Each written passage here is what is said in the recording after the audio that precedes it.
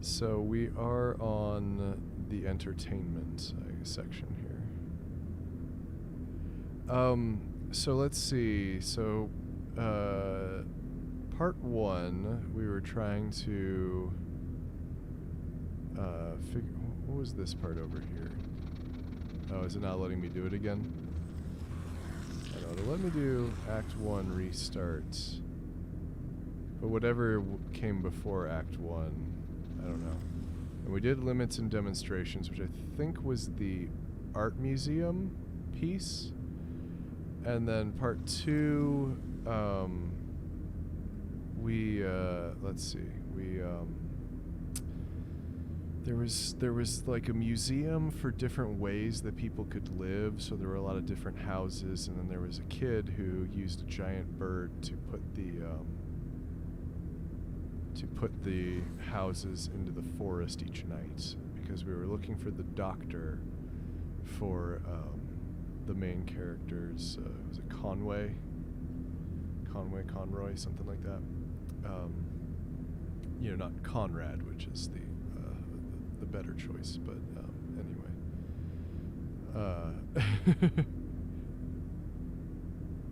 This game is a fever dream. Yeah, I kind of love that about it, though. I kind of love how strange it is.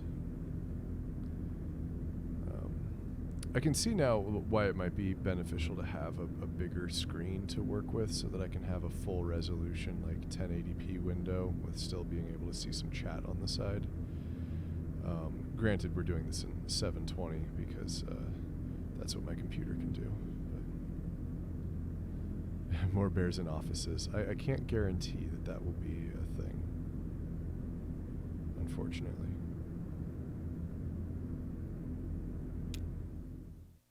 And here we go.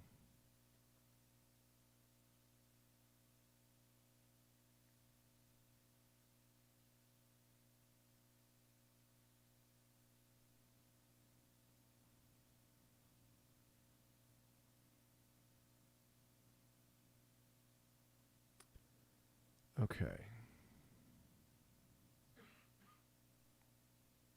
Oop.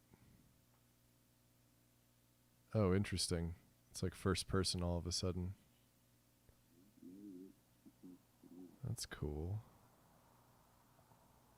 2GD hot. It's cool in here. Yep. Like Babylon outside. GD, you're right. Cool in here. It's an oasis. Wonder how Ted's holding up. AC.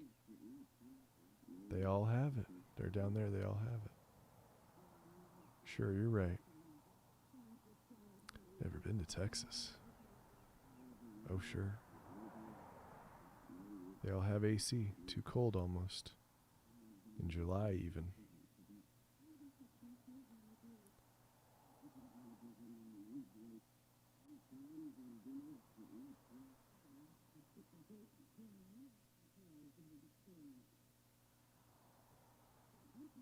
If I just turn away from them, do I see something else?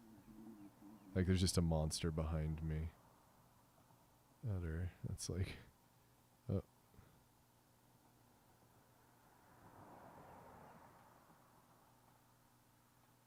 It's like a dinner theater, except it's actually just a bar with an audience.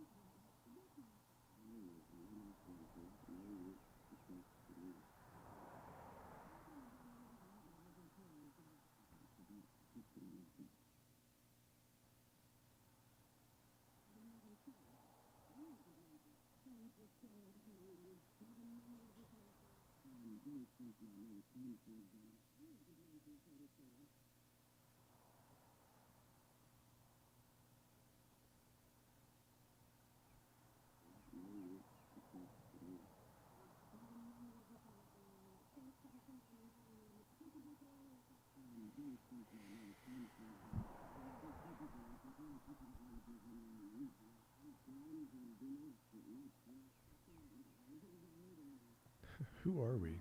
Just, who are we? You remember this, everybody? Remember when you could just be around people?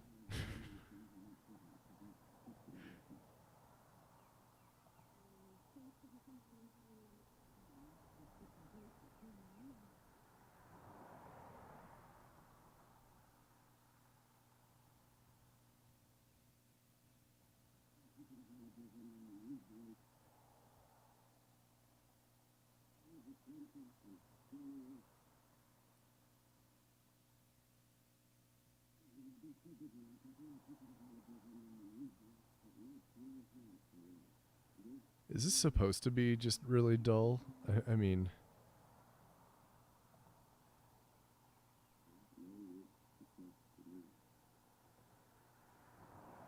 Let's see.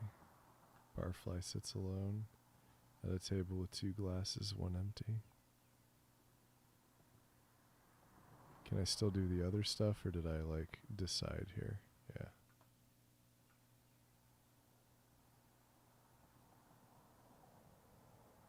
Blows gently with pursed lips, observes ash configuration.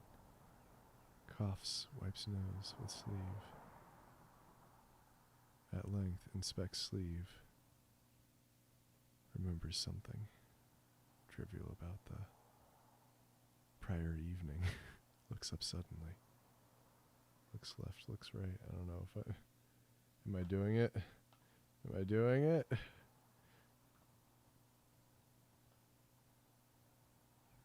Skims newspaper. Cross-country travel. Article about by hot air balloon.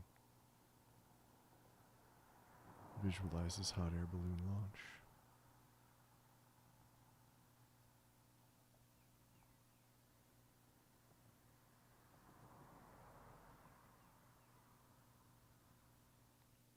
He's also having a brick for a sandwich.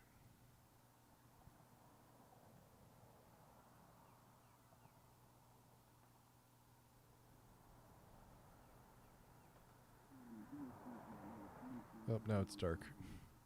Oh, I see, but the light's fading back in. Act 1 sound cues.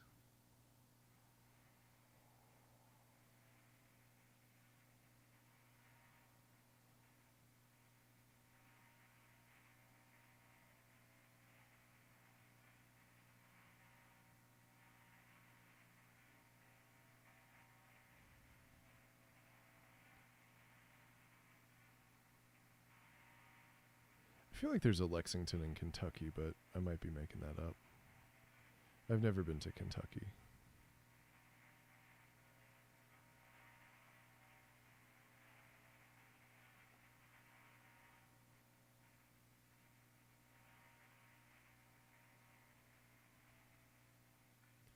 Lem Doolittle's original script for A Reckoning has almost no explicit stage directions. From the author's essays and letters, we know Doolittle thought of the writer as an equal partner with the actors. The actors should to write by... I was looking at the chat, so I missed some of the text. The living script.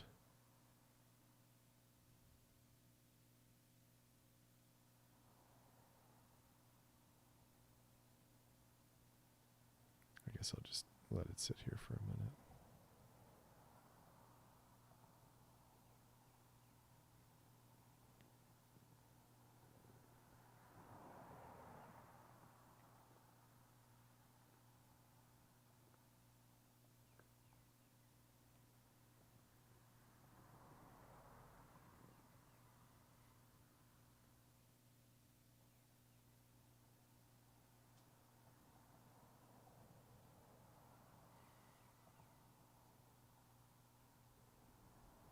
Neat.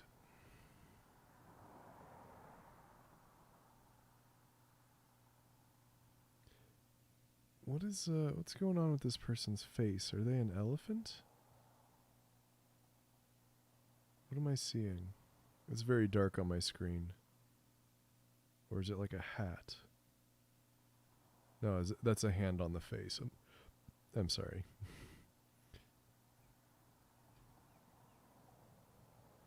Yeah, Bardic. Pretty much just started. This is The like in between chapter of between 2 and 3.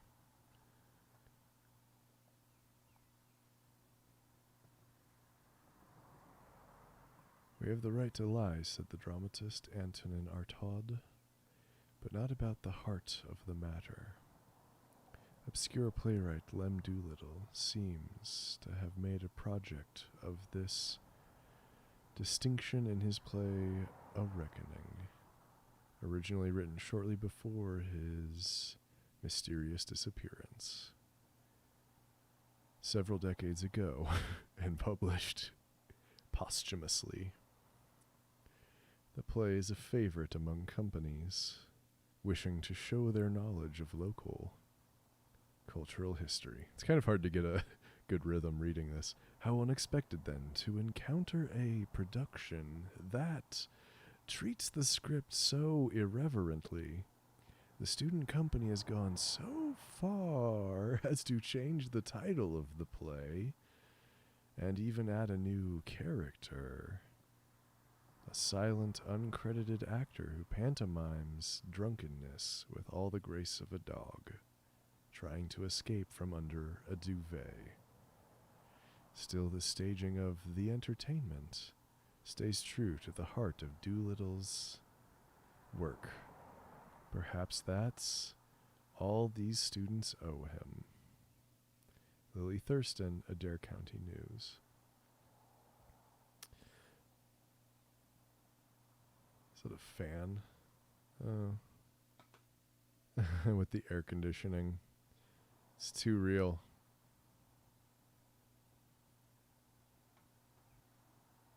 Lighting for 400 watt 6-inch Fresnels. That's not many lights.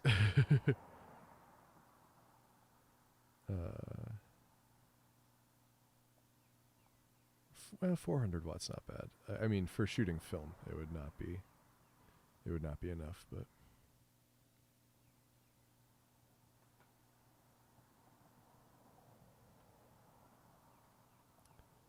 yeah. With the barn doors. They got the barn doors. Hard time served. Scene late morning. I was in a bar. Hold on. Down there in New Orleans. If I walk, does it? They had a hostess. Some dive. Oh man.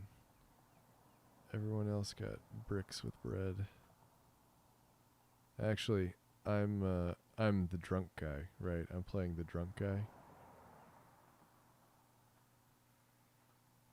There's my chair. Good thing I can twist around in place and see the bottom of the chair. It's like I don't exist or something.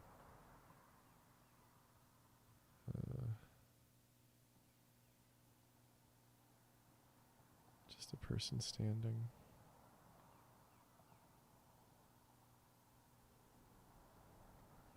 I don't think I can actually exit.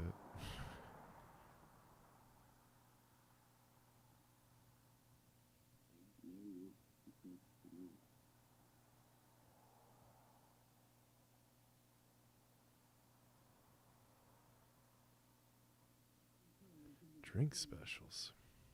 You make cocktails? No. Food specials. Monday night chicken. I don't know, grilled chicken. Caesar salad. Class it up, you know. Bess would have liked it. Here's to Bess.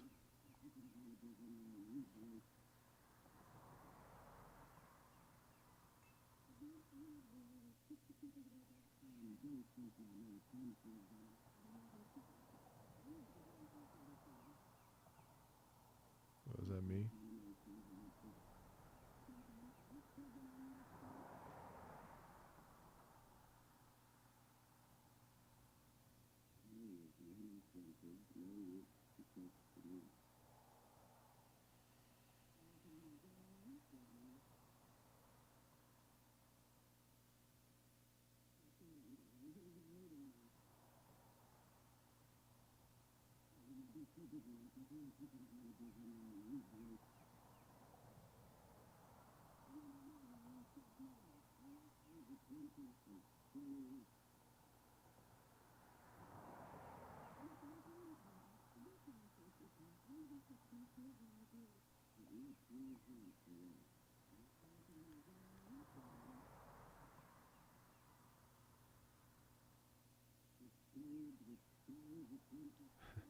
He said that sardonically.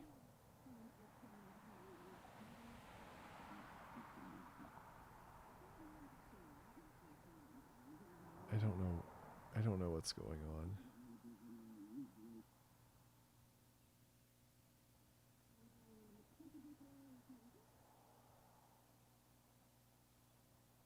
Here, we'll do lower third composition.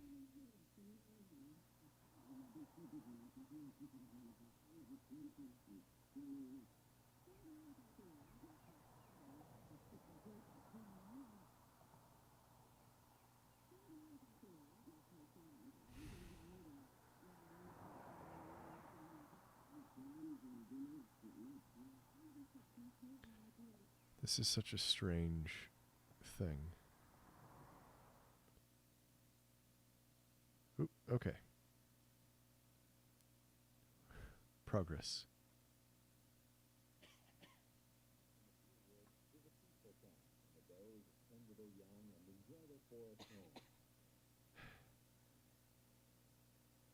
The male deer, called bucks, also live among the does.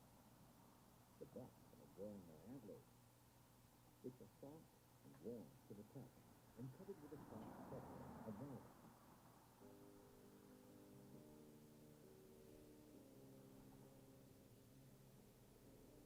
As fall nears, the bucks red the velvet off their antlers. In late fall, the deer mating season begins, and the bucks chase the doe.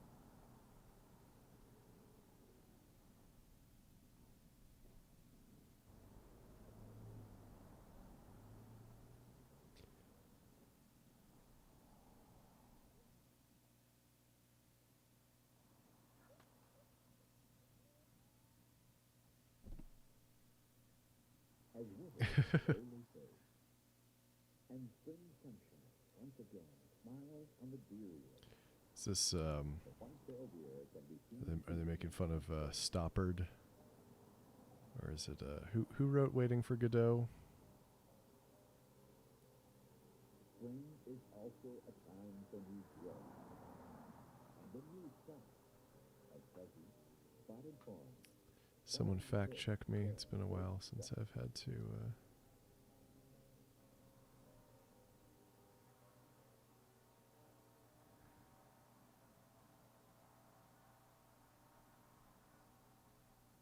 Oh, Beckett, Samuel Beckett. Okay, yeah.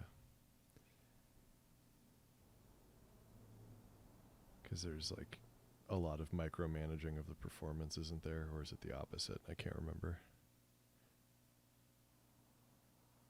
I might be thinking of a satire written on Waiting for Godot.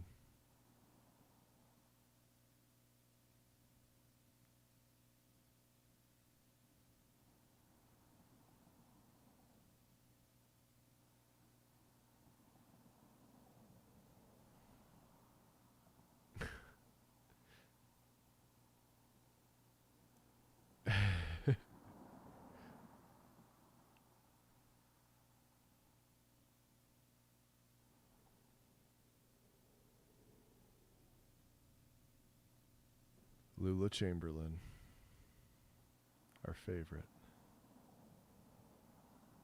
Wakefield stuns in entertainment, the premiere at Buffalo Street Student Theater was a curiosity. Two obscure plays by a local author were simultaneously presented for the pleasure of a handful of baffled patrons. The result, an absorbing, if unfocused, drama about the ills of debt and dishonesty. Certainly the highlight is Sarah Wakefield's performance as Pearl Slade the young woman who tries to rid herself of her parents' debts. She is a revelation.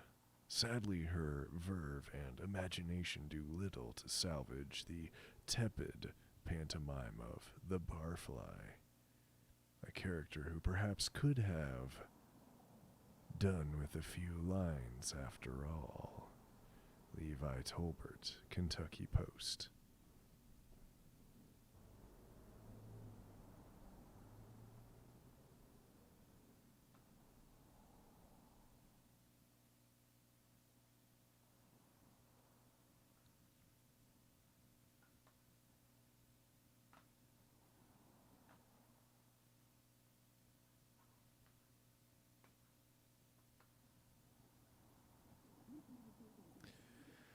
Oh dear.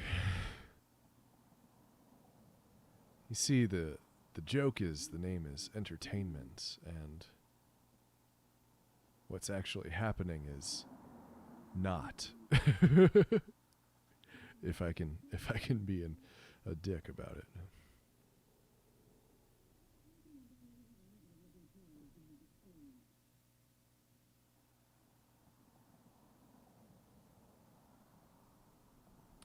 No dinosaurs on the Ark.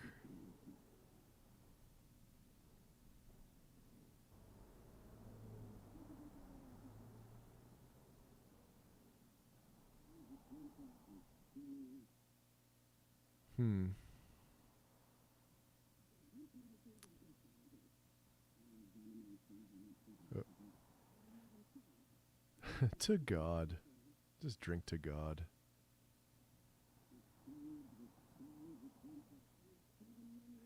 No unicorns on the Ark. Yeah.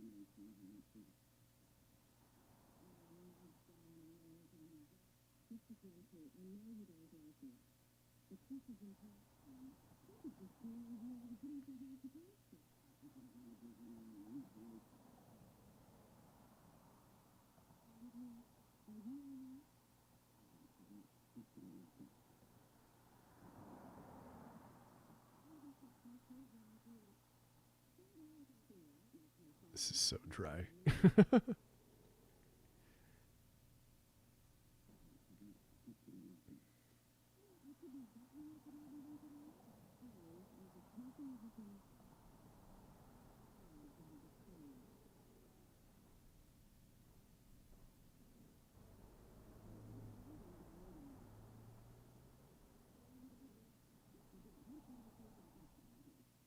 Hard times of whiskey.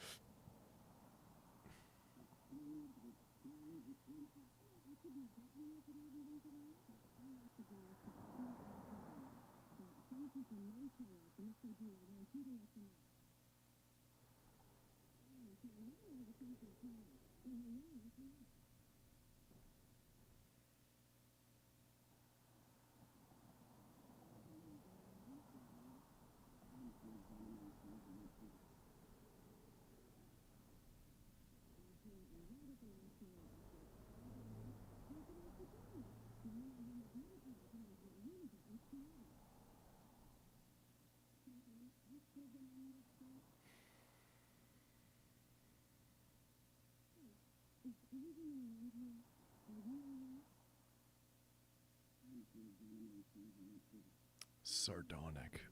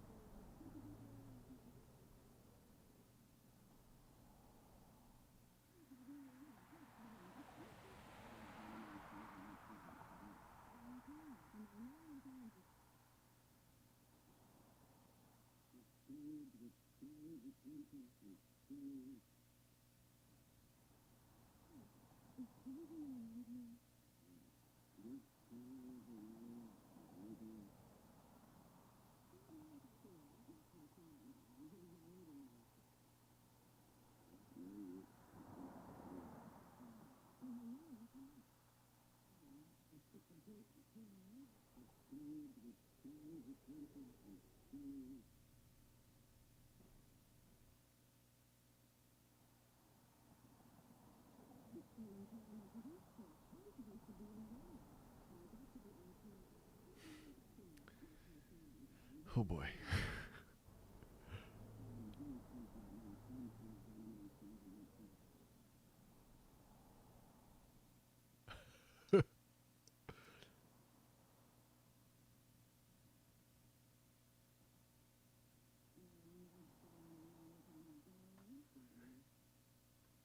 Can I do anything else?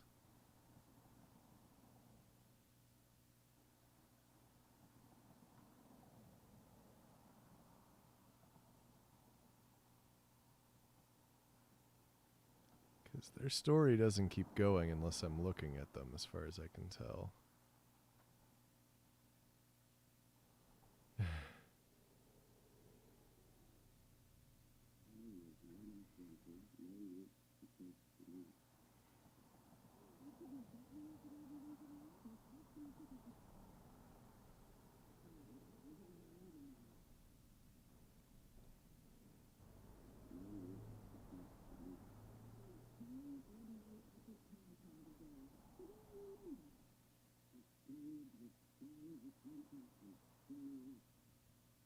He doesn't know what happened to his truck.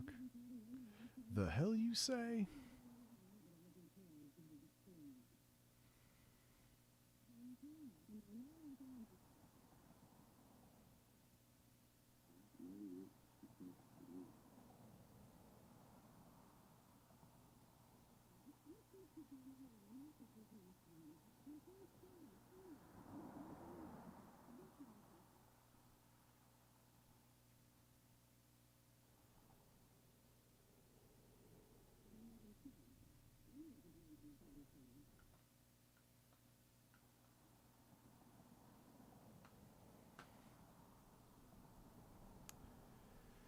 Okay, come on. Come on, let's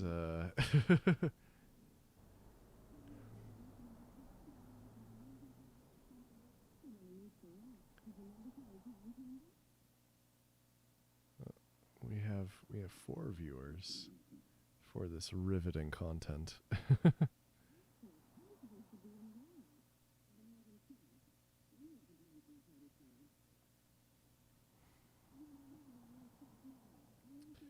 You can switch the drum machine back on while we're watching here.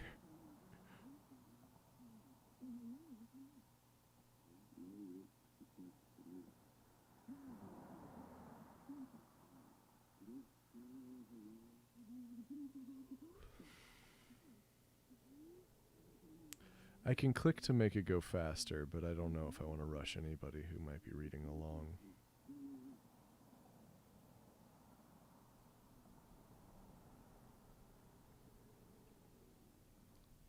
They say that when you're making, video or film content, if you want, to make sure that your audience has had time to read something that you put on screen that you have to read it yourself 3 times before moving on. Because you know what the words are already, so you're going to read it faster.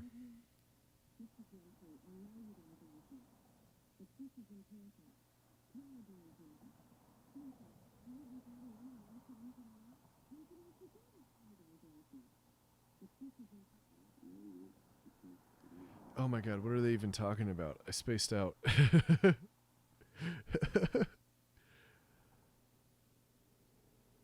I feel bad that I do not have the attention span for whatever this is, but it's not what I was anticipating when I switched on video games instead of any of the other detail-oriented attention requiring work I have to do.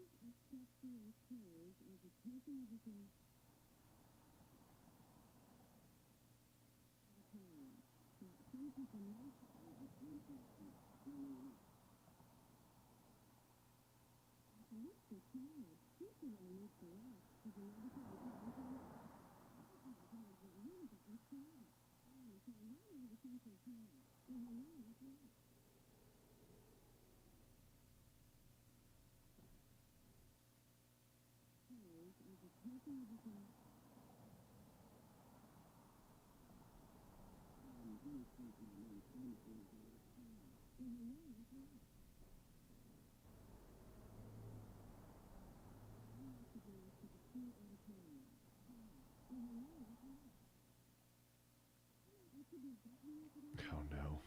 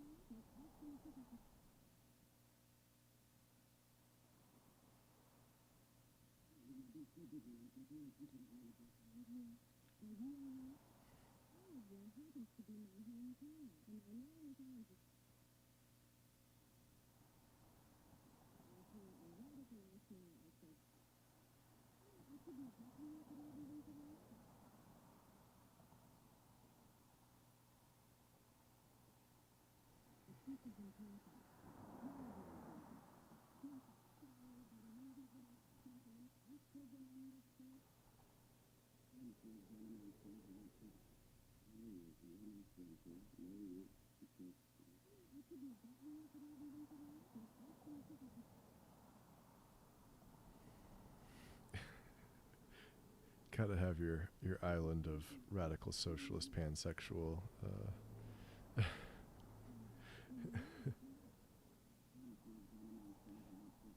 islanders.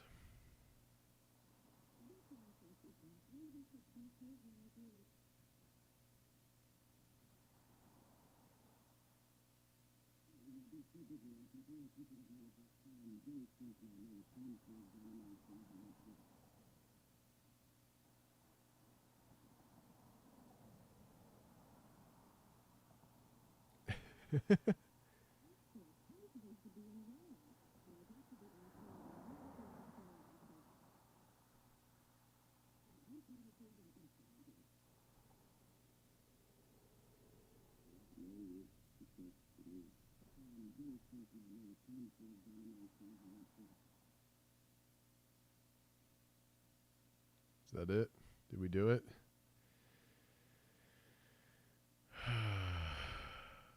afraid there's going to be more. Oh, nope. We're going fully dark over here. She's done.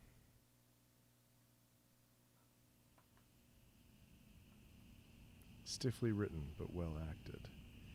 There aren't many characters in the entertainment now playing at Buffalo Street Student Theater, but director James B. Carrington has been able to give them all enough dimension to make them interesting.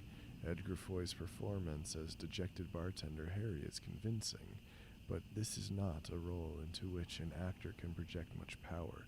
The audience pities him without ever really knowing why. Indeed, despite the cast's well-rounded portrayals, sparks only fly once or twice. Zoe Hook, Louisville Times.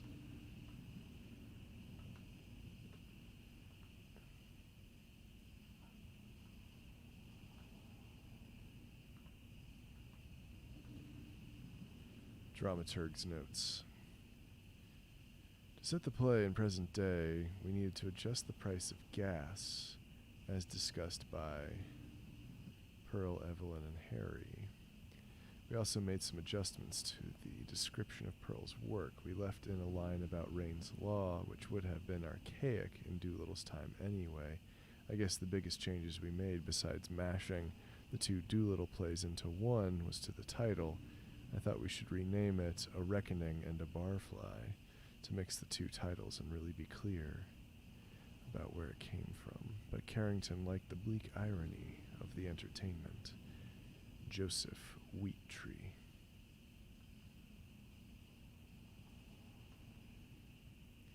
Distant Highway, drone number 3. That's what a lot of Never Rad scripts look like. More drone, though. Should save that joke for if Brianna joins us later. I'm not ready for more of that. I'm not ready. I don't want to. I'm clicking exit. But I'm part of the play. Oh, we got more people. Management material, that's what he said. Is that so? 11 years behind. Supermarket till, you're damn right. Damn right. I have commitment and reliability. That's what he said. Management material. I bet they raise you to $3. I bet $4. The responsibility. Whew. You see Pearl today? She's working all day, I think. Usually doesn't work mornings. Slade women are all getting promoted. I think they just put her on another shift. What's the morning shift like at a pawn shop, do you think? Black coffee and desperation. Let's celebrate. Harry, another round. We're celebrating 2 promotions in the family. Talked to Pearl today. She worked all day. Oh no, she was here earlier looking for you two. She'll be back. Why don't you just pace yourselves till you talk to her? We're celebrating. Pace yourselves or pay your bill. Why are you so stuck on a bill all of a sudden? Are you sunstruck? Sure, you know, it's twice as bright when you got the ocean and the pool both reflecting at you. Evelyn. You catch sight of any alligators?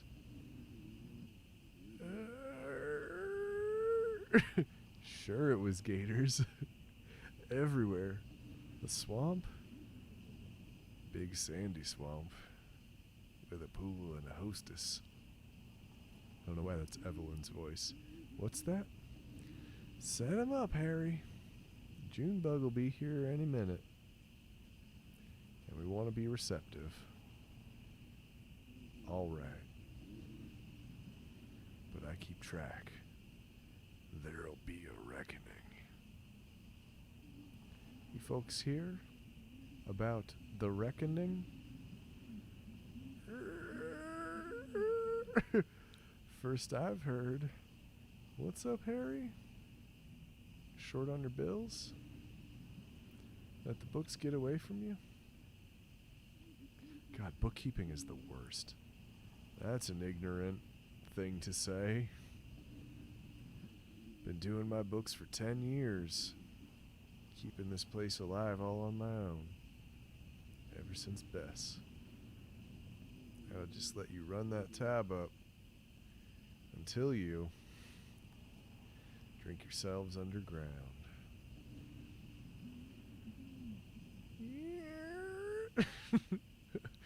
No, he didn't mean nothing by it, Harry. Yeah, Harry. You know I'm only joking. Sure, I know. I know you're joking. All right. Let's drink. I don't know. I was not expecting this like little interlude to last for 45 minutes.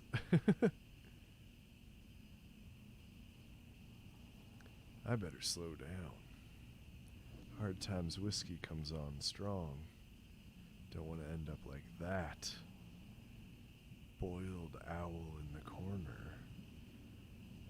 That's us. I can't tell anymore. I hear they have some secret ingredients. Or secret process or something. Something in the wood they age it in. Yeah, something strange in that wood. Drink up, Larry. Don't call me Larry. Sounds like an old man. All right, Silver Fox. Now you... I'll let it slide. Another? Well, I don't get. Paid until Friday. And I haven't seen Pearl all day. She can pick it up when she comes back.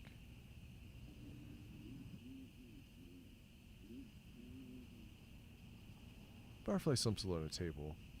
Barfly remembers. Scowls at memory of unkind word. Barfly remembers. Considers retorts to perceived slights. Barfly remembers arguments, forgets specifics. Barfly scans forecast. Tries to remember day of week. Considers past or future thunderstorm.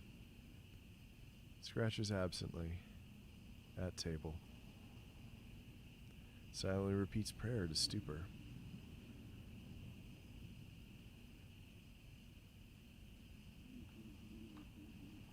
Oh, okay. Don't count on it. What the hell kind of thing to say is that? Our own daughter. Generosities have limits. I don't know what she said. The Slades are good for it. This family takes care of our own. Sure, we'll get it straightened out when she comes back. Better get here soon, or she'll miss the entertainment. Ha! Entertainment! Shouldn't Junebug be here now, Harry? Yep, that's what you get with working with artists. Good entertainment, but it's always late. Entertainment! Hey! This is pretty late, though. We'll stick around. We're celebrating. Sure. Yeah, not expecting late night sentimental call, and if he does, let it ring, the philanderer. Last drink, Evelyn? One more, Harry. I just want to hear some music. Well, she'd better show up soon.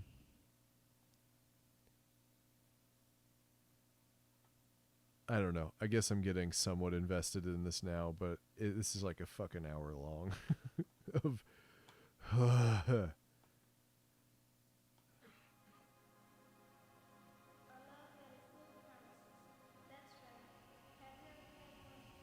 Distant highway, jukebox love song, disconcerting hum. Come on. Oh, no! Many in the audience consider leaving. If anyone leaves, let them leave. The theater is not a prison. If anyone coughs, cough also. The theater is not a sick bed. We minister to the audience. We revere the pains of the audience. Lem Doolittle.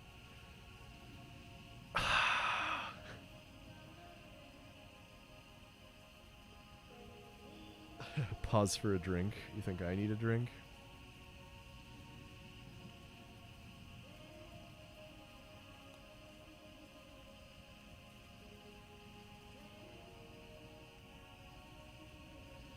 I don't have anything to drink other than water. Because it's the quarantine, and if I drink, I get sad.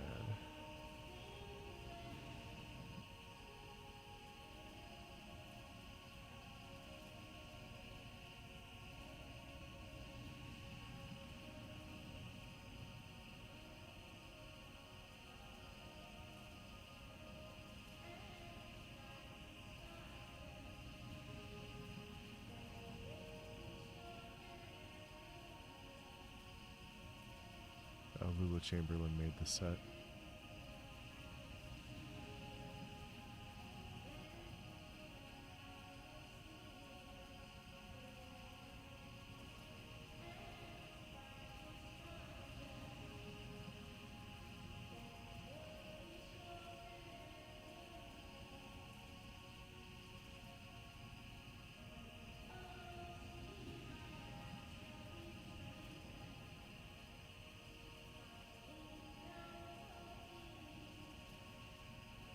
I'll be sad if I want, okay? You're not allowed to tell me what to do. Here we go. Evelyn's Drunk. I love this song, Pearl. I've never heard it sober. It's a love song.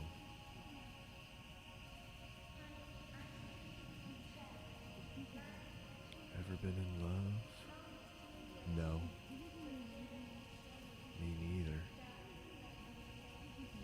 Well, there's Ted. Son of a bitch. Evelyn. You love Ted, right? He's a son of a bitch. Out on the road, selling hammers and hammering shop girls. You know he isn't. Well, I wish he would. You don't mean that. Sure. I don't mean that. He's a son of a bitch. But you have to stick by your family. Sometimes. If it kills you. Do you? Why? You just have to. Why? I love this song. Why? What if they're better off without us? My folks could get better with money. Ted could, I don't know, meet someone new. He wouldn't. I'm getting a notification about a watched item on eBay.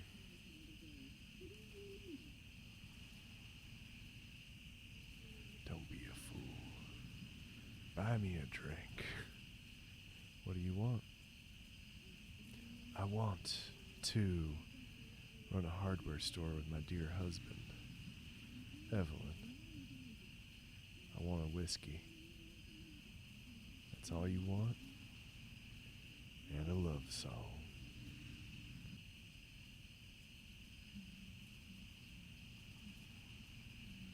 I'm going to check this notification, which is going to be very exciting for all of you. Oh no.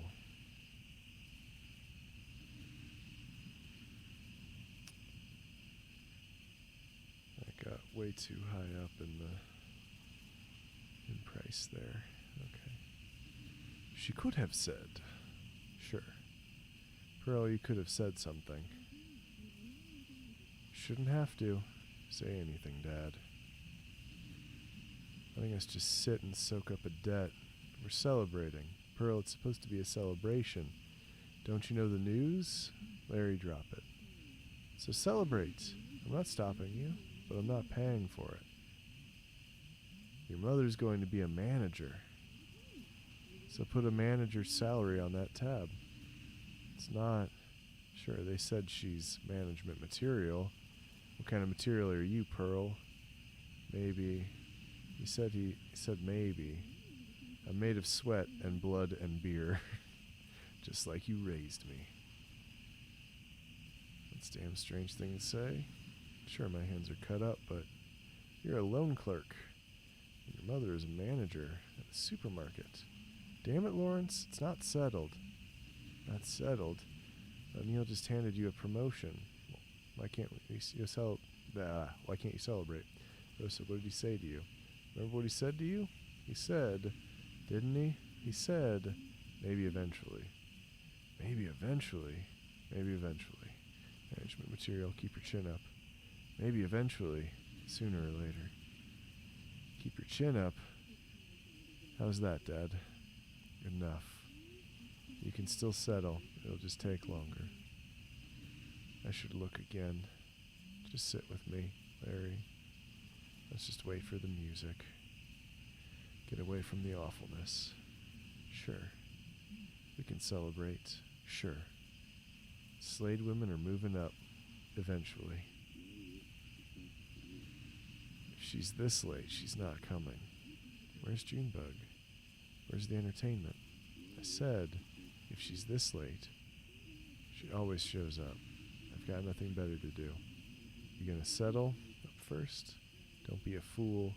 Watch it. I'll buy you a drink. How about a water, Evelyn, and maybe call it a night? What time is it? Love this song. It's relaxing. Like the sun by the pool on a beach full of gators. God damn it, Evelyn. Harry, your language. What would Bess think? Good Christian woman. God damn it, who cares? But, I skipped it accidentally. She didn't mean anything by it. Maybe I just sat here, alone in the dark. Would you like that, Evelyn? That what you want me to hear? That's what you want to hear? Watching nature programs in the dark. Just me and the deer. And the gators. And the goddamn dinosaurs. It's Harry's Ark, Evelyn, 2 by 2. Out of the flood and into the poorhouse. She's just drunk. All on my dime. Well, there's gonna be a reckoning. All of you. Just stick around and you'll see. What are you talking about, Harry? What reckoning? I want to hear another love song. Where's Junebug? I hope she never shows up. I can't pay her, the money's run out. What's that? It's gone. Money's all gone. Let you sponges soak up so many free drinks, now I can't even stock the whiskey without striking a deal. No more whiskey. Harry, what kind of deal? Doesn't matter. Can't blame us, Harry. We're just a little short from time to time. Sure. Just leave, Pearl. Just trust me. Okay. I'm leaving. Are you sure? I'm sure. You don't deserve this. All I want is a love song and a whiskey. You'll have plenty of time for whiskey. I just want to be left alone. Man, it's like a straitjacket. I know, Evelyn. If only he'd meet some tall young thing on the road. I know. 11 years behind a supermarket till. Keep your chin up. Rosa, eventually. Maybe. Maybe eventually.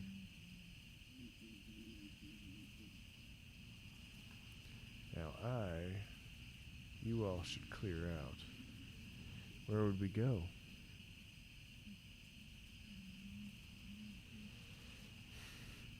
Just let us wait. Let us wait for Junebug. We're good for it. We just want to have a few drinks. See the entertainment, then we'll go home. The entertainment? You don't understand. Sure. We know you're struggling. We're all struggling. Harry, you said you have a deal, right? God damn it, you don't understand me. Harry, your language. Oh, we're definitely an hour into whatever this is. Yikes. Let's understand we'll settle our debt soon. Russ is in line for this promotion. I just feel like the blood just like dripping out of my brain. Like just my ability to focus is just blech.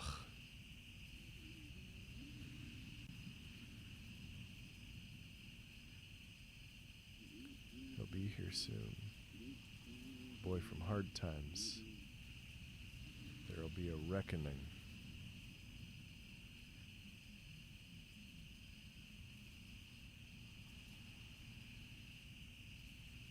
To the distillery? It is now. I traded it. I sold it.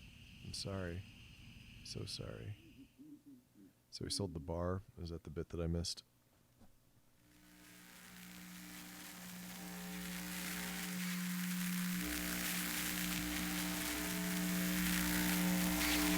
Yeah, that's awfully loud compared to everything else.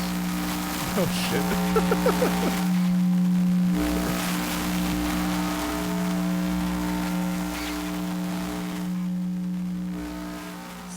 It's not quite a jump scare, but after nothing happening for an hour, fucking fuck, man. Yikes. Oh, I gotta take a break for a second. I can't.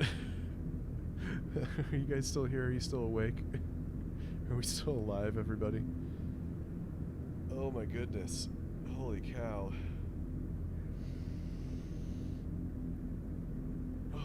I gotta like get my blood pumping again. Like I don't know. My soul was flagging. Just like, I'm out of here. Oh dear.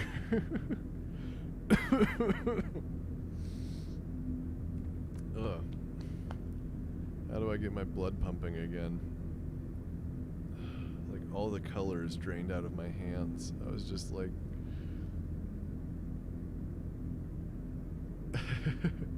I don't know if it's my vocal or my voice being taxed. It's just fucking nothing happened until the very end. Oh my god. I mean, that's kind of worth it. It was like watching The Witch or something.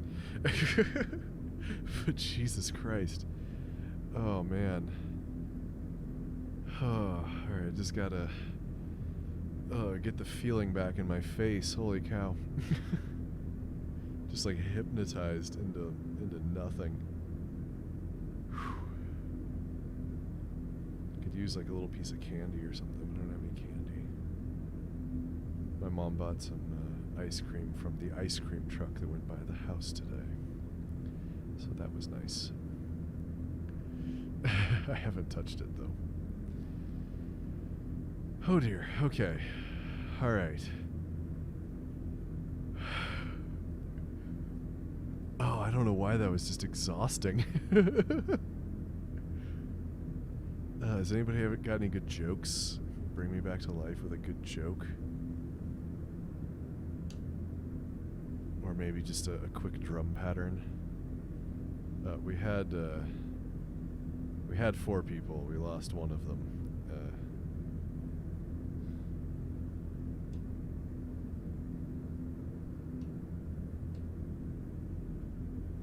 Let's see. I feel like we need a bossa nova after all of that.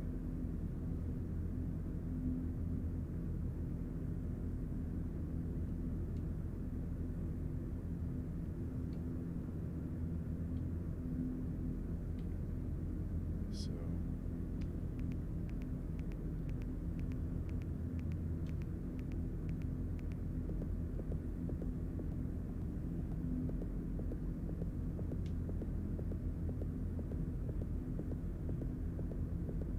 that's too fast. Whatever. Okay, I'm alive again. Whew. Boots and cats and boots and cats and boots and cats. Yikes. Oh man, I don't know why that was just so I've seen plays like that, and I've had to read plays like that, and it's just like, you know, that it's like on purpose, like it has no flavor, like it's just like, oh, you were expecting drama? Well, might I interest you in nothing? and I mean, like, it makes sense when it's like in contrast to things, I guess. It's just I don't know. Okay. Oh, what is Act 3 gonna bring? I don't know what it is. Like, this game is so, do I know how to make holy water?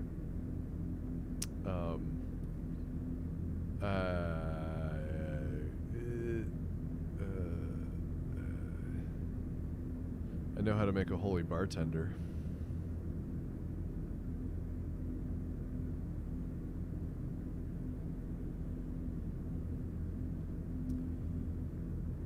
Oh, you boil the hell out of it? Yeah, I think I've heard that one before. Yeah, the holy bartender. If anybody's seen Dogma recently,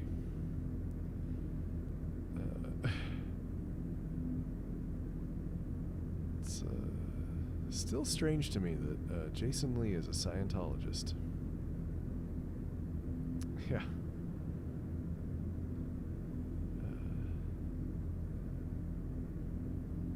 Hoo boy. Hoo boy, everybody. Alright, I just trying to wake up again.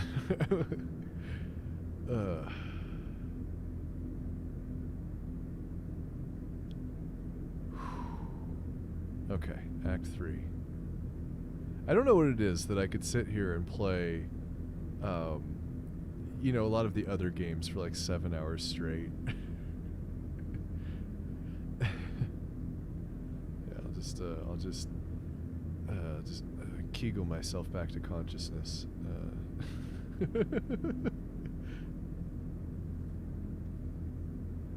Oh no!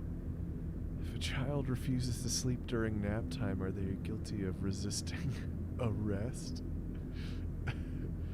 Yeah! Bad.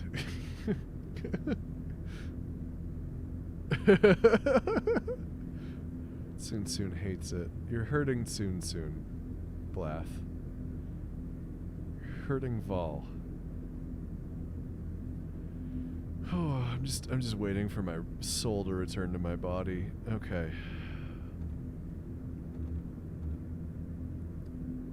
Because if I was doing like cleanup for fucking Death Stranding right now, you know I'd be like wide awake and into it, and we, you know.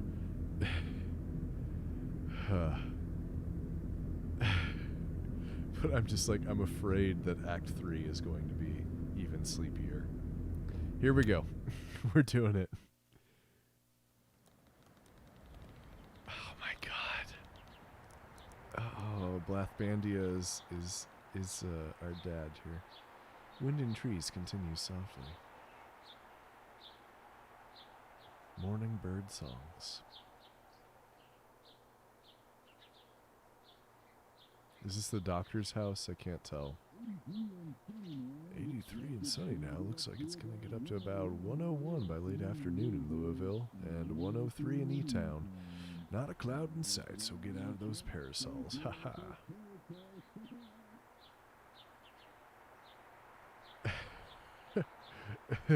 This is a violation of the Geneva Convention.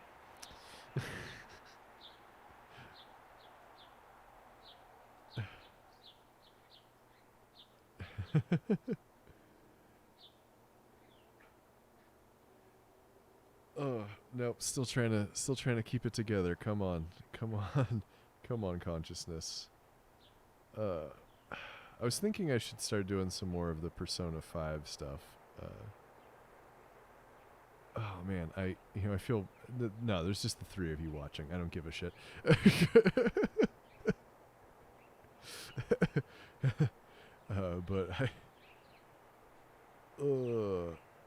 Am I gonna switch to Royal? No, I don't think so.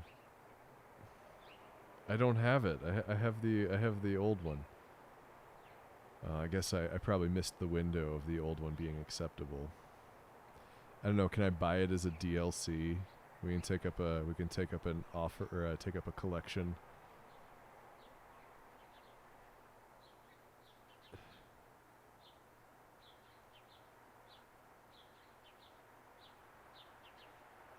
You ordered a chicken and an egg from Amazon.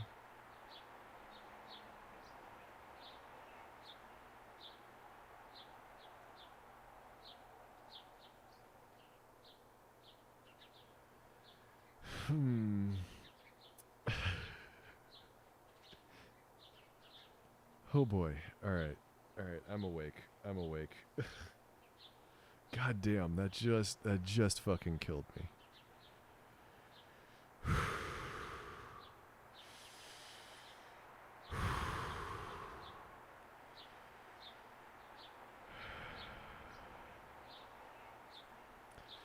Yeah, so I've heard great things about Satisfactory, and I've watched a bunch of people play it. I also know it's one of those games where you can just keep going. I watch Catherine of Sky. She has some of the most chill Let's Plays on YouTube, in my opinion. Very, I was going to say PG, which is probably unfair. She keeps it clean, I think, because it's just to keep it chill or whatever. Which one comes first? God damn it. I feel like actually dizzy. Oh, okay. I'm just having a heart attack right now, and you guys are here to witness it, and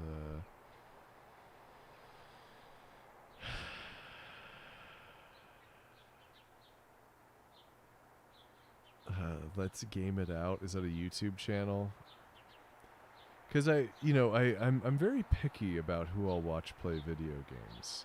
Because there's a lot of I think that Let's Plays have a masculinity problem, and I'm not here for it. If it's just too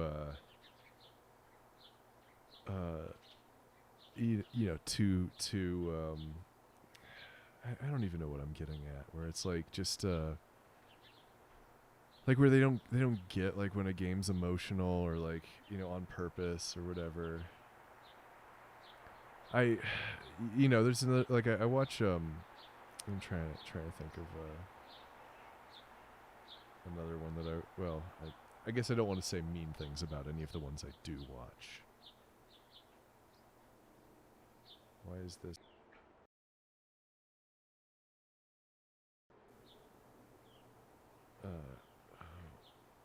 Let's Game It Out.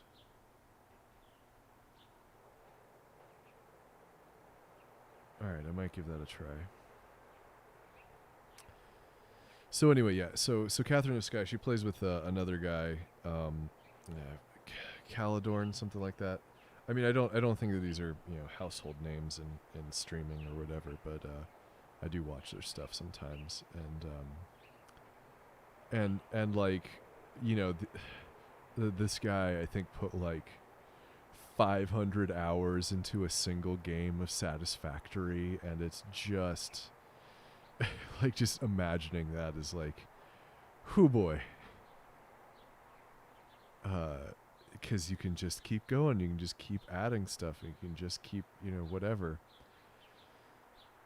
So it's like the same thing with Factorio, where I know if you get into it, it's like it can fill up some space and take some time.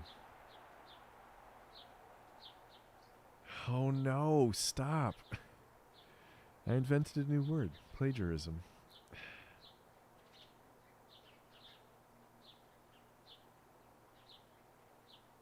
Yeah, so 20 hours in a game is a lot in a week.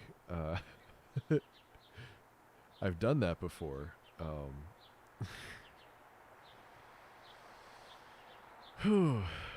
Yeah. So anyway, I just I try to be careful with well, it's not that I try to be careful. It's just that if I start to play a game and it's like this is going to take entirely too much time, then you know I can't do it. Whew, come on.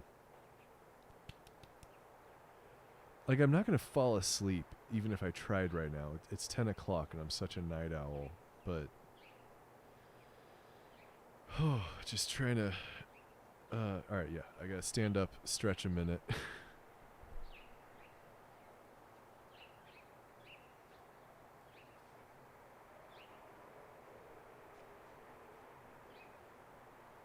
It's too bad I can't have any of this on camera. But my computer refuses to recognize my webcam now, so that's very exciting. I might have to put it in a different slot or something.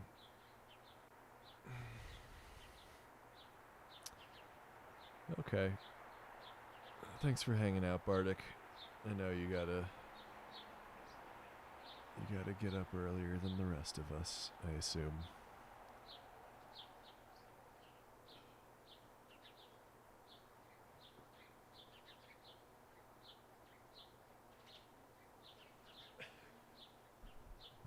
We're up to 4 viewers now, so we got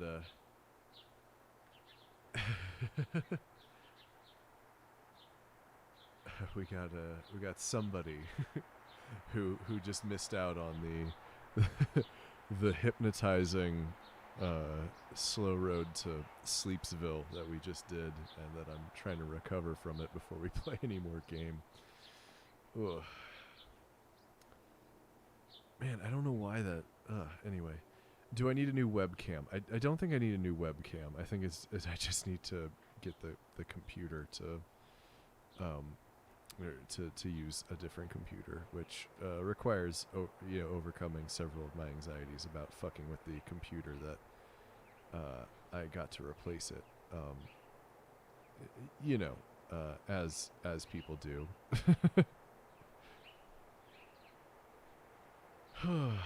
I need a new light though.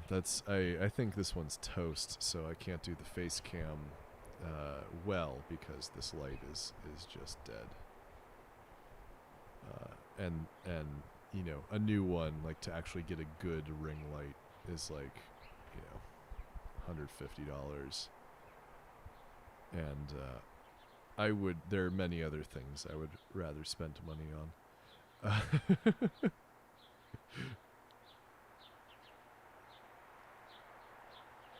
Because money's expensive.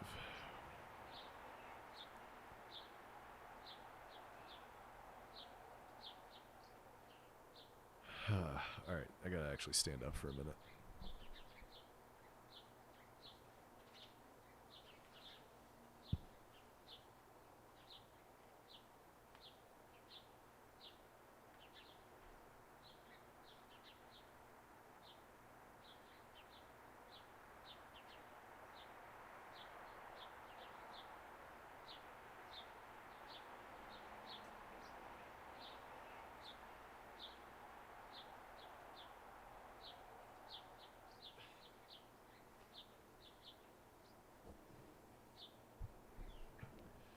I feel like that piece of media just dropped my blood pressure. Like, it's just like, oh, did you want to stay upright? Well, fuck you. I mean, I think it was good. Like, I definitely don't want to be, hard on this game, because, yeah, the birds are coming from the game.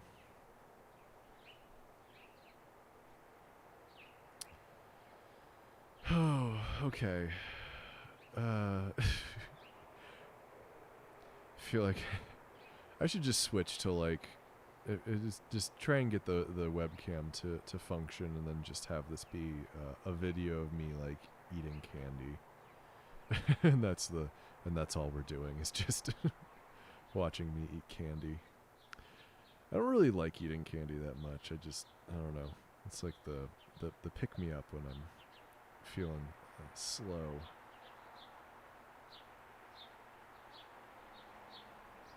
Let's see. Can we do? I don't know how to do the automatic image sharing.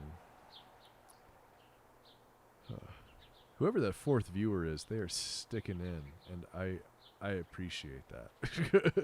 Considering I have not played a game in probably about 10 minutes now. Yeah. I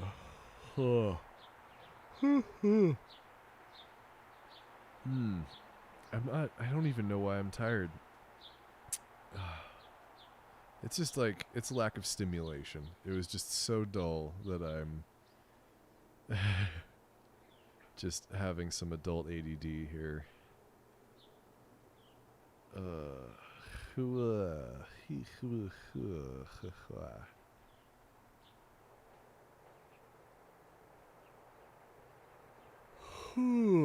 Okay.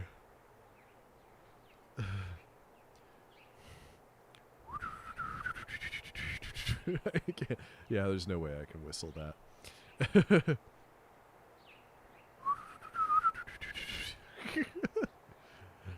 But at least I tried, right?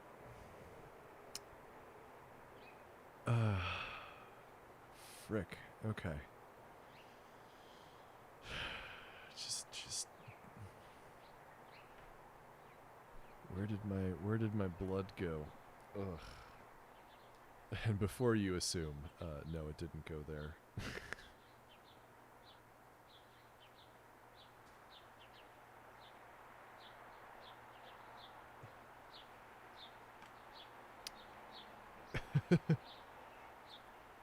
Banned from Twitch for talking about erections.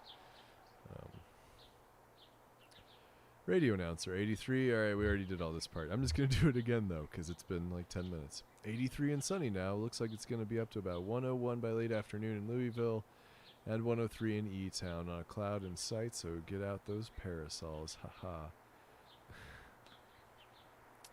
103. Ha. Cries in Arizona. Major accident just ahead of the Bardstown exit. Oh, we just lost Bardic Geek. Oh. So if you're headed to work on 31, you are late, my friend. Haha. Lizette, Sugar, Conway.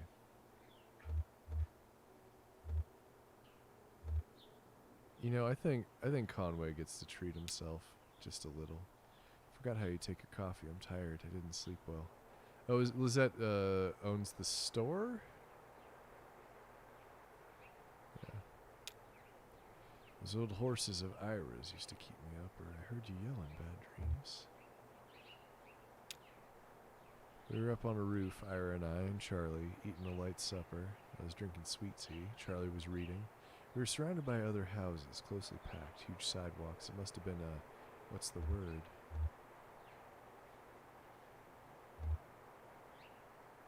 City, that's it, I'm sure. Below us, a group of people were gathered, standing quietly. A man was reading from a book. I asked Ira about the weather. Would it rain on Tuesday?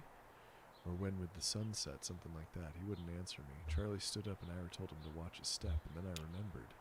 I woke up before I could stop him.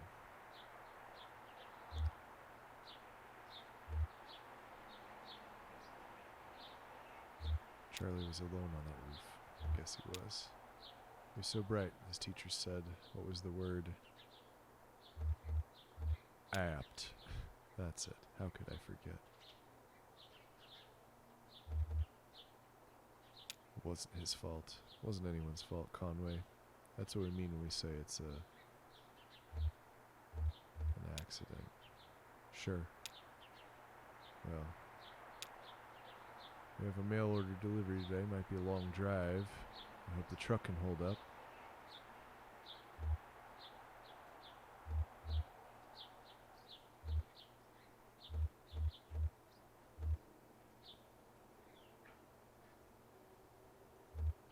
What makes you think so? Said they couldn't come in person. Maybe just a shut-in. I don't recognize the address. The order is all... I'm sure we can fill it. Not much left back there. That's good. Wouldn't want a disused pile of antiques to be my, oh, what's the word? Legacy. Maybe. No, that's not the word. I just need to think a bit.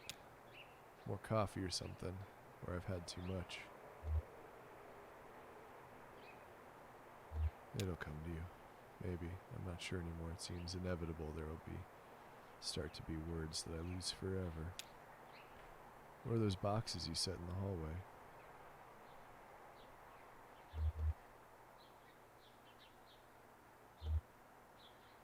Those are Charlie's old books. Oh.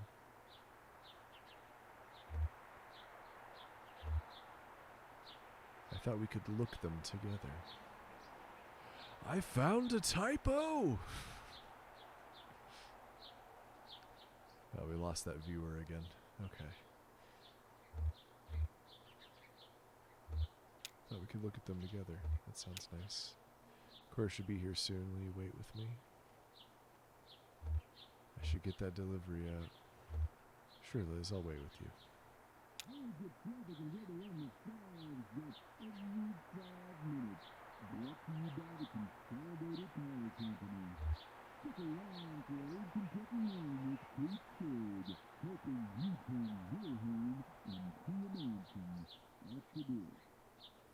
There was a name after Kate in the recording.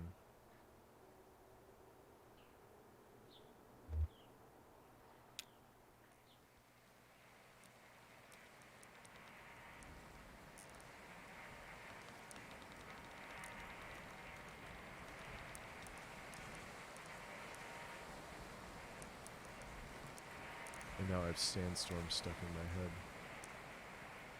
Oh. You got a robot leg?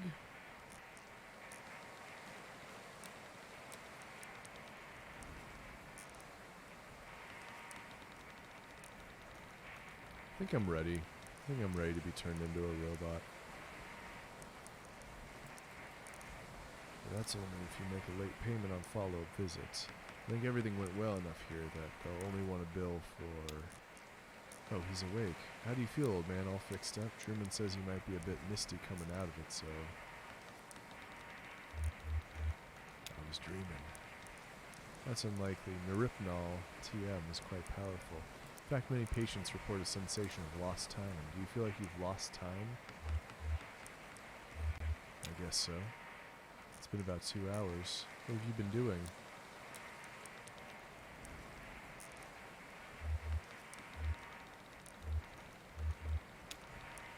Watched TV for a while, then Dr. Truman showed me some of the terms of this bill. It's kind of... You'll want to look it over yourself, I think. How about that leg? How's your leg feeling? Yeah, that's the important part. Conway shifts his leg a bit in the chair, testing it. Well, this isn't my leg. It seems better, but it wasn't worth it. It was the heat. The shingles were cracked in the sun, and one of them slipped out under his feet. We're talking about the one who died.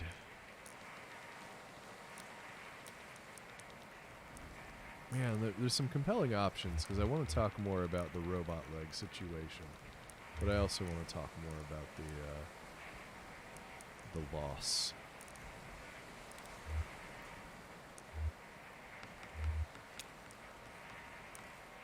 Shingles? What are you talking about? Who slipped? Your thoughts and feelings are probably still a little nebulous from the Neripnol TM. It's totally normal. It'll pass. I wouldn't recommend driving, at least for another hour or two, regardless. Stares remotely at his leg. Let's talk about a few things you should be aware of. Recovery, rehabilitation, and side effects.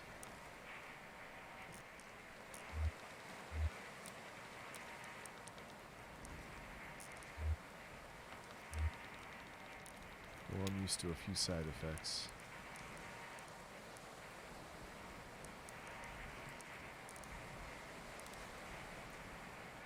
What did you say? I get the robot feeling, but I still say I'd rather be a cryptid / creature of the id / writhing impenetrable mass of ungodly shadow forms. Or a Furby. I think I could handle being a Furby. It's basically the same as all those combined. Yikes.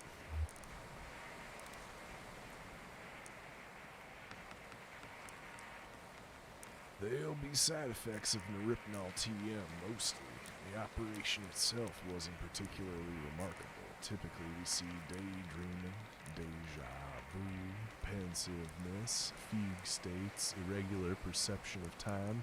About 15% of patients report a generalized sensation of lateness. Nothing to be alarmed about, just keep it in mind. Best thing you can do is keep it clean and free of debris. What do I clean it with? Only clean your leg with a soft cloth moistened with water or isopropyl alcohol. You'll definitely want to avoid abrasive agents like detergents or other solvents. So do you have any questions? Anything about the bill that didn't make sense? I don't mean to rush you, but I have an early fishing trip.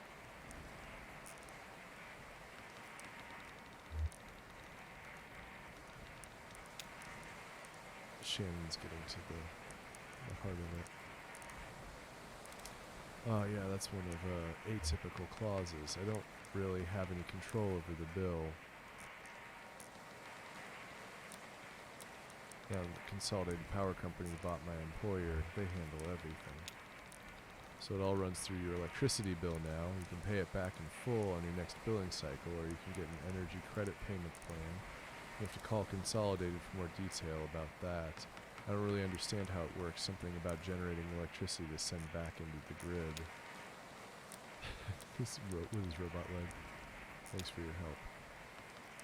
Julian's outside. We can head back to your truck.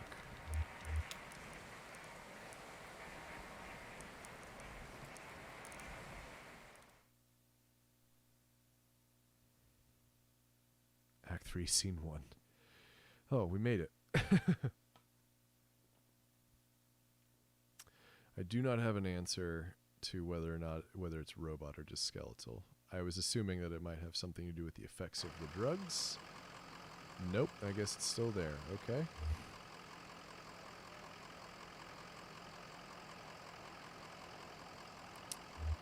We gotta talk to Homer. Guess the rain stopped. Get some rest back there.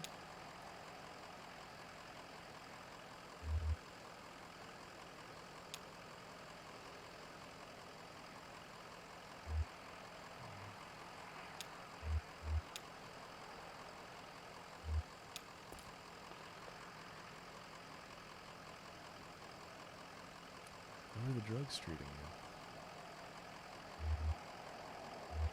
I don't like to take medicine. It's good for you as a doctor, right? I know what you mean, though. My folks had a peculiar relationship with medicine. We almost never had a regular doctor or health insurance or anything like that. Our immigration stuff was a mess for most of my childhood, so we only qualified for state programs in small patches before something or other would get contested, and we learned to just pile on dentist appointments and stuff in those short windows. The cut got infected or her migraines were too much to handle. Mom would talk to so-and-so who knew so-and-so, usually another minor, and end up with some pills. And instead of medical advice, every pill came with a gossipy anecdotal warnings and superstitions, like all this lore that came with it. Like magic, dangerous, mysterious.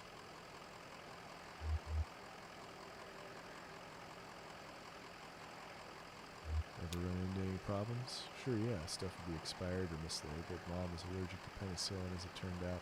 That was scary. And one time, in high school, Weaver got these pills to help her focus. She was so smart, but always going off in different directions. Mind racing, like 5 conversations going on in her head at once, and you're lucky if even one of them is with someone in the room, you know? So she had these pills, and they seemed to help. I was struggling in school, too, failing my history class. She offered to share the pills. Did it help? At first, yeah, it helped a lot. I had a kind presence and clarity of purpose that I never really had otherwise. I didn't want to stop taking them. One day I was sitting in my bed. My notebook was open next to me on top of my textbook, and I was holding a pen in my hand.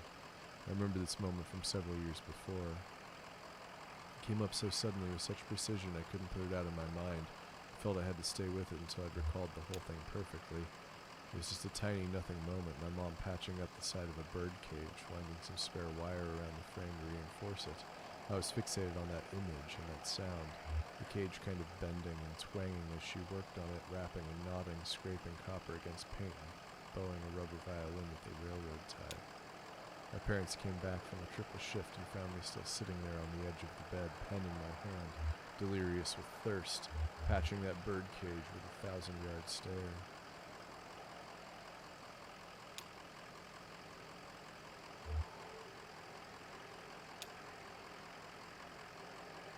So, what's the plan here?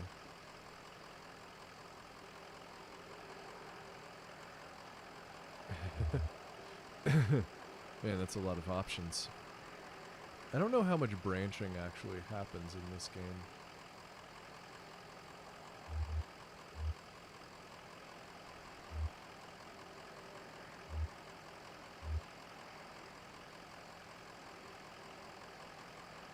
I'm trying to remember. So the clerk at the at that like archive place or something. Getting a bite to eat. Say, what do you think? Well, gotta get back on the Zero and bring these documents back to the clerk at the bureau. I'm just not sure how to get there. The entrance at the farmhouse was gone.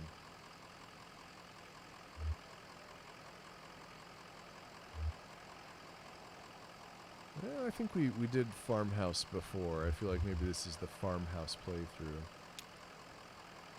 Sure, okay, maybe we missed something. Trook. They have places to go, they stay for a while. I don't think there's anything else to do.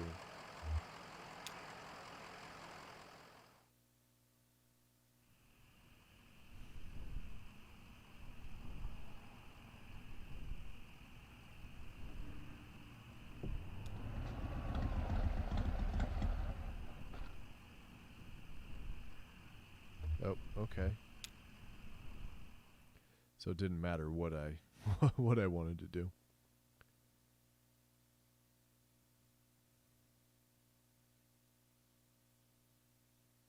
A tree.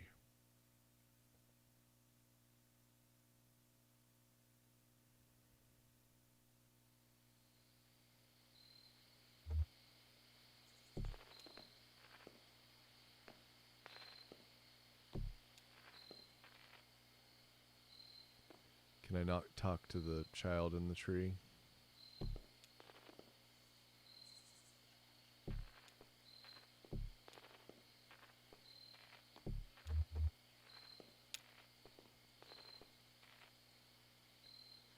Nothing to be done? Ask her to take a look at it.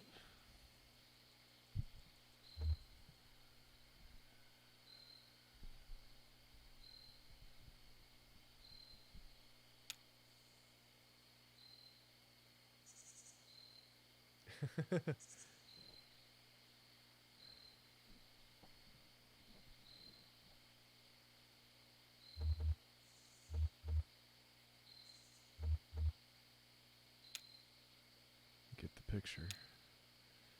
Anyway, do you know this area? Anyone around here could give us a hand. Drove past here yesterday. What was I doing out here yesterday? That's what I asked you.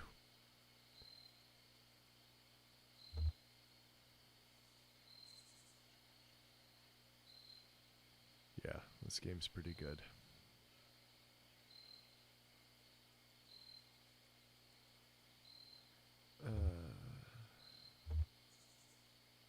Maybe it was a dream. I dreamed that. Hey, we should call someone. Do you know a good towing company?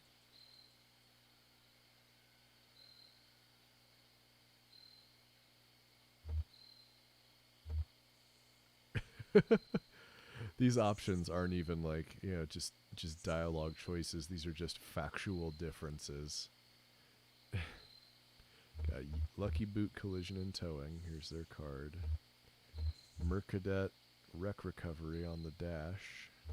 Can't read the name of the or the number of the on this flyer, but it looks like a picture of a tow truck. Let's do that one. Worth a shot, I'll give him a call. I hope I can get a signal out here. Phone call. She got a large brick cell phone held up to her ear. Hi, hello. We've got an old, I want to say diesel, old truck just stalled out. Inaudible, irritable, inaudible, sleepy, inaudible, confused.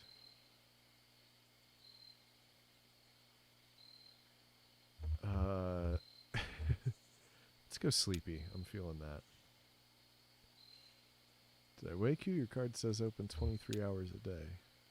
Inaudible accusatory, inaudible inquisitive, inaudible suspicious. Suspicious. We have a car. I mean, it's a truck. We're broken down by the side of the road. That's why I'm calling. Inaudible apologetic, inaudible forceful, inaudible obtuse. Let's go apologetic. No, it's okay. We just need to get an auto shop and get this taken care of. Inaudible wistful, inaudible maudlin, inaudible concerned. Obviously maudlin. Is this a bad time? Inaudible pragmatic, inaudible meticulous, inaudible neighborly. We already ate. As soon as you can get out here, we're off 65 somewhere, just kind of pulled up by this tree that fell over.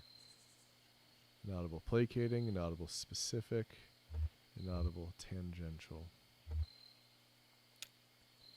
Specific. That's actually a pretty accurate description of it. Yeah, hanging over the power lines just like that. Did you see it go down? Inaudible dismissive, inaudible indulgent, inaudible assertive.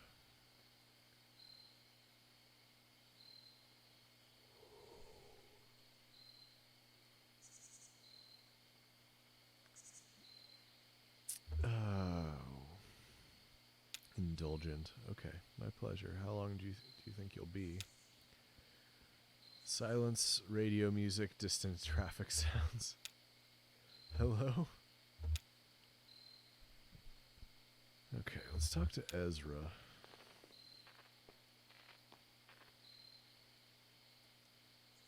Are you bored? Sure, but I don't mind. Not yet. Are you? Yeah, I don't mind either. Let's play a game.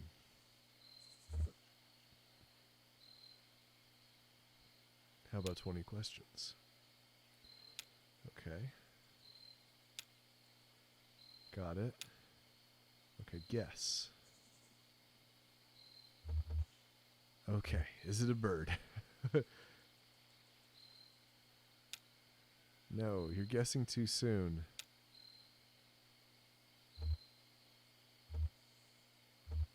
Can I see it with my eye? Yes.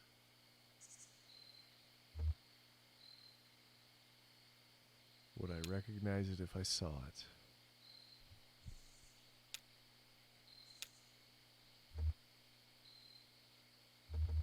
Is it bigger than a dog?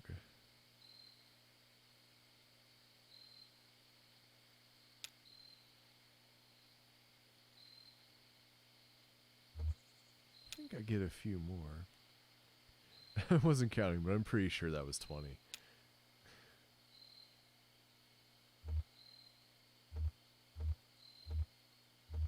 Weird. These options are super weird.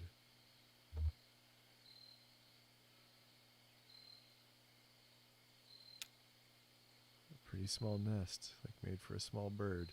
It's empty and it's nighttime and it's just rained. It fell out of a tree and now we're putting it back together. Then we'll take it apart again. I was all ready for those questions.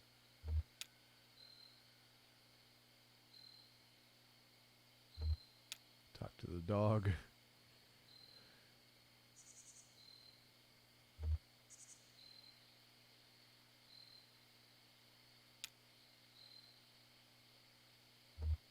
It's got a lot of houses to carry still.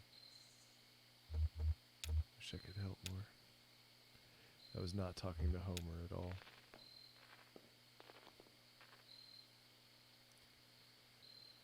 I think they're on their way. Guess we have some time to kill. You know what that means, Shannon.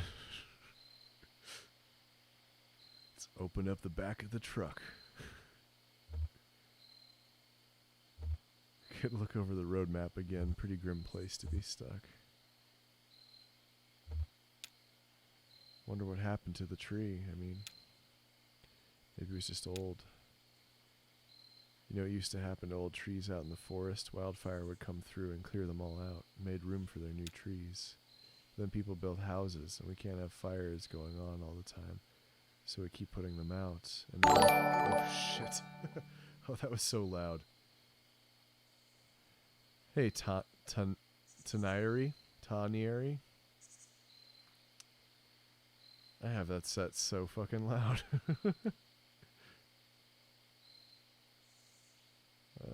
Thanks for following. We're so close to. I'm at 47 followers. I'm sorry it scared you. Let's see. I can probably adjust that. The alert box. Does that come with its own sound properties?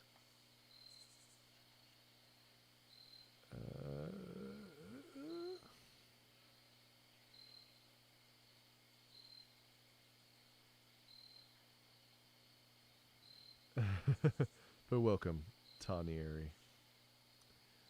I don't know if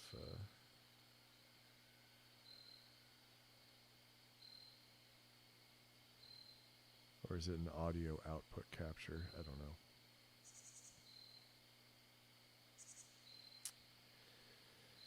You know, it might just be mixed in with my computer sound. Well, anyway, you're waking me up because I was falling asleep a little bit.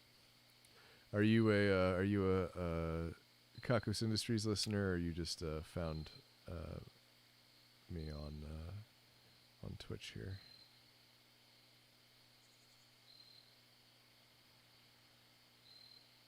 Starving young trees for resources, just clinging on to life until snap, and then some road crew comes by and blasts the stump with dynamite.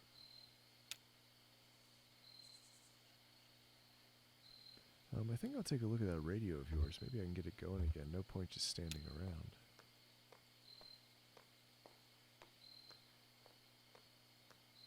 Oh, nice. Well, welcome.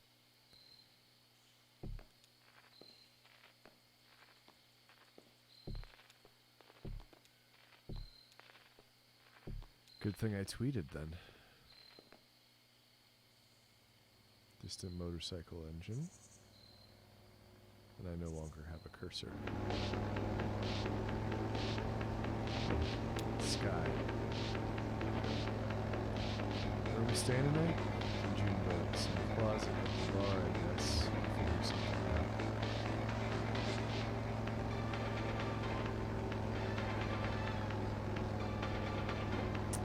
You really gotta wear eye protection.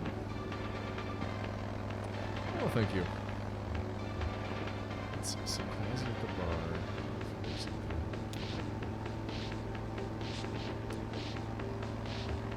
Harry Esperanza's 4-star green closet experience. Maybe nice to stay outside one of these nights. Power down just enough to rest. Keep an eye on the stars. Be there when the birds wake up. So this is the play. They're referencing the play.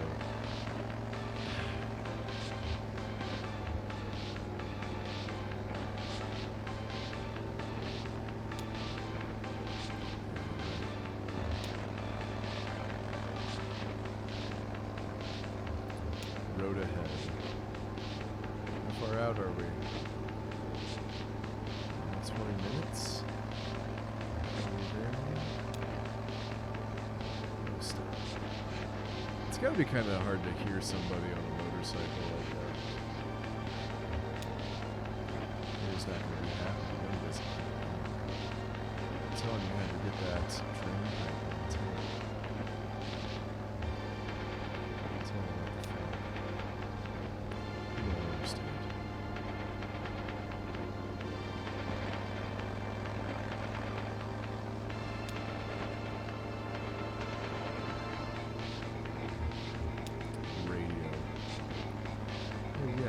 On this record, Go-Go was on it.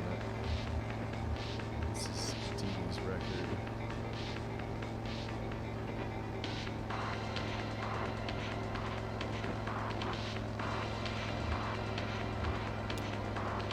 Yeah, Dee Dee, that guy's out of control. We should do a set with him.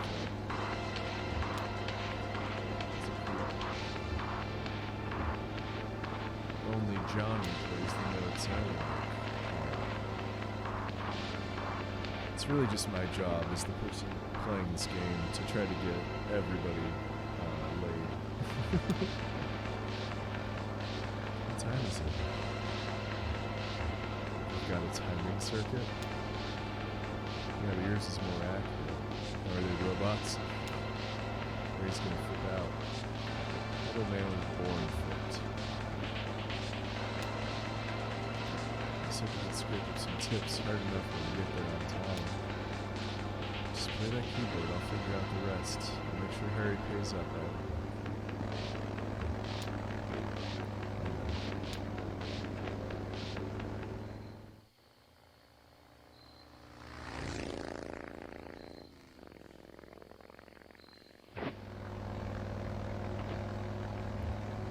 Brake disc.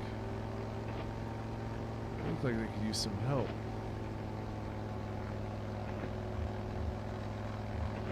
You gonna fix it up for them, Johnny? Oh, I don't know a wrench from a cattle prod. I thought maybe you... I guess it's up to some good Samaritan.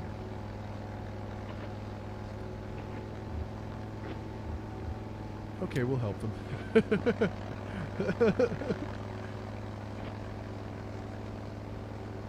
And hey, maybe if they're not too busy, they can fill some seats at the gig. You know, if no one's there, Harry will try and bilk us on our food.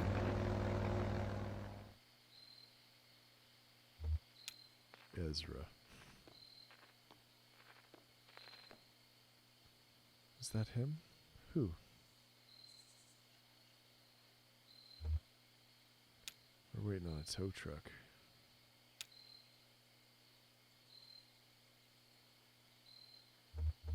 Maybe they have somewhere important to be. Definitely getting chased by something. Oh, I guess I only got to talk to one of them. I just assumed that talking to Shannon would progress the story, so I saved her for second.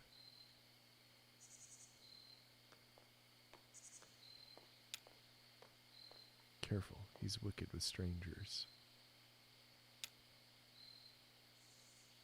Ha, you. You didn't have to stop, we've got a tow coming. You're here to clear the tree. Who's chasing you? Hear that, Cricket? We're being pursued. I knew it. Who's after us?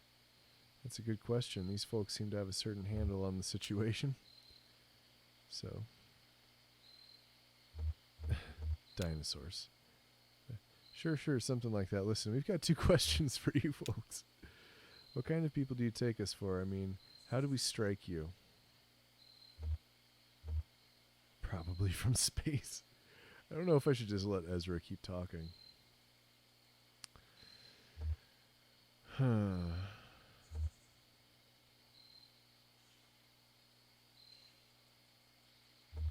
Probably from space. I always said you fell from heaven, ma'am. To Johnny. Otherworldly. It's unmistakable. Now, here's another question for you. Do you like music? Do you like music?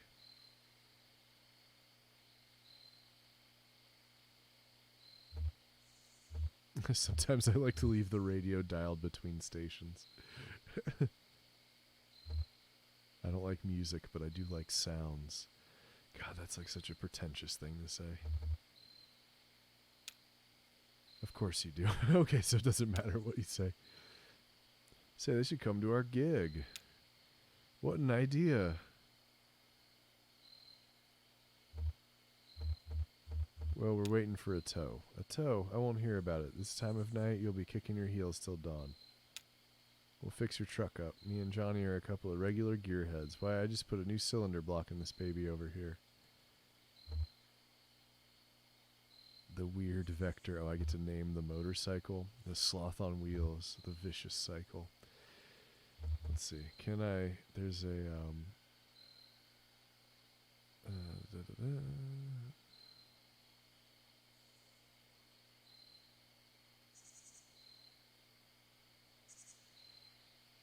Oh, I thought there was a way to create a poll. What do you guys want to name this motorcycle?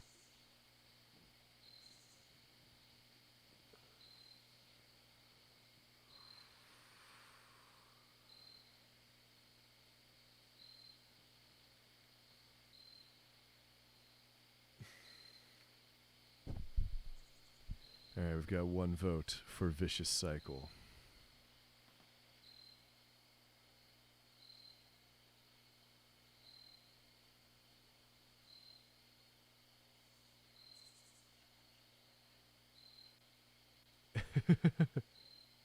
The Sloth, okay. And Sloth. No, it's 2 votes from the same person. That's not fair.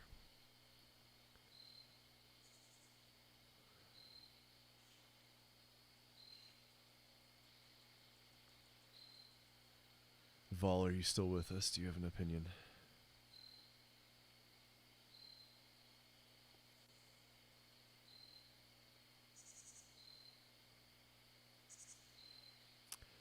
Well, I think my vote was going to be the Vicious Cycle, but now I feel like I should do the Weird Vector because nobody voted for it, and then we're all equally upset. This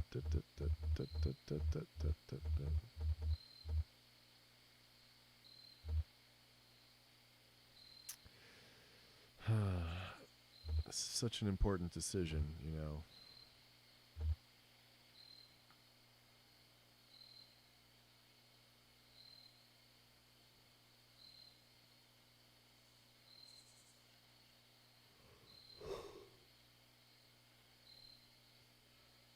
Alright, well, we've waited long enough. Weird Vector. Sorry. That's what we call our bike. Call it the Weird Vector. Because the front wheel is a little loose. We'll get you fixed up quick so you can come to the gig. See, we have a regular booking tonight, and well, we're running late. Very late. That's what I told them now. The old man who runs this venue, Harry Esperanza, is a notorious withholder, and if we don't get a few bodies in the crowd, well, he'll go all penny pinching on us. Just a short set. We only have 1 song prepared. You'll come to the gig, won't you?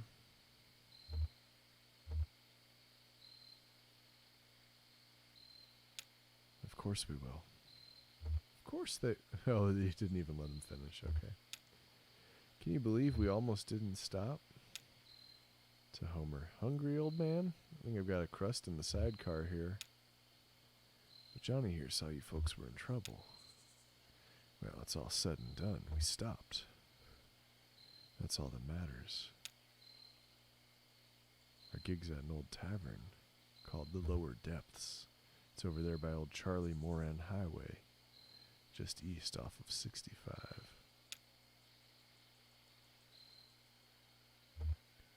We usually take a right off the interstate, around the petting zoo. Johnny likes the petting zoo. I do like the petting zoo. Now let's see about that truck of yours. I feel certain we can get it running.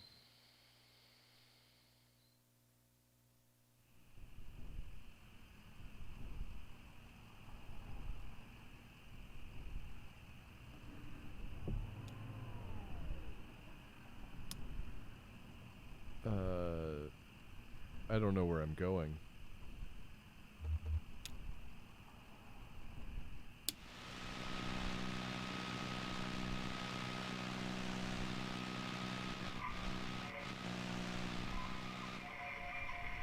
How long has this been an option?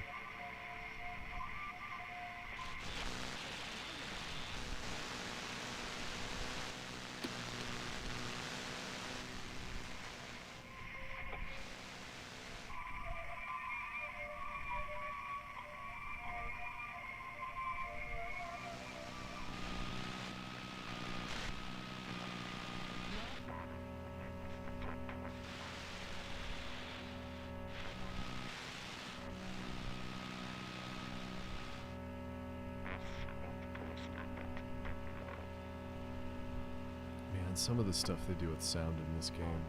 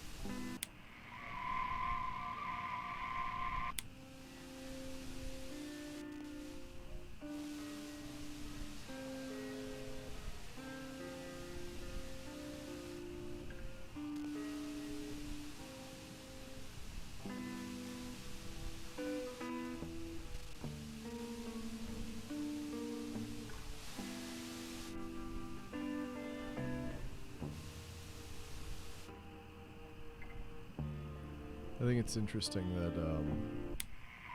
it's also one of the frequencies in the AM.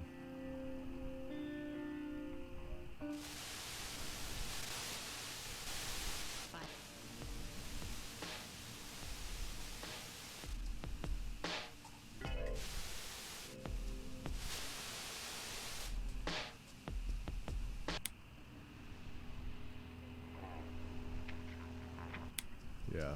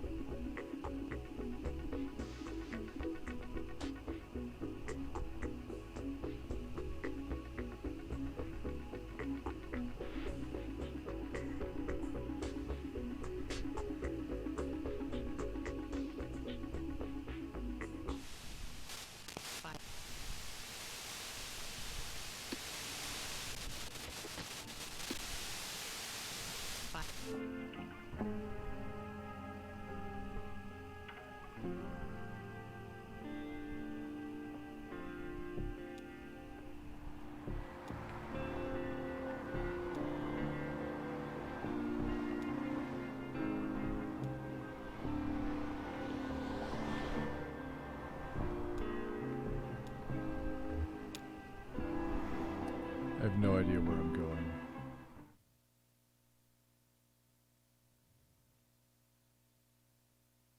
Oh, I meant to go to the farm. Oh well, whatever.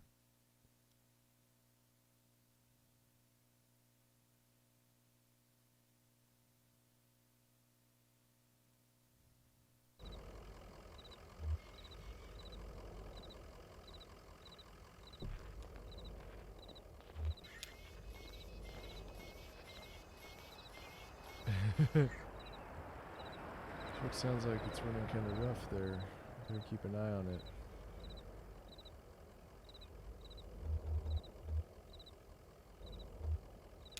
Nothing we couldn't handle. I think you left the radio on. This is the real thing, live. Well, damn, you sound just like you do on the radio. I've got one of your tapes I picked up at a truck stop, somewhere in the back there.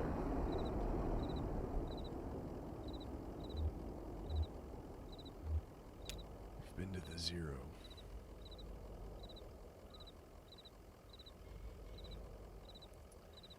I figured, well, listen, I wish you luck, but I don't really want to talk anymore about that. Bad memories. Glad to hear you're on your way, though. Do you have any games on your computer?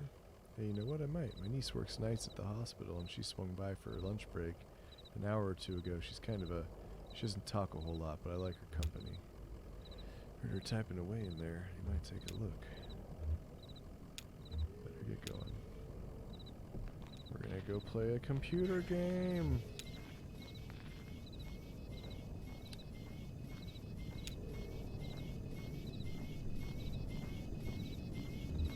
Games. Psychotherapist. Sports medicine professional, 1973. Well, we should probably play psychotherapist. I am the psychotherapist. Please describe your problems. Oh no. I'm lost. Do you enjoy being lost? I used to enjoy it, yeah. It's quite interesting. I'd like to try an exercise now. Please close your eyes and ask another person to read the following text out loud. Shannon, reading. It's summer. You are sitting in a very long hall on a backless stool. The seat is upholstered in fake leather, slick with condensation. You shift your weight uncomfortably. At the other end of the very long hall, a ceiling fan beats out the rhythm of seconds. The air in the very long hall is still. You need a shave. You feel 3 rough whiskers curled over your upper lip. You shift your weight on the slick leather seat and exhale gently to displace the 3 rough whiskers curled over your lip. Yeah, no Jesus billboard yet. The very long hall is silent, except for the ceiling fan beating out the rhythm of seconds, and the noise of your breath as you exhale gently to displace the 3 rough whiskers curled over your upper lip. Your tongue is burned. Perhaps you drank some coffee too quickly within the last several days. Your mouth is dry and the lights are slowly dimming. Oh, it says I'm not supposed to read this part aloud. Okay, it's over. Directory listening for games.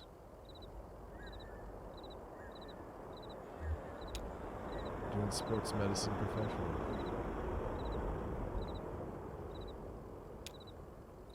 February 1973. Status Senior GPA 3.8. Affect bored. Or affect. A. Study. B. Hit the bar. C. Explore the forest. Going forest. It's raining. Mud is everywhere on the wings of owls and the jowls of stray dogs. Borrowing shelter with other mammals and then making noise. Damp and cold, waiting for the bus with the other mammals. March 1973. Status hiker. GPA 3.8. Affect bored.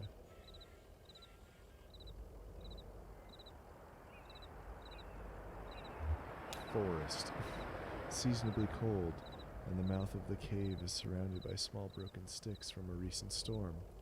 If they weren't so damp or spread so thin and unevenly, they'd be a fire hazard. Maybe if they were all piled up in the cave to dry for a few weeks, they'd spark and smoke the bats out. April 1973. Status Spelunker. Grade your GPA 3.8. Affect bored.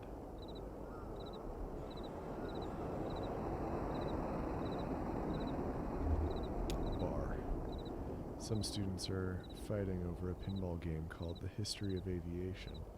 All well drinks half price. Striking 3 bumpers decorated with jet engine icons initiates mid-air collision. Multi-ball. One student unlocks both Daedalus and Icarus and then spills a cocktail into the coin slot. May 1973. Status Spelunker. GPA 3.8. Affect pensive. It's time to make a decision. Graduate. Hitchhike cross country. Live in a tree. Buddy, you're gonna want to graduate. Everyone says it was a smart decision, but it wasn't. Lost pills, misjudged affairs, forged prescriptions, disgrace. Score 3.8. Directory listing for games. Sports medicine professional, 1973. I want to try that again, but we'll go faster. Study. The anterior cruciate ligament is one of the two major ligaments in the knee and is a particularly common but devastating site of injury. Yeah, your ACL. I'm a spelunker again. 3.85.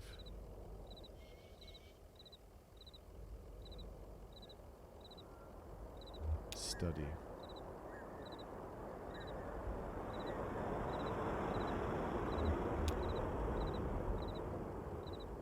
.857.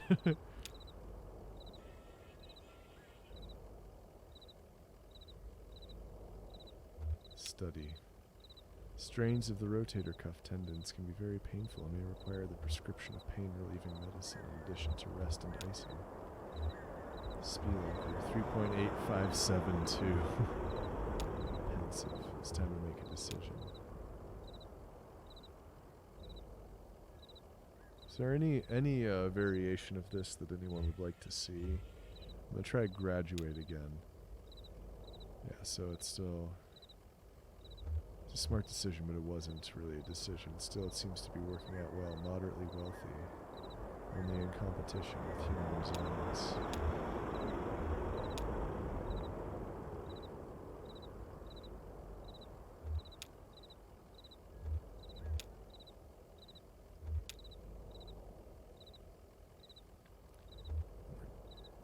Doing the forest. I'm a druid now with a 3.857 too. It's cumulative.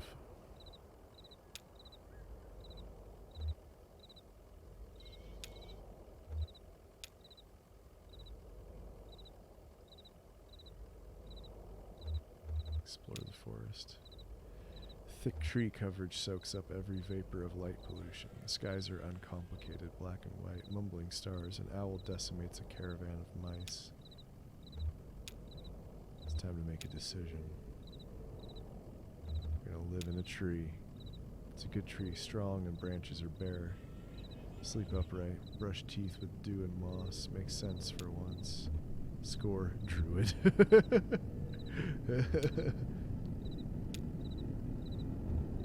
Alright, we gotta play it out. We gotta see what the bar does.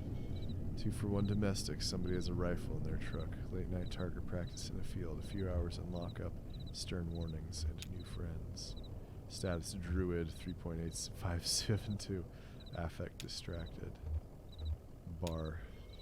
It's dead tonight. Shots. The bartender has her kids this weekend, which she's looking forward to. Adrift. Bar. Some students are fighting over a pinball game called The History of Aviation. Oh yeah, we already did that one. Time to make a decision. Hitchhike cross country. Eventually stop in a small town for long enough to buy a car. Back on the road. The road begins to eat itself, so feed it to itself. Feels right. Adrift.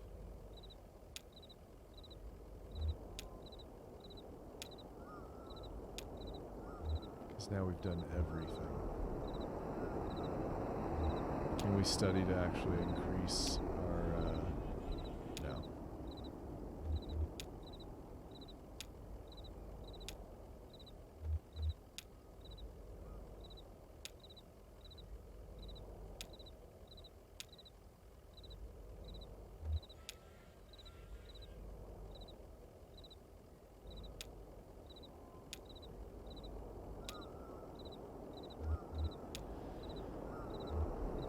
See if this guy's got any new emails. Help desk at rustarchives.mail. Message 2 is from accounts at consolidated.mail. Are these the same ones? Requested articles, dear Mr. Wheattree. Oh, that name came up during the play. The articles you've requested have been retrieved from storage and are ready for examination. They will be held at your convenience in our primary branch until the end of the month. You may visit us between sundown and sunrise at our night facility. We are an easy 3 gestures from Bureau. Clockwise to the anchor, counterclockwise to the whirlpool, and then briefly clockwise. Oh, that's when you're on the 0.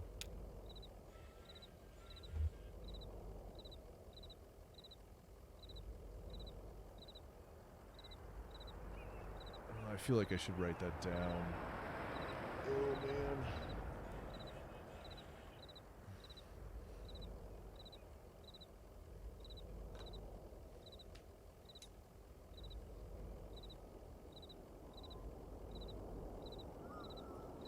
Everything going okay with the stream?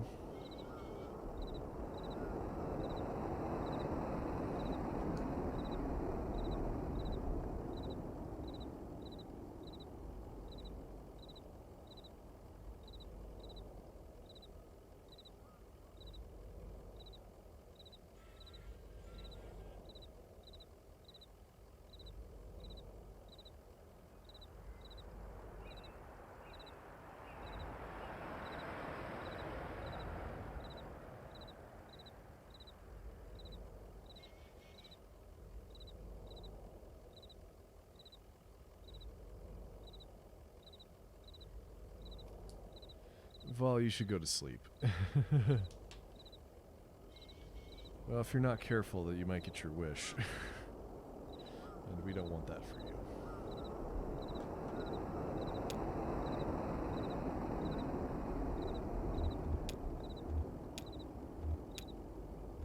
Dear Equus Oils, this is an urgent automated message regarding your overdue account. Your current account status is dire. New resolution options are available to you in one of our in-person account resolution centers. To ensure your account is resolved without interruption, visit us at your convenience. From the Bureau of Reclaimed Spaces, head clockwise for quite some time until you reach the Scarecrow, then turn around and go back to the Bat Feeder. And turn around and it's a short clockwise drive on your right.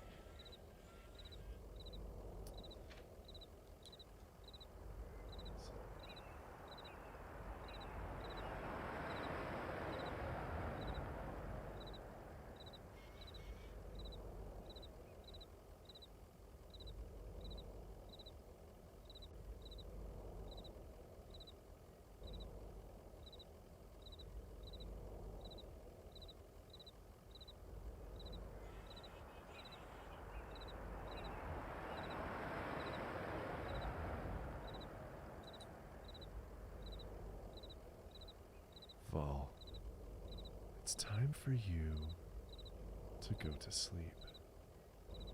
You feel your eyes getting very heavy. You feel your body getting very heavy.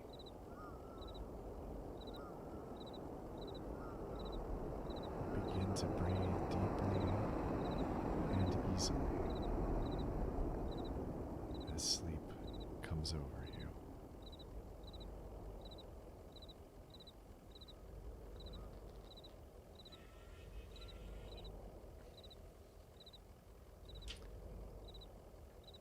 Which reminds me, I have some audio I need to edit that I'm not doing because you only live once and it's quarantine.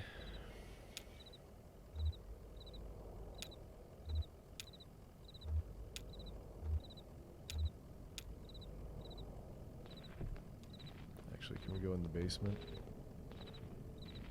Nope. That was mean. Go to sleep, Paul. Just rest up. Close your eyes.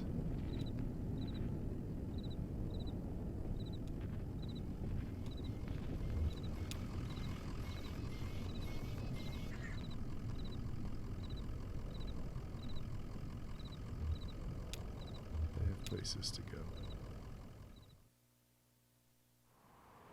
He's doing like the smoothie juicy voice from Meat Blockade.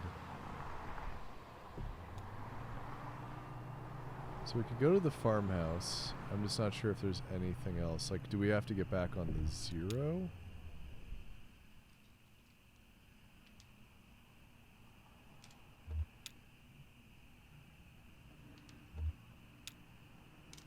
The inside of the booth is big enough for a card table, 2 chairs, and a few plastic crates filled with snacks and warm Coke. 2 men shuffle plastic dominoes across the table. Look for a door. He finds a sliding service window on the far side of the booth, and the kind booth, the kind that can slide in and out of the booth without allowing anyone to reach in and make a grab for the cash register. Pass in some money. One of the men lets out a vexed sigh. Without standing or turning his eyes away from the games, he reaches into a plastic crate and retrieves a small blue bag, distractedly pushing it through the service window. Chips or something? The bag is illustrated with a cartoon drawing of an avocado, but the nutritional data suggests it's pretty sugary. The expiration date has been worn away.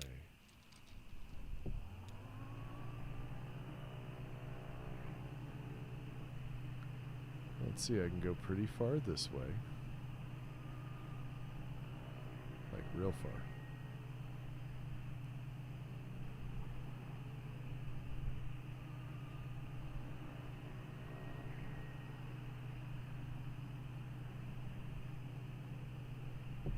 Picnic?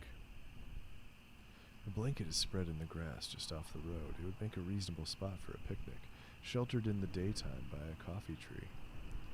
Coffee tree, huh? Picnic. Picnic. Walk to the picnic spread. 5 places are set. One plate is filled with ham, another with apples. Examine the ham. Shannon pushes a piece of ham with a stick. It definitely isn't ham. Maybe felt, dyed in embroidered fabric, some kind of toy ham? Someone must have been here playing at a picnic. Supplies are weathered. Hard to tell how long ago that happened.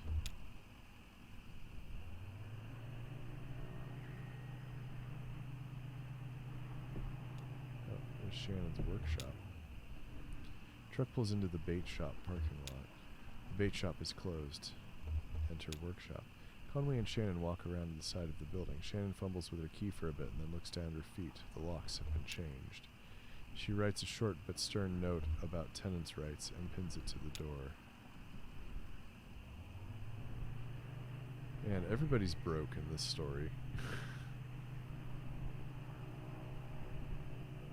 Where is this? Oh, hey now.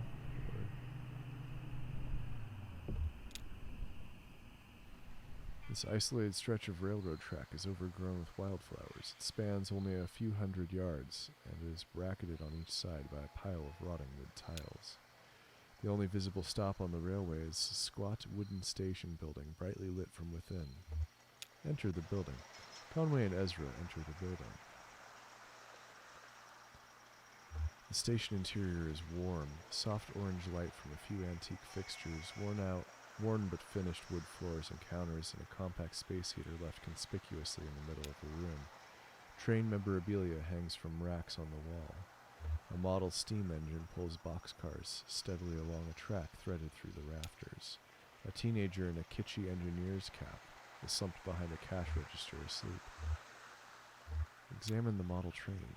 Ezra strains to examine the steam engine. It's too high up to get a good look at. Climb higher. Ezra climbs up a pile of train-related jigsaw puzzles. It takes a few goes and a bit of engineering, but he's able to get within several feet of the rafters. From there, it's a matter of faith and athleticism. The view from the rafters is not much different. Piles of box trains and train memorabilia. The clerk asleep behind the desk. Conway looking awkwardly around the room and occasionally scratching the nape of his neck. Does he know he does that? Is it just one of those things he does, like the way Ezra's mother half sings hello and goodbye? It's almost like a joke or a question when she does it. Conway scratching his neck seems like a question too.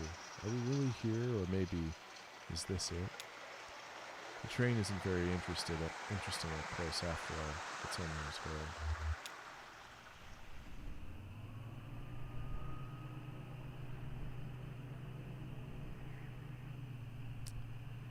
Huh.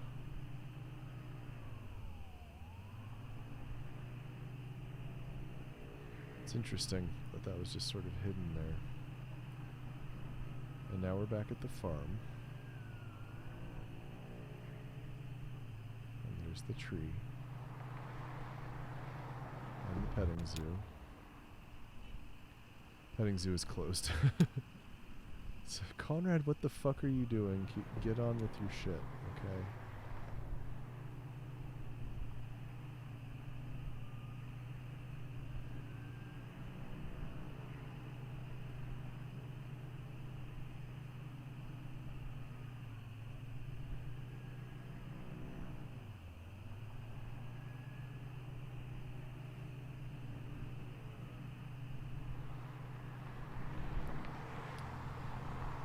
I lost the motorcycle.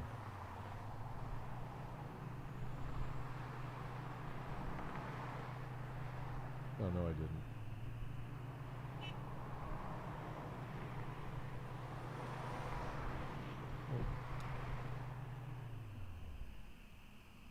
Well, we're checking out the farm before we follow them. Farmhouse is silent and empty. The barn is still gone. So is the cave. A few horses graze in the empty field. Okay, nothing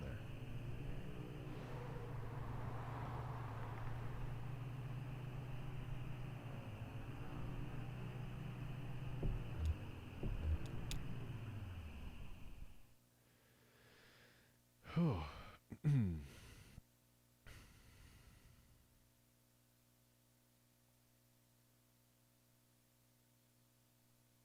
The lower depths.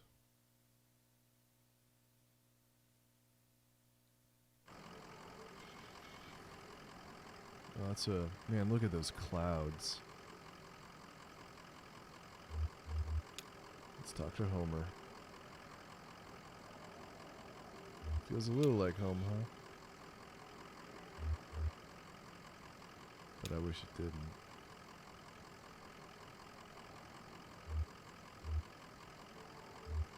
Well, can't control your feelings, right?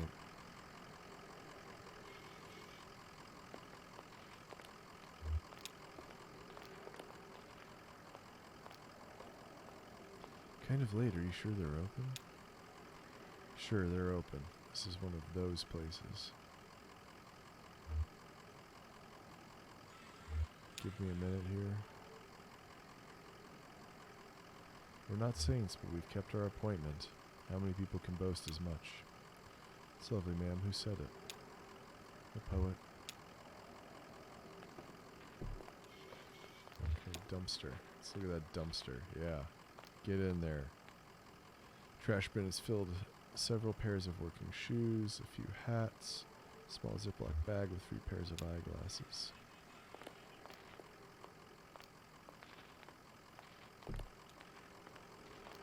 And if I go to the truck, what are my options? Like just to leave? Or if we just keep running off into the distance? Distracted. Alright, let's see what we got.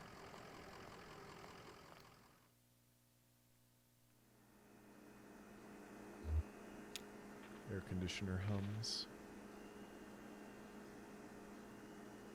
Ma'am, I hate to say it, but the cupboard is bare. Have some vision, Cricket. We've got 1, 2, 4 patrons. Harry doesn't count. Well, we've done more with less.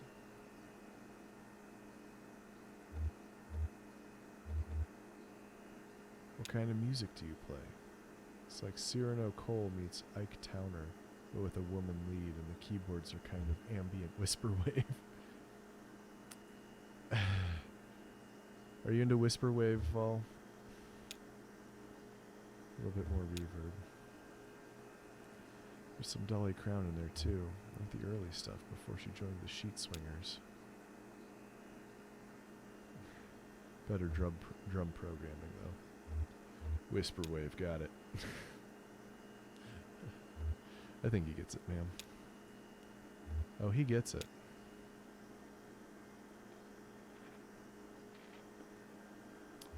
Yeah, let's take a look at that sandwich. Is it a brick? Is it just a fucking brick? A rough brick between 2 pieces of stale bread sits at the center of the table, surrounded by a ring of undisturbed dust. Yeah, and our leg is definitely full robot. Goggles.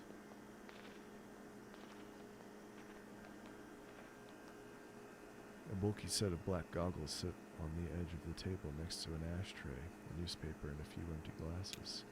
Huh. What is it? I guess... I don't know. Can I tell you a horrible secret? I never wear eye protection in the shop. It's dangerous, I know, but I'm always looking back and forth from my oscilloscope to whatever I'm working on. And the scope has this peculiar kind of hard-bordered glow that I just... Well, I've never found a pair of goggles or glasses that doesn't smear out that glow at best. Or at best, the lens softens everything so you can't quite find the edges. Ezra. Ezra flips eagerly through a jukebox catalog of songs. What do you think? I don't know how to play this game. This game sucks.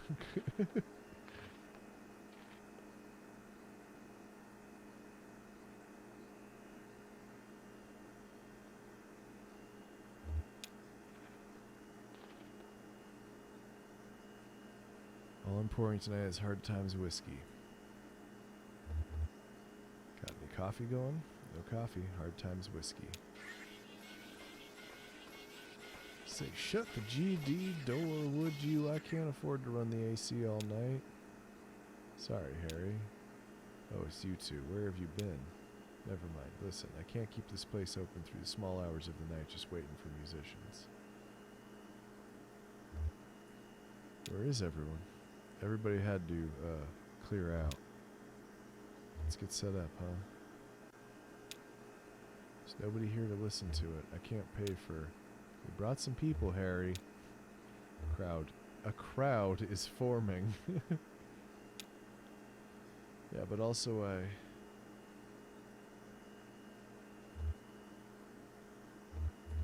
Don't you trust me, Harry? Oh, sure, I trust you, Junebug. But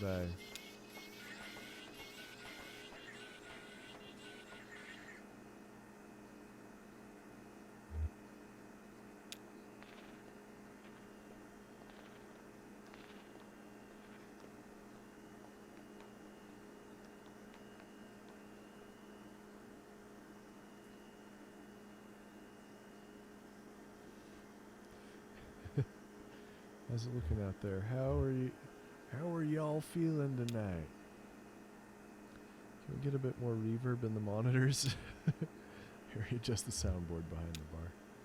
How's that? Test 1 1 1 1 3 50 lamentation. Sounds good. How's everybody doing? Anybody had a real bad night?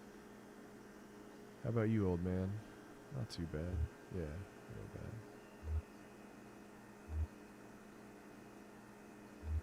I mean, he did lose his leg. I'm trying to make it too much worse. It's a song I heard in a tavern many years ago at an open mic night. Me and Johnny were out riding around. You know, you like to drive around, old man? That's my job. Of course you do.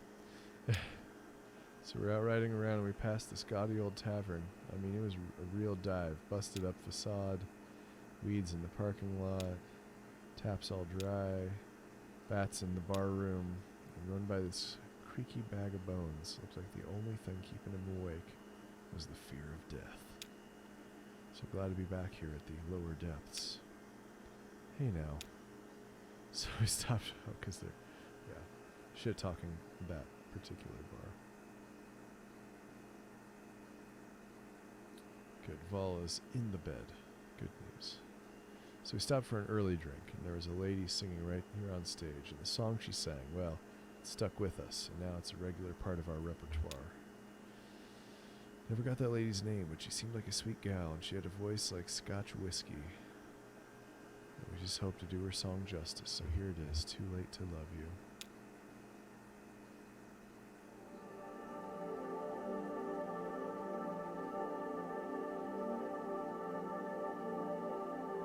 Oh, neat.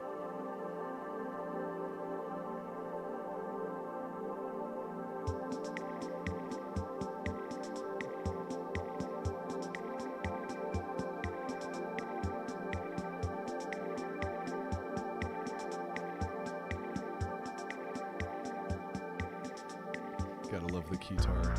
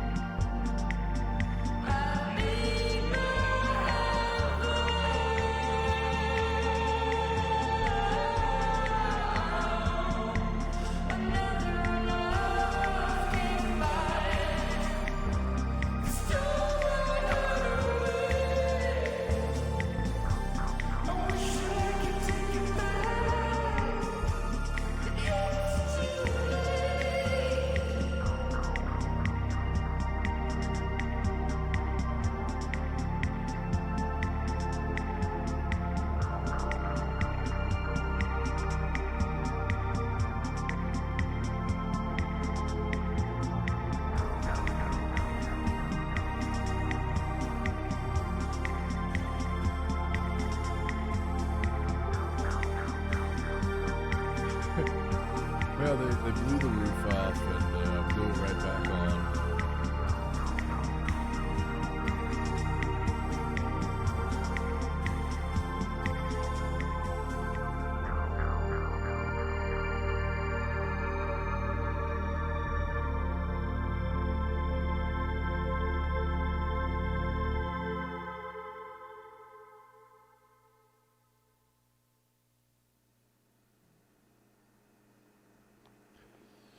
Well, that was neat.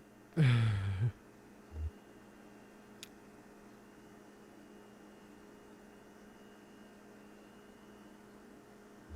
heard it before.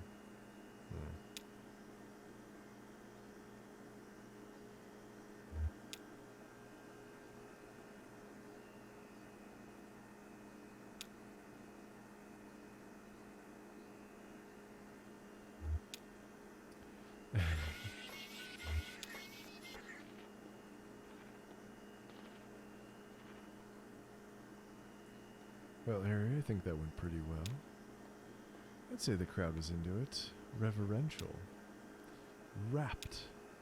I guess the usual fee is about right, and we'll let you get back to your business. Well, that's just the... Damn it, I was trying to tell you to. I can't pay. They cleaned me out. I've got nothing left but GDIOU from the distillery. An IOU? Yeah, I traded them for some whiskey. I guess I had some surplus credit, so I got this note to get more from them later on. Must have been a hell of a trade. I had to. Gotta keep this place open somehow, goddammit. Watch your language, Harry.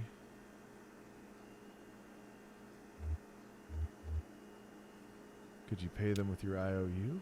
Well, very contemporary, very astute. How about it, Harry? Let's push some paper around. Well, it's just... I can collect on it here when they bring more whiskey up, but for you to cash it in, you'd have to go down to, you know, down to the distillery, down to hard times. You know, it's, you gotta take the zero. So that's what we'll do. How do we get there? Are you folks sure you want to head down there? I've never been myself, but I hear, people hear things, rumors.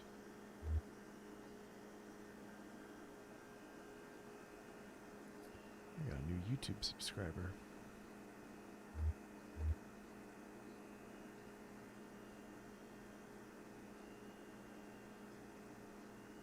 Do you know another way to Dogwood Drive? Dogwood, got a letter, did you? I got a stack of them. Okay, sounds like the zero's your only course now. Harry, you're alright. If only.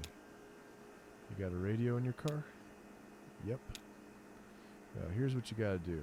Take a left out of the parking lot and then just fiddle around on your dial until you hear something familiar, familiar but strange. You know the feeling like I used to go hunt with my uncle out in the mountains. Now I watch these nature programs.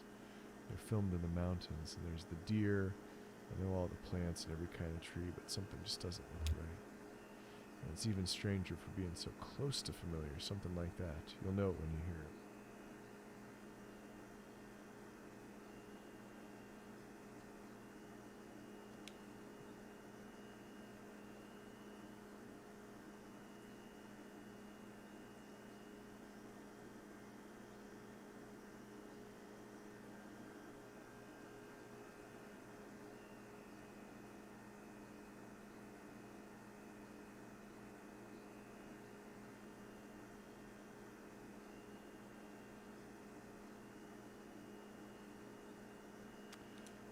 Got an idea for a podcast that's probably been done already. Had to scribble down some notes. Fix that strange but familiar station on your dial. Drive for a bit and then turn around when the station cuts out. I mean, right then. Oh, I didn't even think that the radio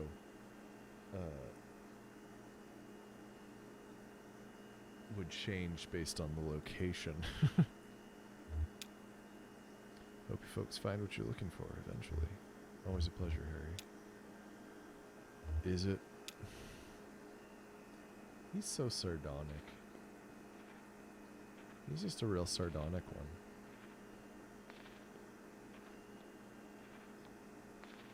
Lower depths.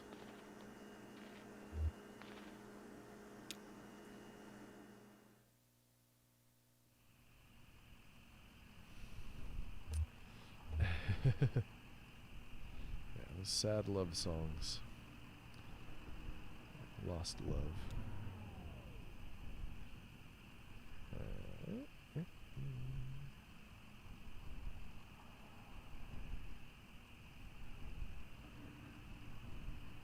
Alright.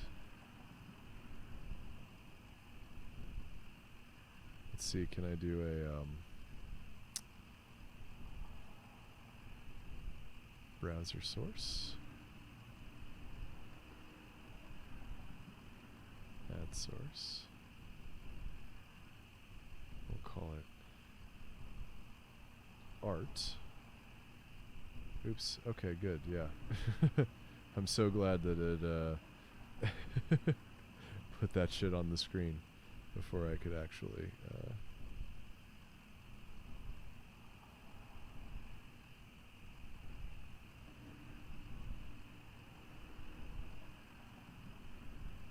Oh, come on. There's that window. Windows, how do you work? How do you work a Windows? There. There, we got an art. This was the art that was made by Vol.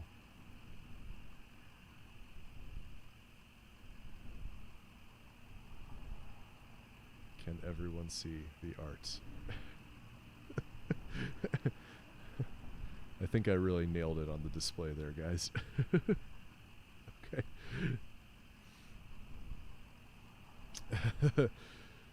Vol dabs. Of course you do. Okay. All three of you see the art. One of you is asleep. Oh, it's off.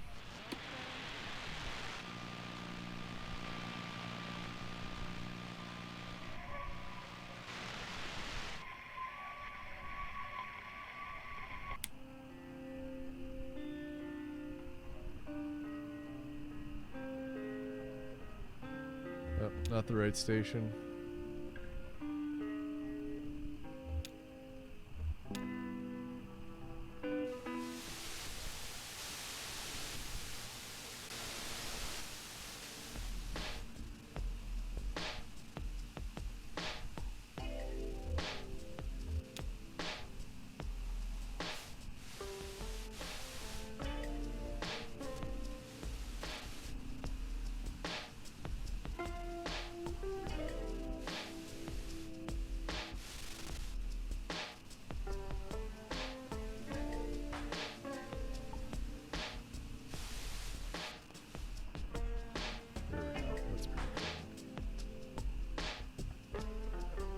No comment on that one.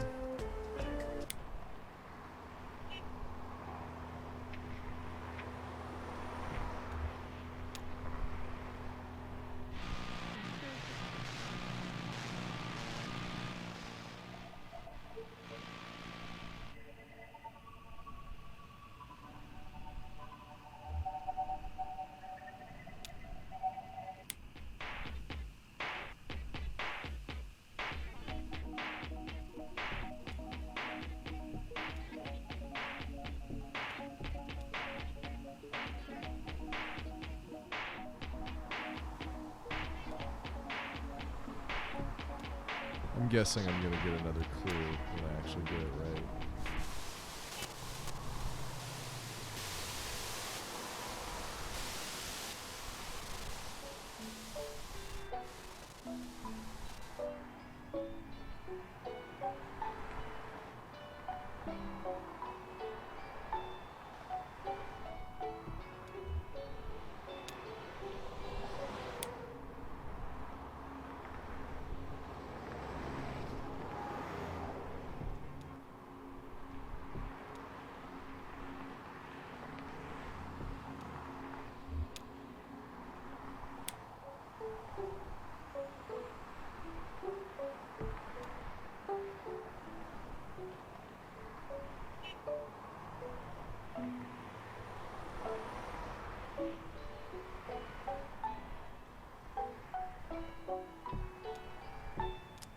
That's not the right one.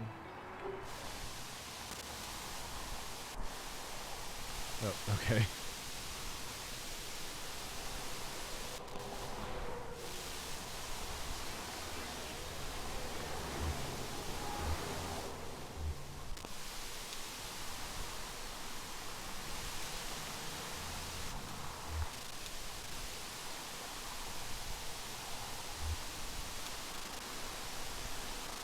It's just static.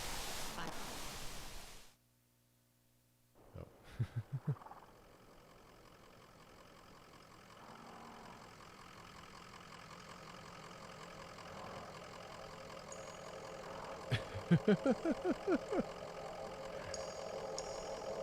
Awesome.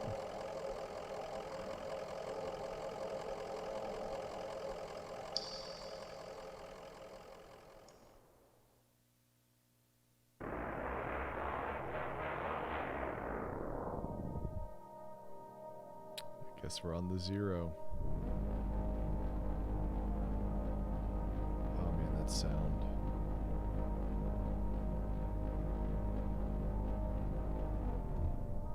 Hall of the Mountain King. Oh, we actually get out at the Hall of the Mountain King.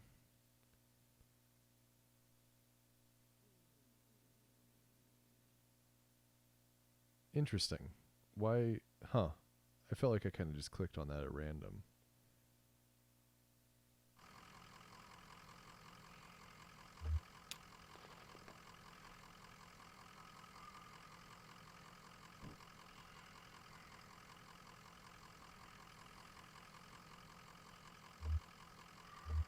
What do you suppose happened here?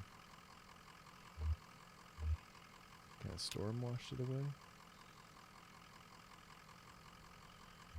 Just a slow drip from the ceiling wearing it down. I don't know. The bridge ends abruptly, crumbling in disrepair. That would be spooky as hell to come across, that's for sure. Let's talk to Johnny. Time to cut him loose, ma'am? Well, now I'm having fun. Ah, okay. Slow night anyway.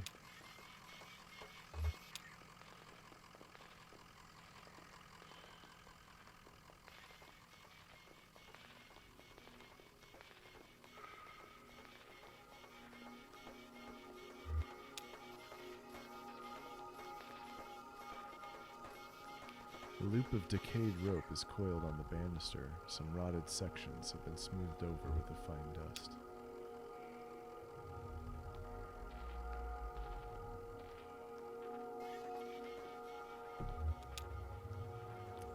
Well, this is something. Broken computer monitors are heaped precariously among the rocks.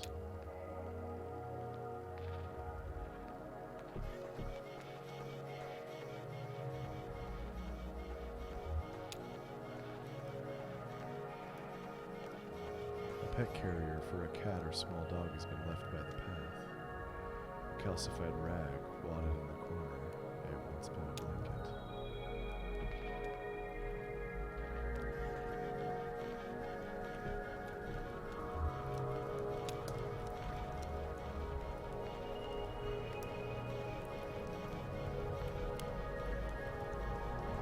A hiking backpack leans against a rock. It's empty except for a dusty bag of cat food and a few punch cards.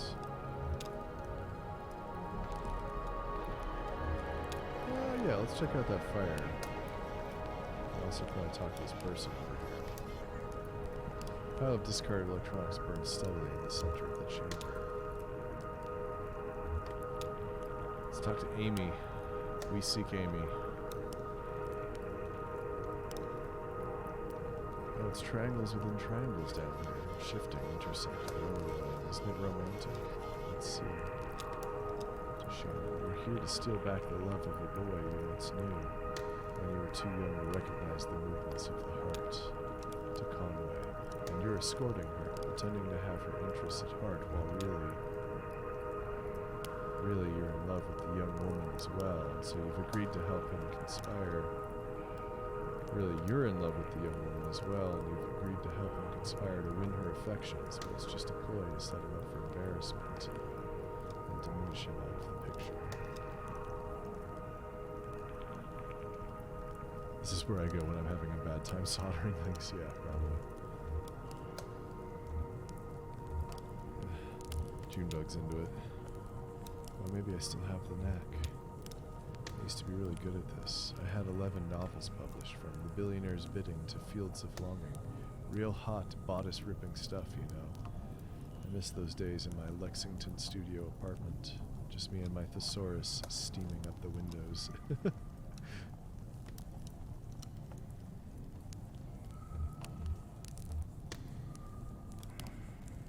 Why did you stop writing?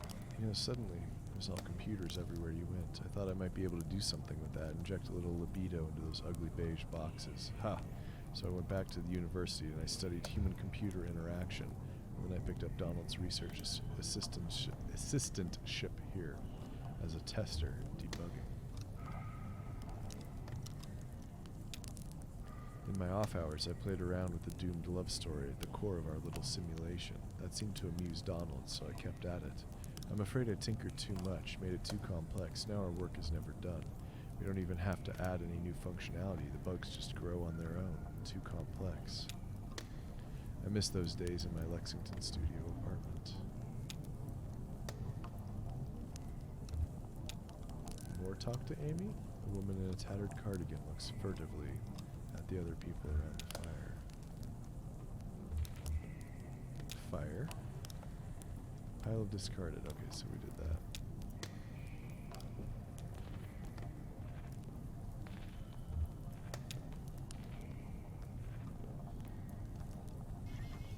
Donald puffs on a smoldering pipe, while half mumbling, half singing an old country tune. Softly. Where the old green river runs through the hills and caves. Not known to us, down to that sunless sea. Oh, who are you? Sorry, did we startle you? What's that song? Oh, you've caught a verse of my absent-minded warbling. It's just a song from my youth, something a dear friend used to sing to herself as we hacked on crystal radios in the boiler room. In old Kentucky, where my love, a lovely home, did build for me, and where the old green river runs through hills and caves not known to us, down to that sunless sea. From there on, it's all meandering rivers and romantic greenery, and that is, what were we talking about? What's that computer over there? It looks pretty vintage. Looks like a harmless old computer, doesn't it? Like some beat-up mainframe exhumed from a university basement and left in this cave to rot. Or to flower. No, it's no ordinary computer. I've modified it extensively and in some pretty experimental ways, believe you me, and that's to say nothing of the software, but... You look like a technically minded sort of person. Tell me, do you know the effects of mold growth on diffused-based transistor circuitry?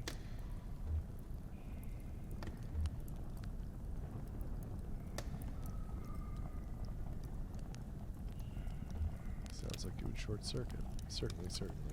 But not all of it. Some moldy filaments are more or less conductive than others, and it grows in nonlinear, chaotic patterns.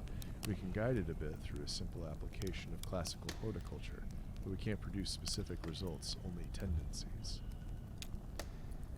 Thwarted and feeble, we hammer on this derelict keyboard. My name is Reason, King of Kings. But we are mere gardeners in the ruins. Our keystrokes echo off into the tunnels, boundless and bare. The caves stretch far away. We are too late, always too late. What? Did you say something?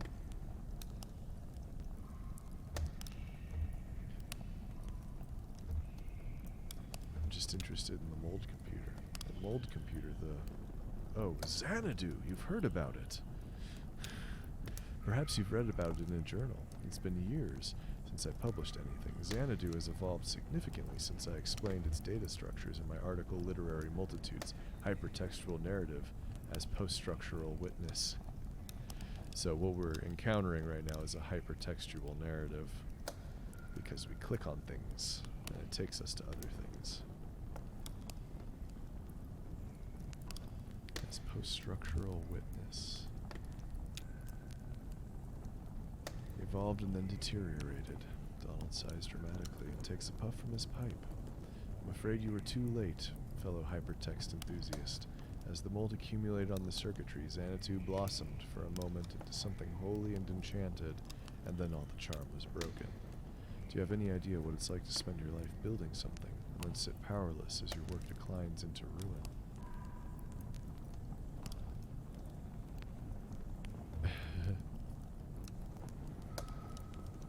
Man, they all, like, just...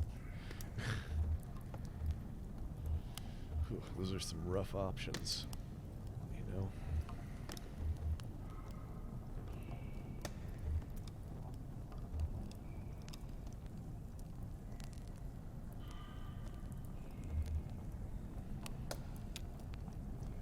Shuffling around the dusty ghosts of antiquity. Well, I have my own ghosts, and I keep them in there in Xanadu. It's running on that glorious dusty machine. Take a look if you'd like.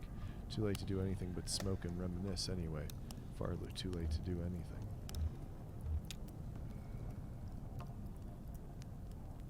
Xanadu over here. Well, let's talk to Andrew.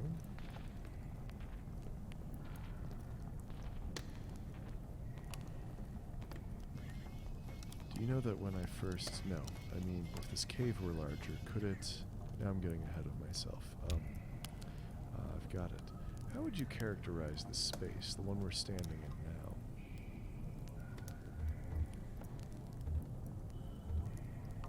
Kinda spooky, but I'm not scared. Spooky for a baby. I think we'd all argue that's a fair assessment. How could... Wait, let's unpack that for a moment. What makes it spooky? No.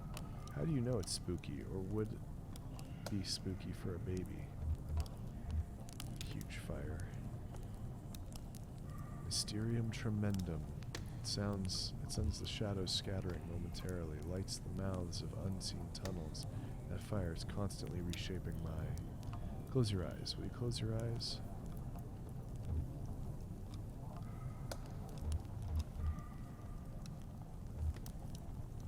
Only if you close yours. Okay, I can do it from memory. Good. Now, you are standing at the top of a rocky peak. A tongue of flame licks the shadowy anatomies of... Where are we? Oh, here again. How disappointing.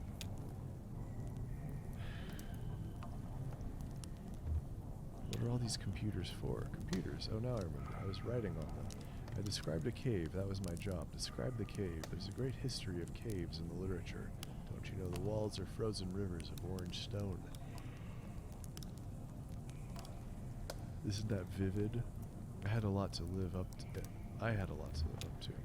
I was a grad student studying statistics when I started working with Donald on his project. He said we needed someone with a more analytical mind to do the descriptive writing, someone who would appreciate the cave descriptions as real labor, instead of taking their authorial voice for granted. Donald warned me it would be long hours of typing painstakingly detailed descriptions into the computer, and I've put in the hours. Believe me, I've put in the hours. I've described every facet of this cave in such detail that sometimes I don't know if I'm reading or looking, writing or exploring. Often in the dark and lonely moments, I worry that in my sleep I have transcribed rooms from my dreams into the system. How would we know? They could only be entered with precise, faithful detail. That's all I know how to write, and all I dream about is caves. I only dream of caves.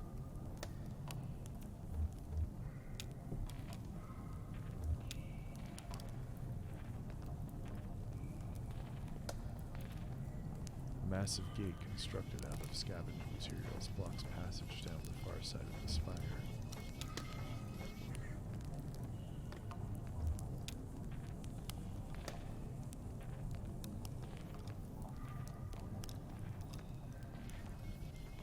The kingdom is in peril. Well, what else is new? Do you work here? Where's the kingdom? You're in the throne room. There are 3 legendary treasures hidden throughout the castle that will restore these ruins to their former glory.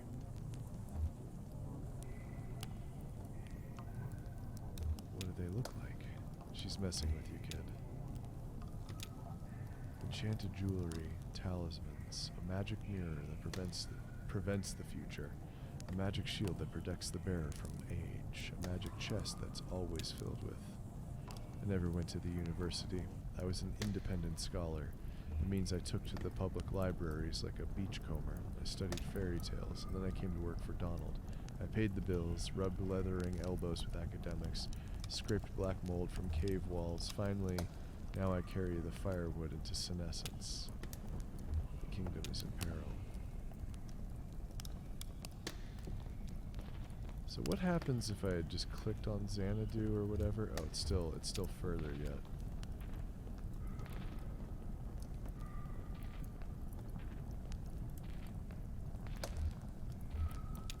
we're gonna look at it first. Baffling control panels are sheltered from the elements with a worn tarp. A closet-sized wall of knobs and wires looms behind the machine, humming faintly. An electric typewriter is the only easily recognizable component.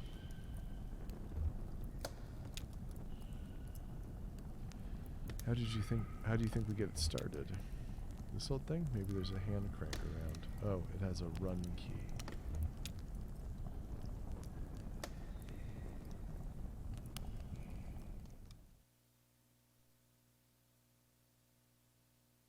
Act 3, Scene 6.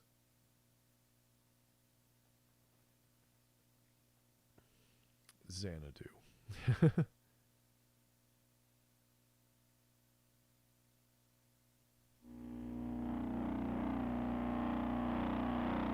Noisy, broken synthesizer music. Xanadu. It's upside down. Is that like a vector display?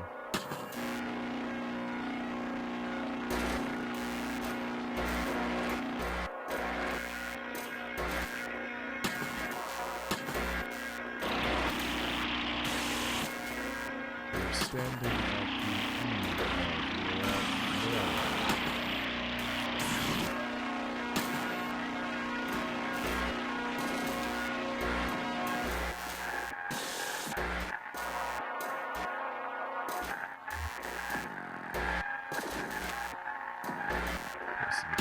keyboard and presses the return key.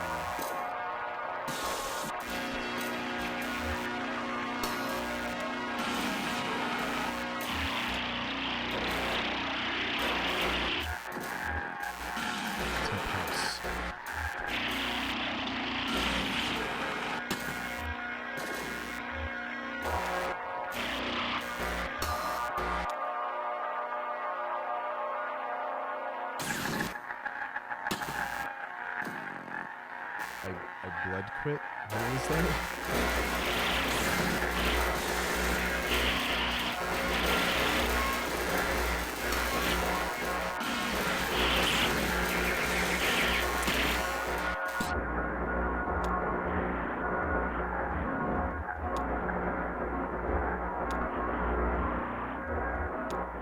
I gotta drop that down one more for my headphones. I don't know if it's...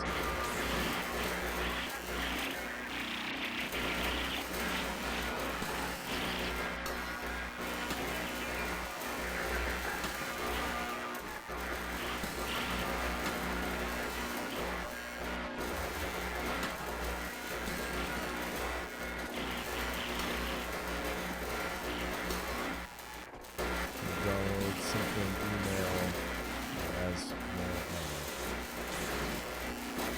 I taught the machine to school of music. His slave has a slave. Hashtags transcribed.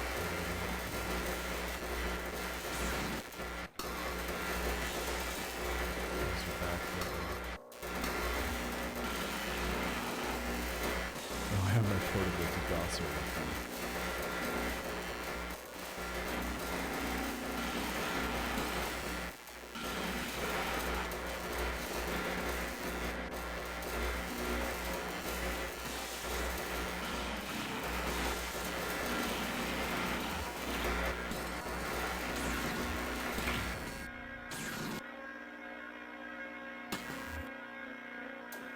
The mountain gink.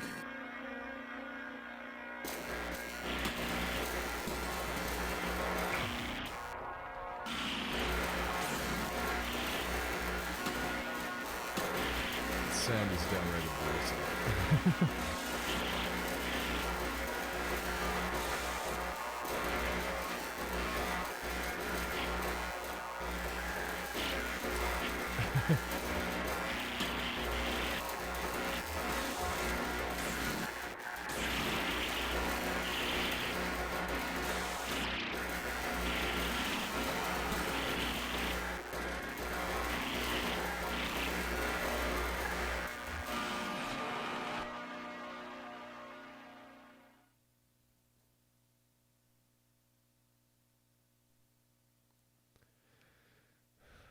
Okay, scene 7.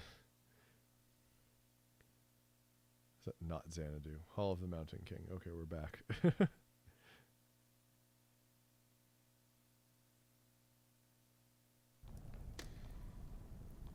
Bizarre. And what was that about Lula? Maybe Donald knows how to clear it up a bit. Turn to Donald.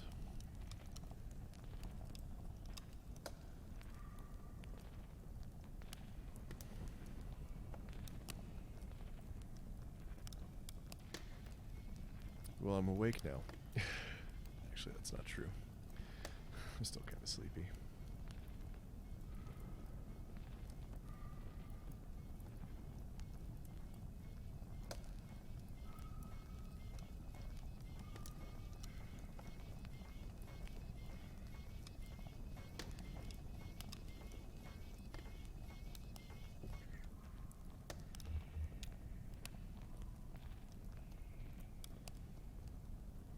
So you've seen it for yourself. What's left of it? Is that the end? Chalky bones of a beautiful dream, but you can see what it once was, can't you? Can't you? There's so much more to it. Ornate labyrinths of memory, exhaustively simulated parallel cave ecosystems, real artificial intelligence built on sophisticated neural network algorithms. The birds in the forest could flock in 3 dimensions. The bats could learn to sing. And then it began to crumble when the strangers came. At first we only heard them walking heavily through the caves, dragging things around, hammering and clattering their tools. Sometimes we heard working songs, never close enough to make out real voices, just their echoes cascading wordlessly in the tunnels. Then we caught a glimpse of one.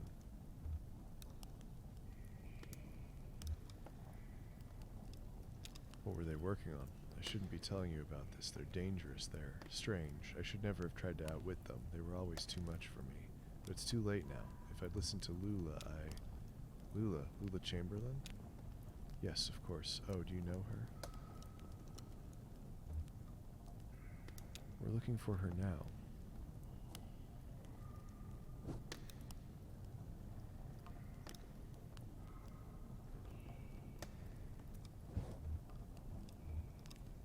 No, she's gone now. She left. We built this together. Did you know? Lula, Joseph, and I. Lula is gone from here, but Donald points across the cave with his pipe. Still in there, in Xanadu. I don't know where Lula is now or how to get there from here or how to unwind that damn tangled highway, but Xanadu, before its ruin, was faultless as an oracle, a shrine to perfect simulation. Until... But maybe?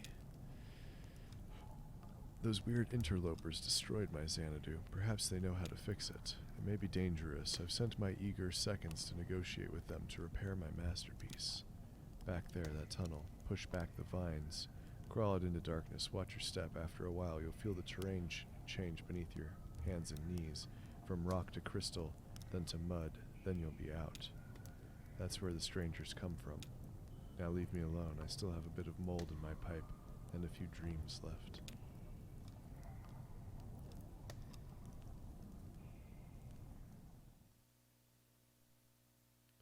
Do we get a new chapter heading? Yeah. Scene 8. Damn. Where the strangers come from.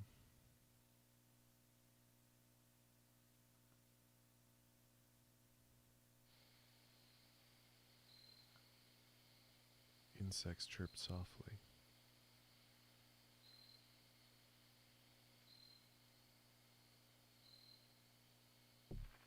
Oh, okay.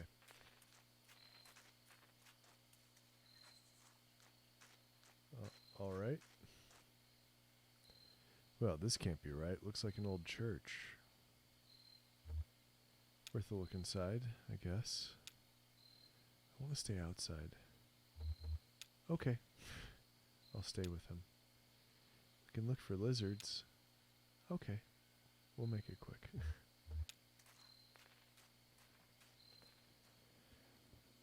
Alright, so I can look at everything or talk to Junebug. Oh, this is where we're playing as Ezra. Find any lizards? One, but it went under a rock. That's lizards for you. Why do you dress like a punk? Is that guy your boyfriend? Nah. What's a boyfriend anyway? It's a word people use because everyone else does. Doesn't mean anything to me. He's my cricket. See, it means something. It's specific. I want to be specific. I think you are. It's the middle of the night, and here you are in a graveyard. Any other kid your age would be in bed. You just got to make choices and own them. You think I was born this foxy? I came off the assembly line about half a foot shorter and all gray. No eyes. They were going to have us clearing out the old mine. Doesn't matter what you look like under all that rock and water. Bunch of gray shadows shoveling and hammering invisibly at the walls, draining the tunnels. Johnny found some gear, an old tape player. We hid away in an underwater cave and listened to it over and over, and we knew we weren't miners. We slipped out onto the road, just these two featureless shadows, and ever since that night we've been detailing, coloring in, specifying. I feel more like myself every day.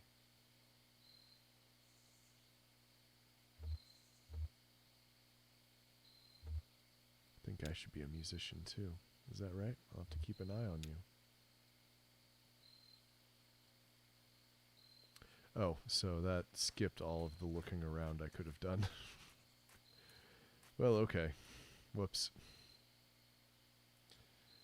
Can turn the audio back up a notch.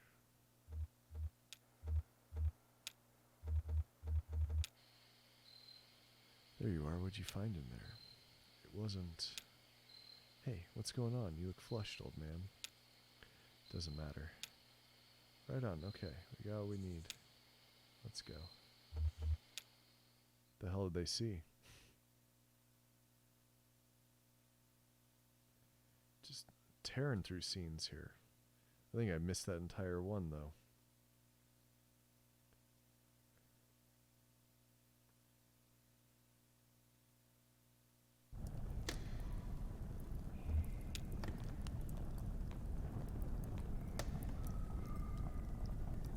Trace an orbit round the road and close your eyes with holy dread. For we on mead and whiskey fed and drank from rivers down below.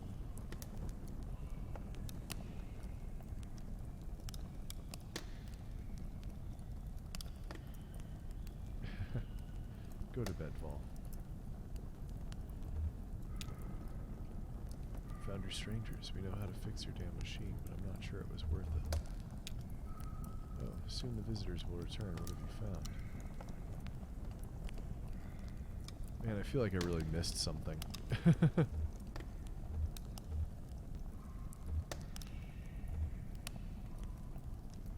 say you need to scrape the mold off the timing crystal. The mold, of course, too much mold on the timing crystal would send the simulation adrift. Each moment lived out of sync. By all means, yes, clean the timing crystal.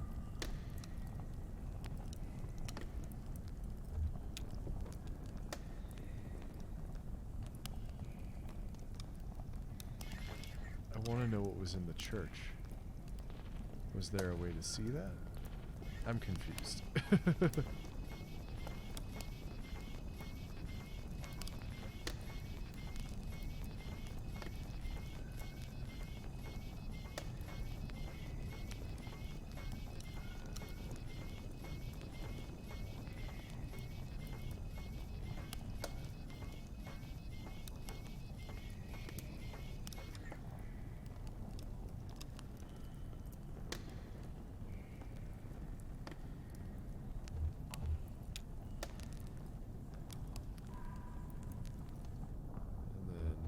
Drop the sound down.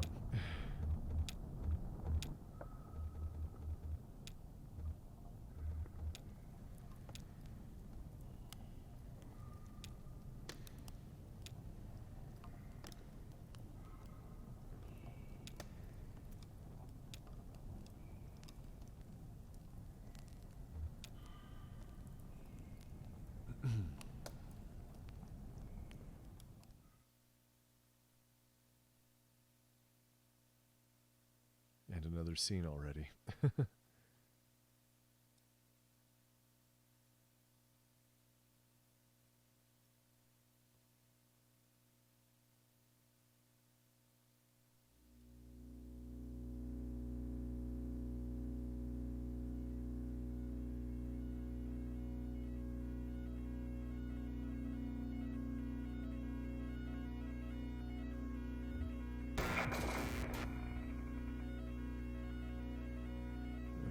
so it's working.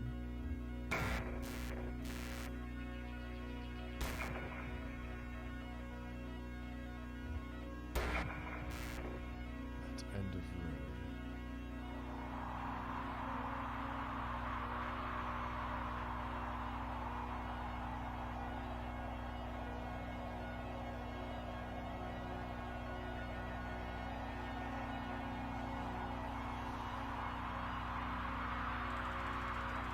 You are standing at the end of a road before a small brick building. Around you is a forest. Check out the building. Enter building.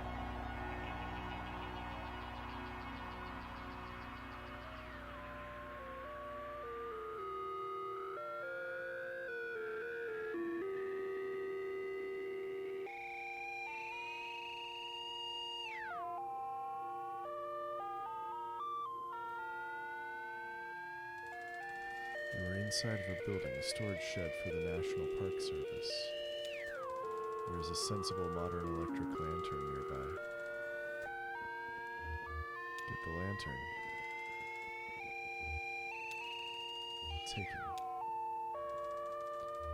Exit building.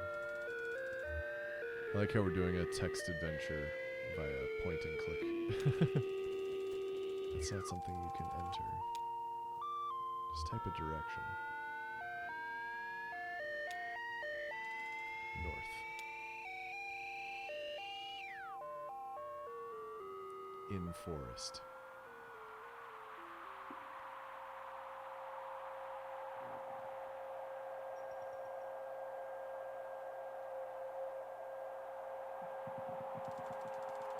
You are in open forest with a deep valley to one side. Head back south to that building. Can we climb a tree? I don't think much is to be achieved by that. Sorry. Can we dig a hole? Can't see any such thing.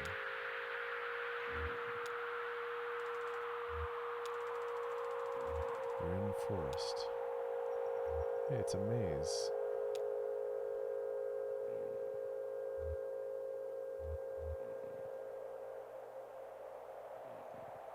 I don't know. South. We're in the forest. Hula is here, soldering replacement components in a small handmade radio. Oh, we should talk to her. Ask Lula how she is doing. How Donald. I'm getting the strangest interference out here. I've been tuning the radio circuits gradually as we go, swapping capacitor values and tweaking resistor networks. It was working for a while, but everything I can pick up sounds so distant and muffled. Lula hands you the radio. Maybe you'll have better luck. You're good at this stuff. Just don't forget to give it back.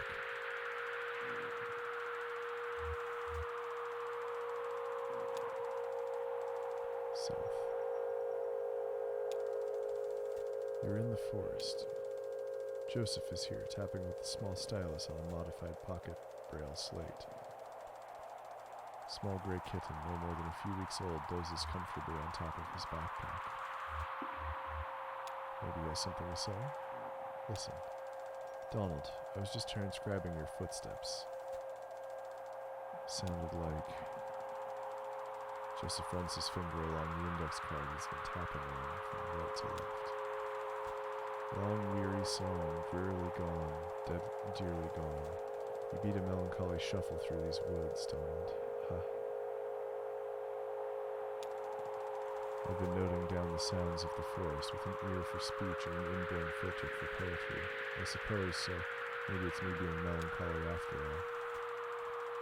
I'm eager to see what poetic subsystem makes of these punched cards. I think we're just going south,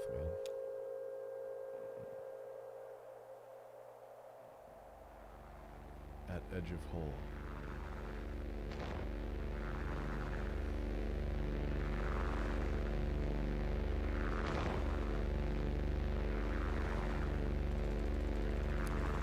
Edge of a massive hole, the dirt gives way to rock as ground sinks into darkness. Computer tied to your upper back. slipping into the sweat and the sun. The rope slung around her shoulders has slipped under the strap of her backpack, digging uncomfortably against her collarbone.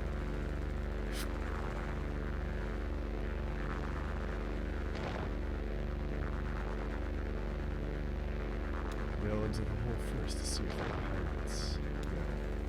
I only understood you as far as renting to yell. To yell, any pirates down here? No response. Sorry kid, you're batting 0 today. At least we know there's no pirates. Go down into the hole, that seems pretty obvious. Then maybe check it out. Check the lamp.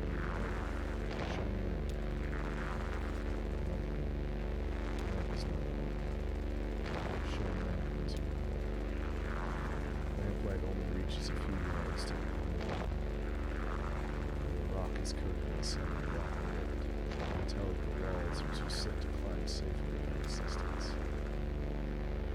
Go down into that hole. That seems pretty obvious.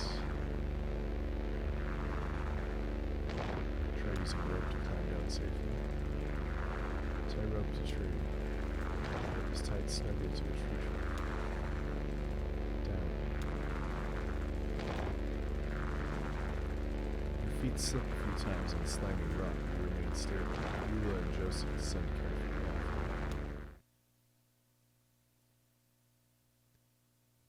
This has been so much longer.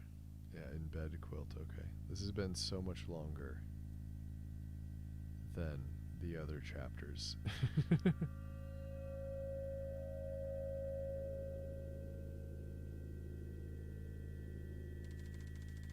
You are in bed quilts, a long east-west passage with holes everywhere. And Joseph and Lula remove the computer equipment they are carrying on their backs and begin setting up. That's the last trip, so everything's down here now.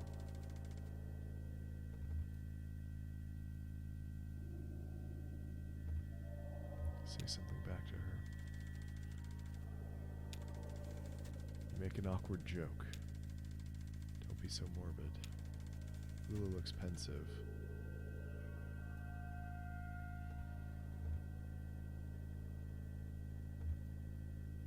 Ask her where the treasure is.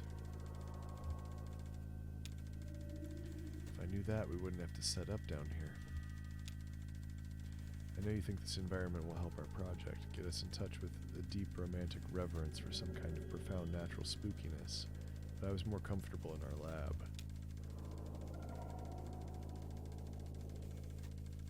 The university picked the worst time to cut our funding. Typical institutional stinginess and academic politics. I mean, I felt like we were getting really close to something. Something. Anyway, I don't know if it's sustainable down here. You know, to live and work here together.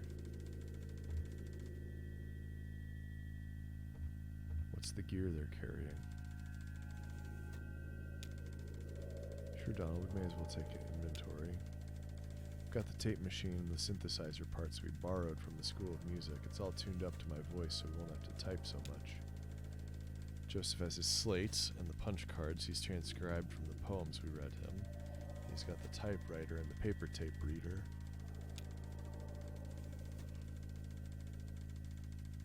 And you've got the CRT display. How's your back holding up? Joseph looks uncomfortable. Jealous. Hey Donald, can you help me wire up these generators? I'll assemble the synthesizer, but I could use some help with the serial interface if you have time. You hear an unfamiliar echo from a tunnel to the east.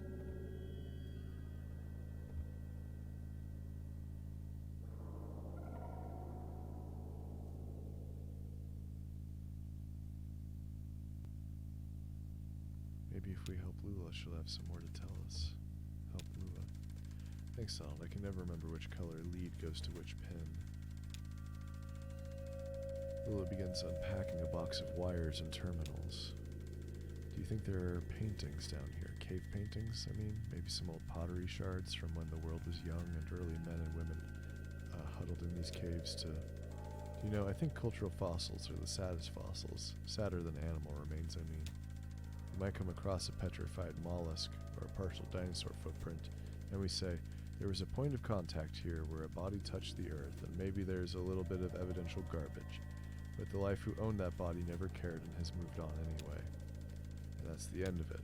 But suppose I shine my lantern on one of these walls and I see a crude painting, thousands of years old, 2 men and a woman, charcoal and blood on rock. Someone put that there to keep something on the rock after she passed.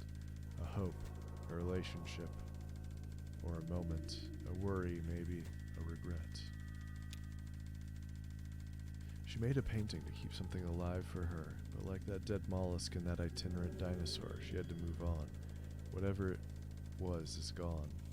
And now we're looking at this painting, this dangling copy with no original. You were interrupted by the ominous echo of a grating, scraping sound from the east, louder than before. What the hell was that? Let's check it out.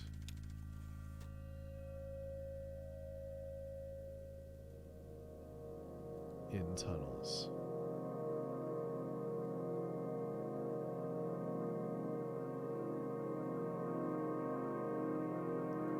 I feel like this is a chapter that you gotta replay.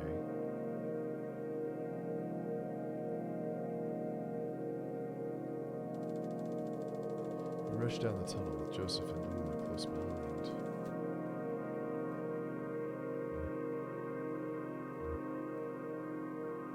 Got kind of intense back there. I wonder they're still thinking about it. I hope they moved on by now. The tunnel narrows, and soon you find yourself crawling on your hands and knees, navigating the tunnel gradually.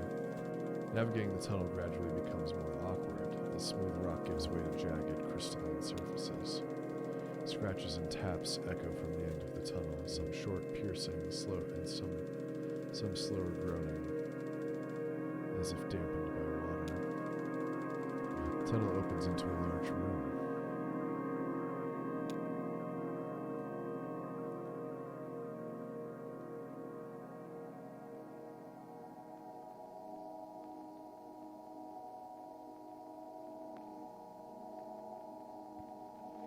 Are these the robots?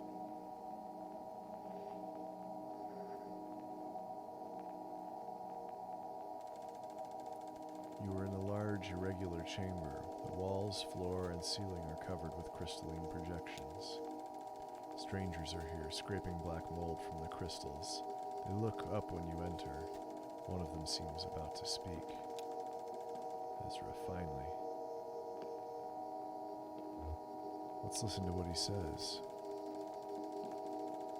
The stranger reaches for a box he's carrying and presses a plastic button. The box whirs to life, and a crackly voice blurts something unintelligible, then slows to a deep gurgle. He looks at his companions momentarily in confused disappointment. Then he returns his awful gaze to you. Joseph flees through a tunnel to the north. Lula flees through a tunnel to the northeast. I like Lula. Let's follow Lula. Run north.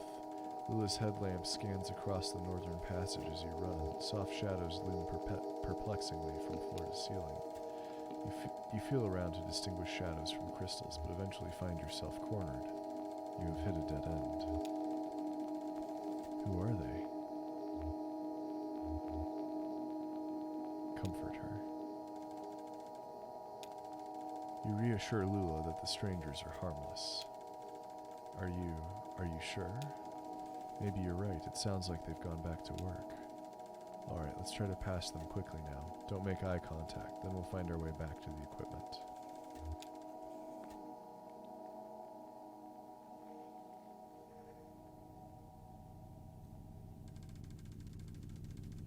You are in Bedquilt, a long east-west passage with holes everywhere.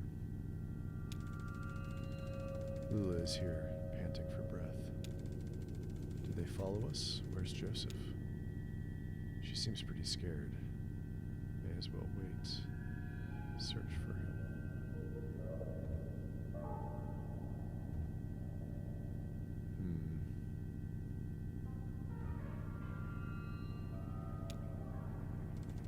Wait. passes. Lula nervously runs her hand along a vein in the cave wall. She seems pretty scared. Guess we could wait for an hour or so. Search for him.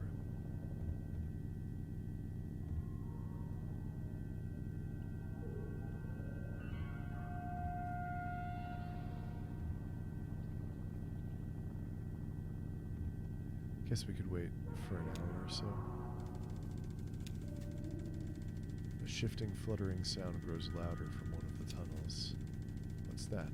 Joseph? 5 disoriented bats stumble through your lantern light and off into an adjacent passage.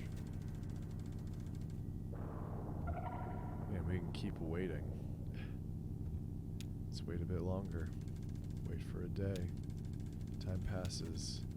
Hey, I found some water running clear down this tunnel here. I think we're okay on food for now. If you don't mind subsisting on jerky. Joseph packed a lot of jerky. Try to start a fire, I guess. I don't know.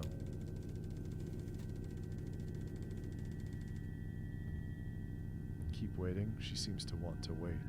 A month? Wait for a month. Time passes. You begin to measure days and nights by the life and death of the fire. Do you know how these caves and tunnels got here? Erosion. You apply a process long enough and eventually a new place results. I'd like to make my own places, I think. My own caves. Lula withdraws into her sketchbook for several days, or maybe longer. How long will it let us wait here? Like, what's the maximum time? Wait indefinitely. Time passes. Joseph is here. He's either just arrived or has been standing here for some period of time. That damn sound, those damn voices. I don't even know what direction I was running. I wove through that network of tunnels. I ran my hand along the wall, always turning left, but every turn and every rock felt the same. For all I knew, I was running in circles. Finally, I ended up here. When I heard you coming, I ran. I could only hear the echoes of your voices at first, and I didn't know what to trust. In the tunnels, I found a mess of strange things. Some of it I don't want to talk about, some of it I don't know how. And on some of it, I was sworn to secrecy. But listen, there's one thing I have to tell you. While I was out there, lost in the tunnels and caves, I came across the Zero, and I had no idea. It's like a real place. They pick up garbage, they deliver mail, they go to work and into church, but it has an awful kind of emptiness. Wandering through, I heard horrible echoes. Weird images got burned into my mind's eye. A television, a scarecrow, a crystal, a feather, a sandwich, a CRT monitor, a bottle, an anchor. Lula looks down at her feet. We should ask him more about that. Donald, you've heard the same damn stories I have, but it's different. Doesn't matter now, damn it. I'm leaving. To hell with all of it.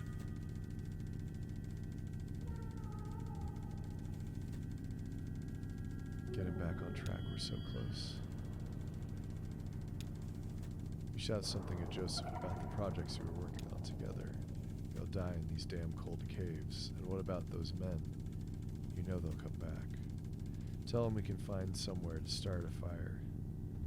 Tell them we can hide from the strangers.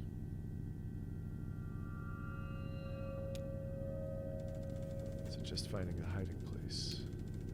You shout something at Joseph about going deeper into the caves. Did you hear their voices? They're not. They'll find you, but not me. I'm going back to the surface. Stop. Your stupid fight is ringing through the whole damned cave. Joseph is right. We can't stay here. I'm leaving too. But I'm not going back to the surface. I'm taking my station wagon and I'm heading to the Zero.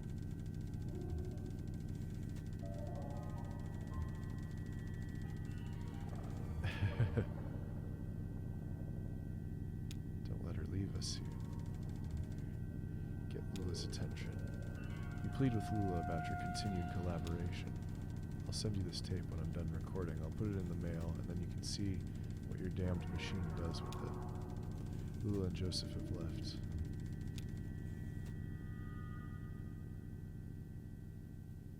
In tunnels. Abandoned by your collaborators, your confidants, your companions, the only two among your colleagues with whom you've ever trusted the gift of your friendship. Pretty thick. Sounds like Beardo had his heart broken. You wander the tunnels alone, dragging along the components of your unrealized masterpiece, combing the underground passages for a new site in which to realize your vision. Sounds like a genius, and she's saying that sardonically. How do you mean? Vain. Vanity. Ain't it the truth? My aunt Remedios, before she got into the whole ethnomusicography thing, she was a painter, mostly nudes in oil.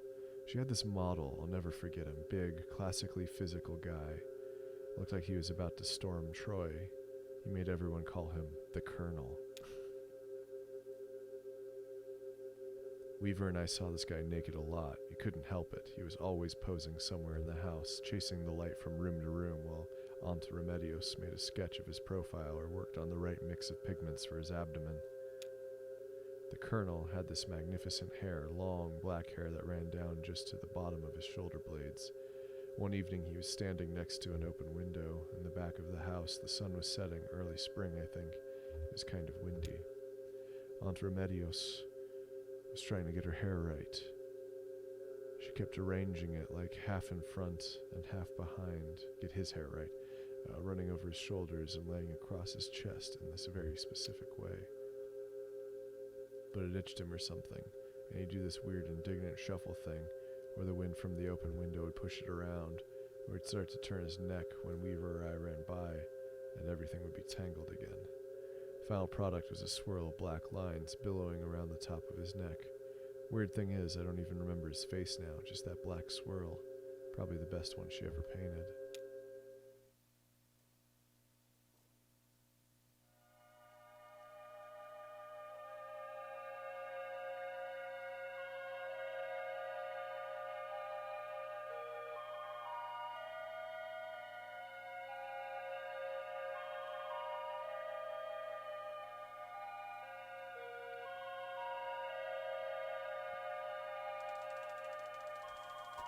After what may have been years, you stumble out of a tunnel into a cavernous open space.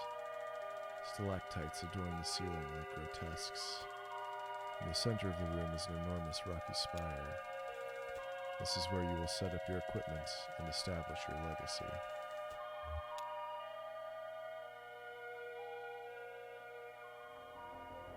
And now Xanadu is inside of itself. Now is the time to continue your work. Research assistance, 0. Realism index, 37%. Romance index, 2%. Mold coverage, 0%. You may hire a new research assistant, assign assistants to a task, or sleep until tomorrow. Oh man. I keep wondering when it's gonna end.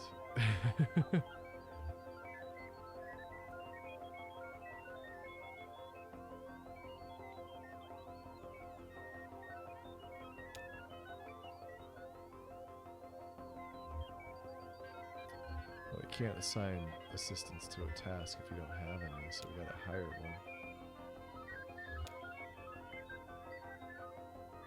Uploading job advertisements to university message boards.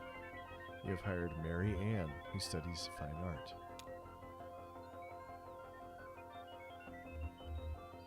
Hire another one.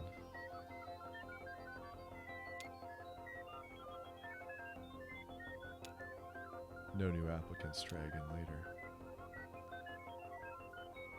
Assign assistants to a task. To debugging, transcription, or speculation. I feel like we gotta go speculation.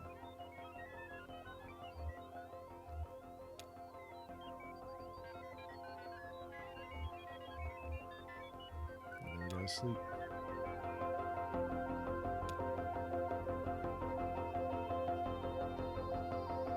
Time passes. Marianne discards centuries of exhaustive data and the uniformity of cause and effect.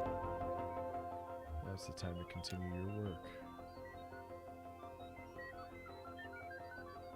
Oh, we lost realism.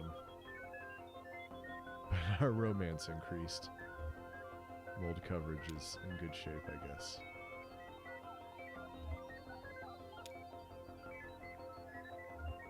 Let's hire. Hired Weaver, who studies mathematics.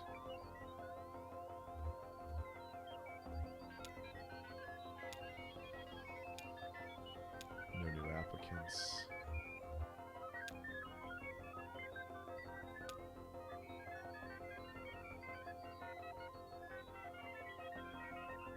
Let's go debugging.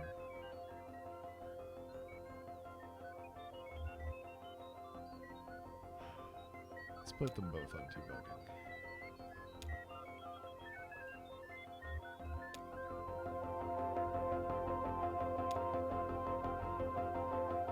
Weaver fixes some weird math with some weirder math. Marianne identifies a bug with the oxygen level simulation, but is unable to fix it. Greasy black mold is collecting on the computer equipment. Now is the time to continue your work. Research assistants 2. Realism back to 32%. Romance down to 2%. Mold coverage 17%.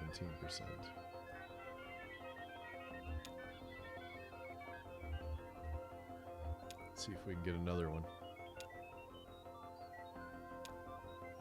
Hired Amy, who studies human-computer interaction. Let's see if we can get 2. I doubt it, though. Alright.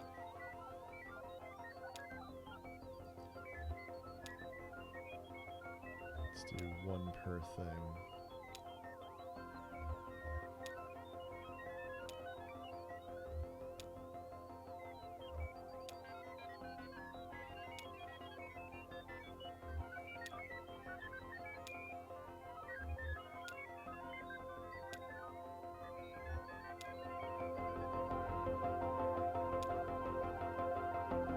Weaver widens tunnels slightly to reduce the need for extra crouch commands. Marianne extensively notates tunnel diameter as a function of length. Amy makes a convincing argument for the edibility of stone. Intruders. Oh no. Strangers are doing something to the equipment, but you can't make out what. They hide behind a rock until they leave. With trepidation, you emerge from your hiding place hours later. Now is the time to continue your work. I'm not convinced this is getting us any closer to the 0. Our realism's up though, and our mold coverage is down.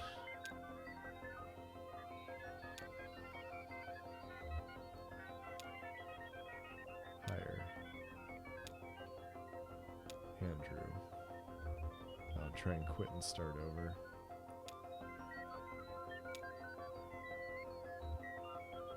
I'm going to throw them all in debugging. Because otherwise the interface is too much of a pain right now. Andrew makes adjustments to the echolocation algorithm. Bats now fly normally instead of getting hung up on each other's wings and clustering together like horrible leathery tunnel weeds. Weaver fixed bugs. Amy fixed bugs. Marianne fixed bugs. Weaver follows the strangers into the tunnels. She doesn't return. Neither do they. Oh, weird. Now's the time to continue your work. We have 3 research assistants because Weaver ran off.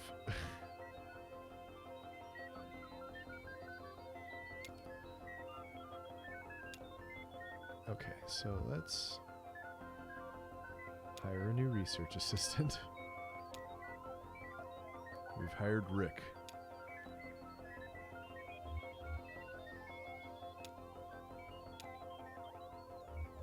Let's go transcription. All of them.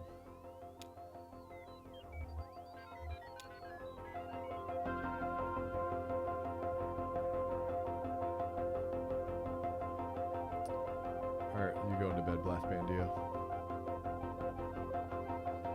Yeah, I'll sleep. Good night.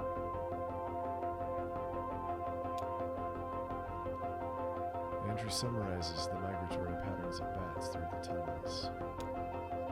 Marianne carefully transcribes the sounds of dripping water in all their variations over a period of several hours. Rick types up some lurid imagery from the dream journal. Amy transcribed experiences.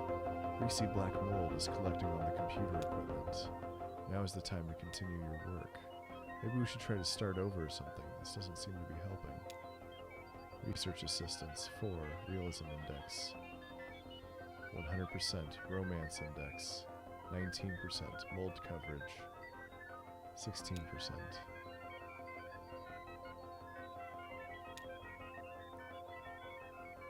No, we definitely need to hire a new research assistant.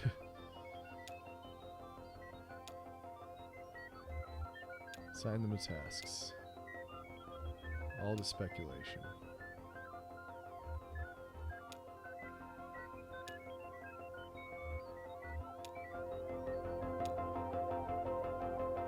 Amy muses about the love lives of fungal colonies. Rick posits that nature, not reason, is the master of industry. Marianne had ideas. Andrew had ideas. Roberta had ideas. You dream fitfully. You, Lula, and Joseph stand in a hallway. The walls are blank beige. It's just after winter quarter, but before spring, so there are no students around. Joseph says something clever, and Lula leans on his shoulder. You wish that instead she had taken your hand, or that there were any other option. Now is the time to continue your work. Our realism dropped substantially, but our romance increased. Let's see if we can max them all out.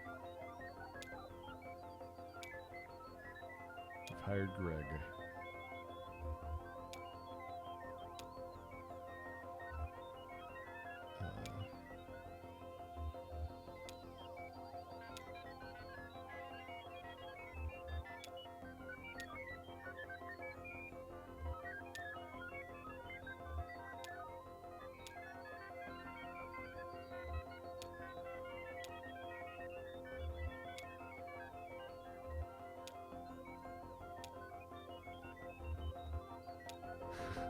I'm going.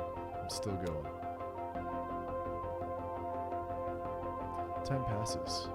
Greg fixed bugs. Andrew fixed bugs. Roberta transcribed experiences. Rick transcribed experiences. Amy had ideas. Marianne had ideas. Intruders. Strangers are doing something to the equipment, but you can't make out what.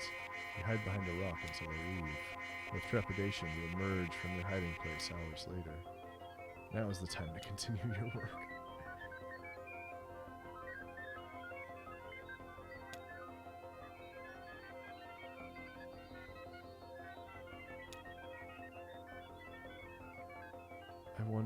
I wonder if I can max those out. Let's see if I can get another research assistant. University message boards have been discontinued.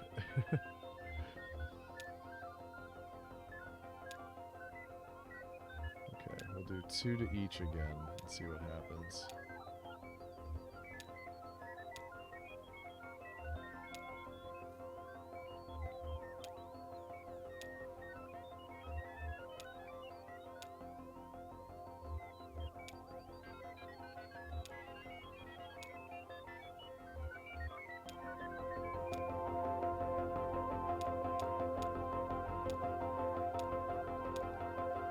Mail carrier on a bicycle brings you a sizable bill from the power company.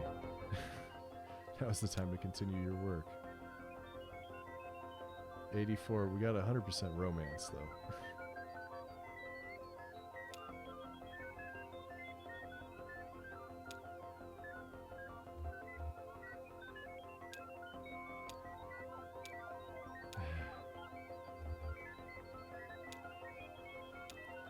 Alright, I think we gotta put 3 on debugging.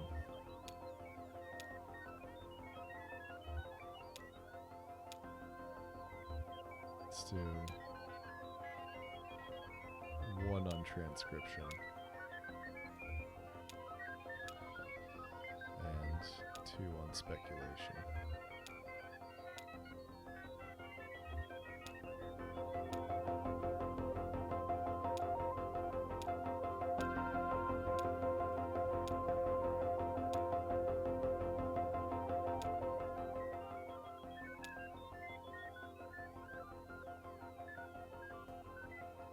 Well, dang. That's probably about as close as we can get.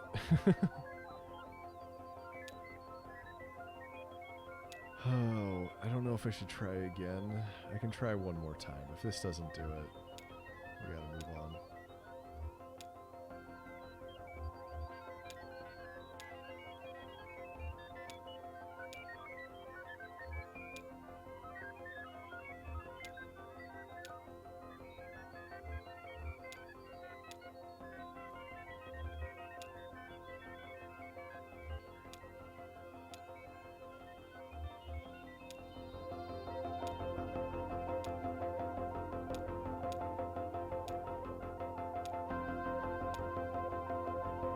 You prepare a nutritional meal of boiled cave moss, seasoned with the salty, translucent paste you've harvested at great personal risk from stalactites.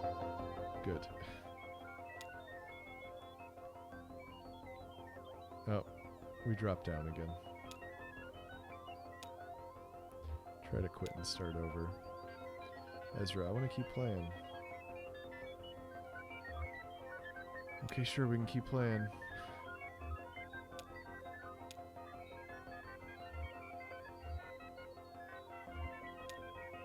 I have a feeling this is like a, you never quite get it.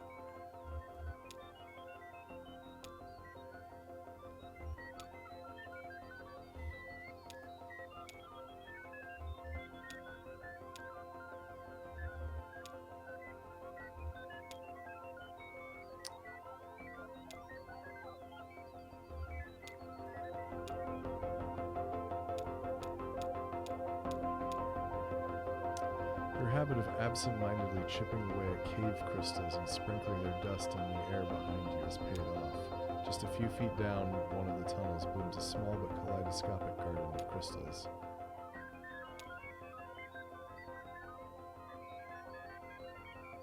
Alright.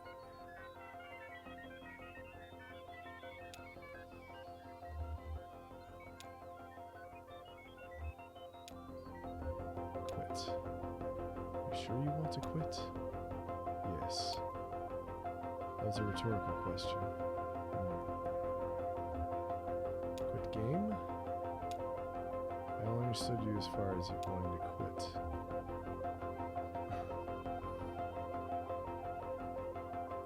Eat the lamp. Don't be ridiculous. Wait indefinitely. Time passes. Research assistants come and go. You don't encounter the strangers again, but sometimes you can hear the uncanny echoes of their voices off in the tunnels. Years pass, mold accumulates. You and the remaining research assistants take to burning disused equipment. In the center of the room, black mold is intensely flammable and makes an excellent catalyst. It leaves behind a sweet narcotic perfume. One night you have visitors, outsiders, different ones. Then later that night, an old friend.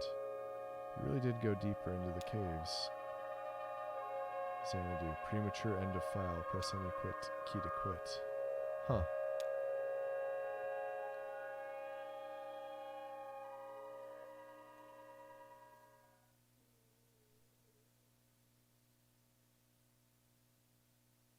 Act 3, Scene 11. Oh boy.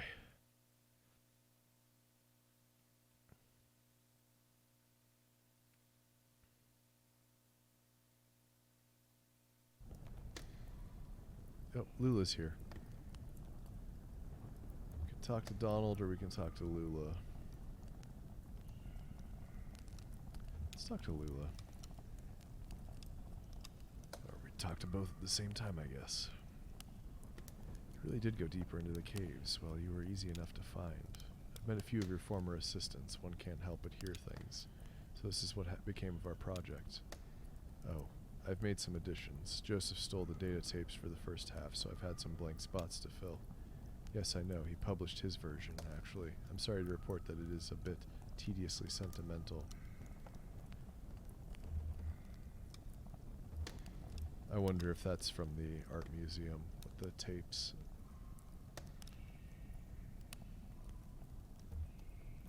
We've been looking for you. So you found the address data? Just pass it over to Donald here. Donald, will you be a dear and crunch these numbers? We're looking to sort out a street name collision. Dogwood Drive. Wasn't the Bureau gonna process it? I insist. I have cycles to spare. I'll just pack my pipe and get to it. I should only be an hour or so. Andrew will carry it over to... I'll be at the Bureau for the rest of the night. Just mark it private materials for the attention of Senior Clerk Chamberlain. How do we get to the Bureau from here? The bridge. Yes, the bridge through the gate over there. Now we too recede into history. Good night, Donald. Fucking good night, Donald. To Shannon, meet me at the Bureau, and we'll get you on your way. Head counterclockwise to the cathode ray. Oh no.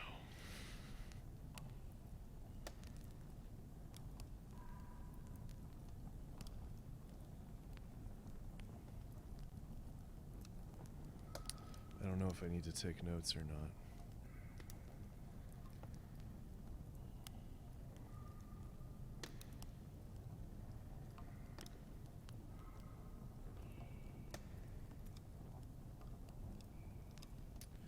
Turn around.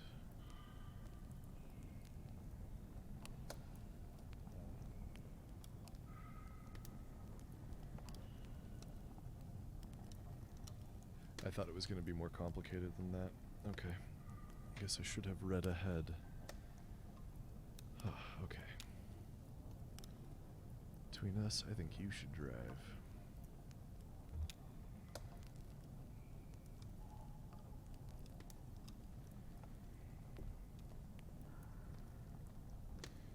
Oh, so now Shannon is our player character.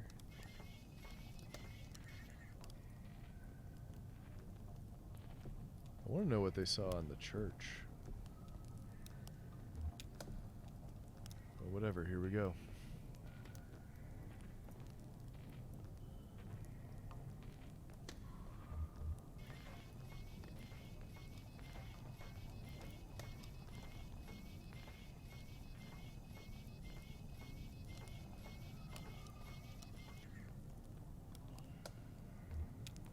Down.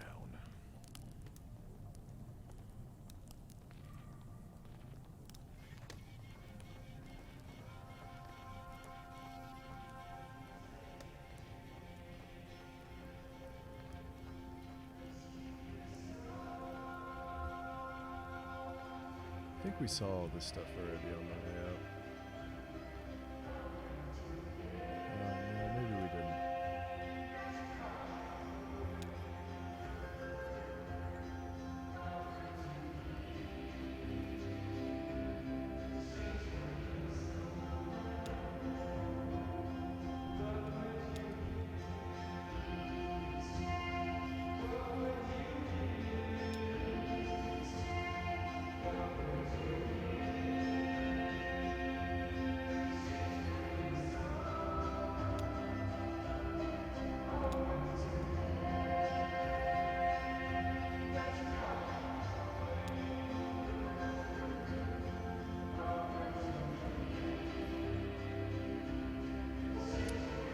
I assume the music is coming from, well actually no, it's probably not, it's not the miners.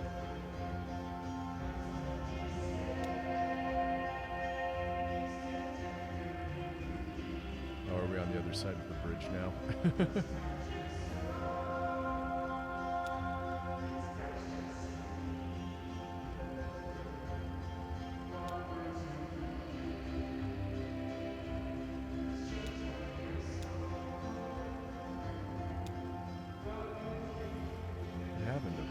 I'm actually not sure.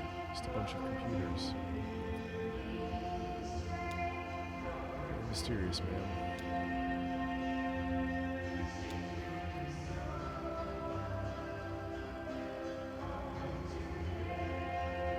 I think we gotta go.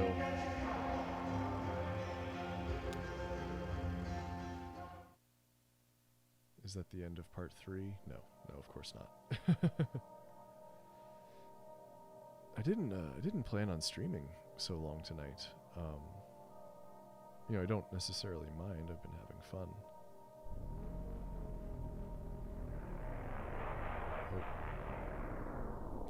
Oh. Okay, so I've got a couple of things, but they all start at the Bureau.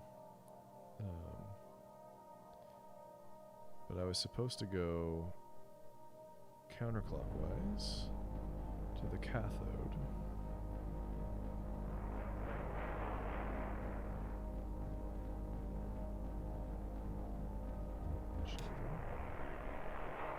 About a dozen children are gathered in a shallow, dry basin to the side of the road. They are seated on overturned pots and pans arranged in 3 configurations. One group of 5 children are clustered to the right. One group are arranged loosely in the center, all facing an older girl who sits on 3 pans stacked together. The boy at the head of the arrangement looks sternly down on another child. A younger boy kneeled on the stone floor without a pot to sit on. A spare stock pot, perhaps belonging to the younger boy, is set to the side.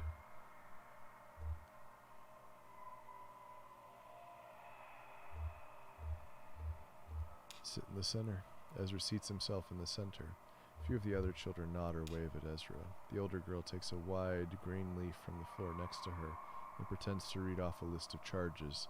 The younger child is accused of making agreements for trading card exchanges, which he was not able to honor. The judge asks for a witness to testify, and a boy describes the participants and events depicted on the trading card he was to receive, and makes related claims about the defendant's nature.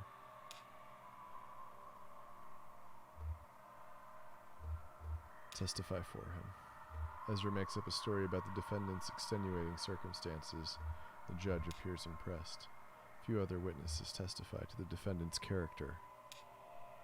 The jury is sequestered a few feet away and returns with a verdict of not guilty. The groups of children reconfigure themselves, and a new trial begins with the former defendant now as the judge. Okay.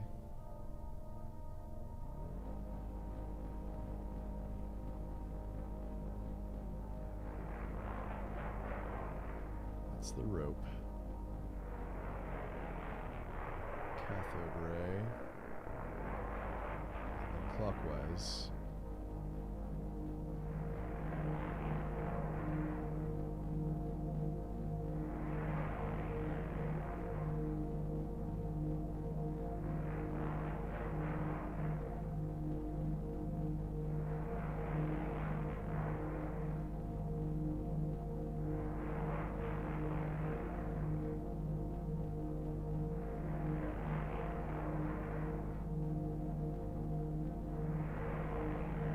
Scarecrow was in one of these, right? Clockwise to Scarecrow, counterclockwise to Batfeeder.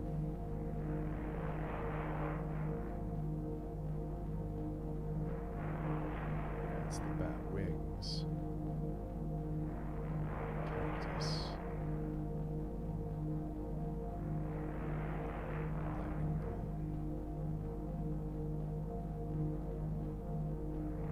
Sandwich with the brick.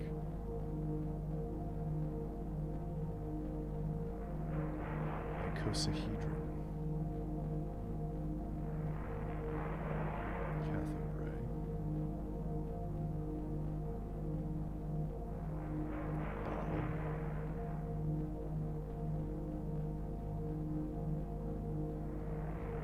TV.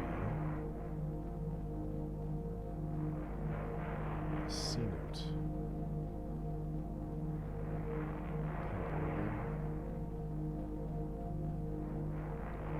Crystal.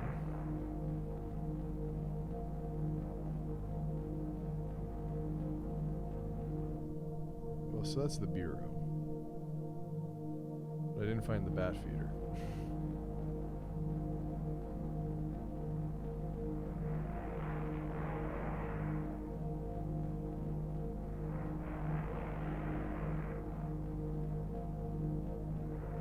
Unless I wrote it down wrong, it was actually the wings.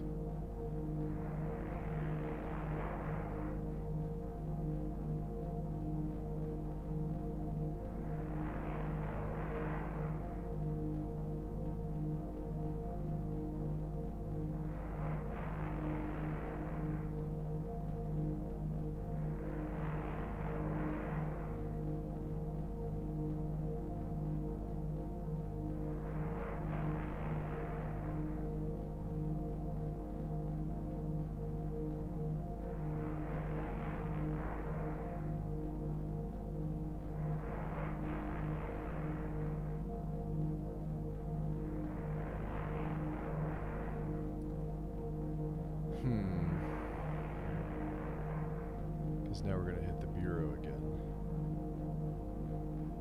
Yeah. So one of the other ones was we go from the bureau clockwise to the anchor.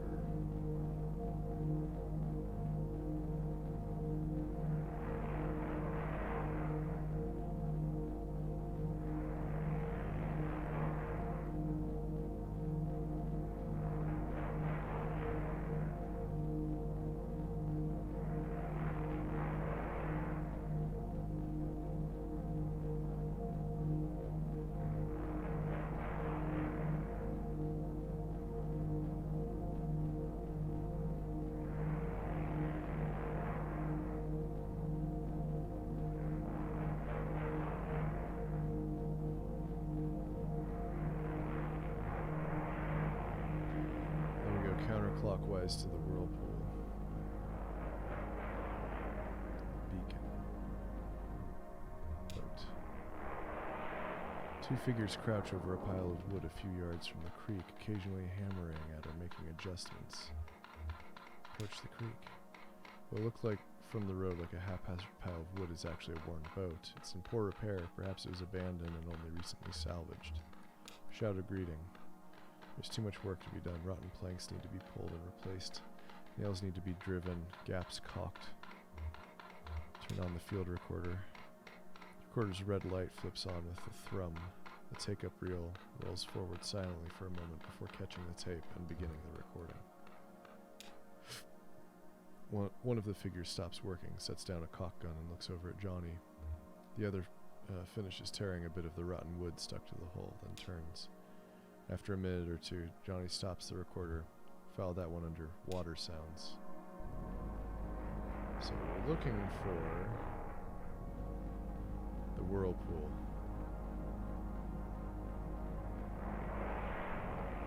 And then briefly clockwise.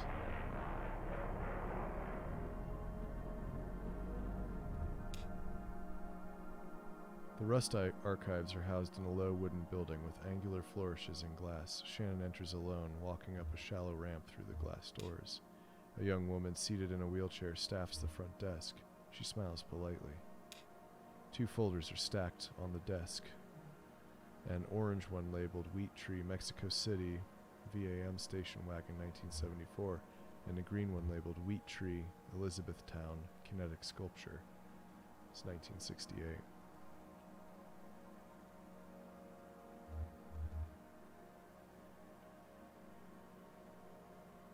Guess we'll probably look at both. The woman at the front desk gestures to an unlabeled door in the back of the room. Shannon enters, switches on a lamp at a desk inside of a small room, and sits down with the orange folder. Inside the folder are 3 clear plastic bags containing muddy brown flakes of varying sizes and hues. Each sample is numbered with corresponding one-sheet documents interleaved.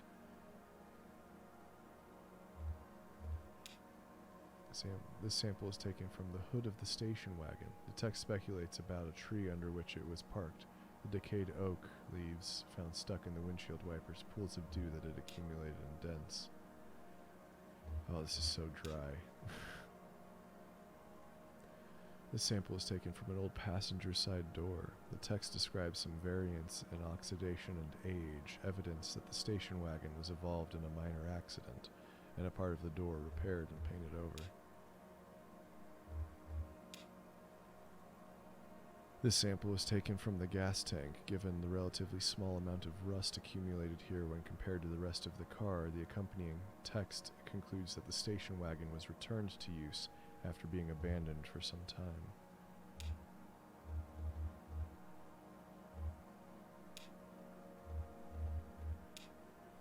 Inside the folders are 3 clear plastic bags containing muddy brown flakes of varying size and hue.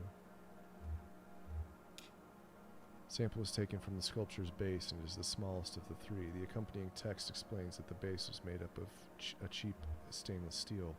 It resisted decay, but not entirely. This sample is made up of dozens of small flakes and was taken from a chain-link fence that surrounded the sculpture. The text speculates that the material making up the fence could not have been seriously intended to protect anyone or anything. It was too weak to be anything but decorative. Yeah, I feel you on the desperate for more stimulus. This sample was taken from a garbage can near the sculpture. The accompanying text describes this kind of metal garbage can, its common use in institutional settings, and its resilience against air conditioning, discarded carbonated drinks, and other institutional hazards. Okay. Glad we went to the Rust archives.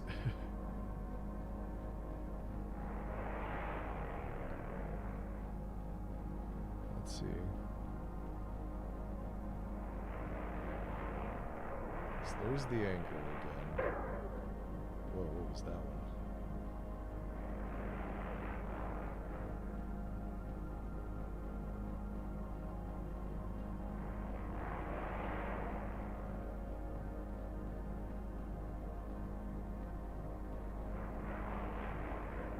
Okay, so we seem to be on a loop here.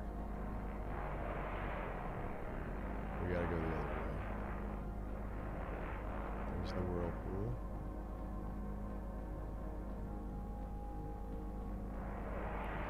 The beacon.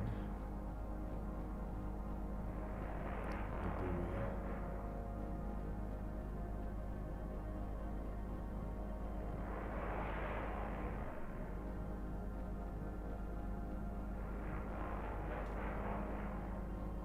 Oh no. I'm back in this loop again.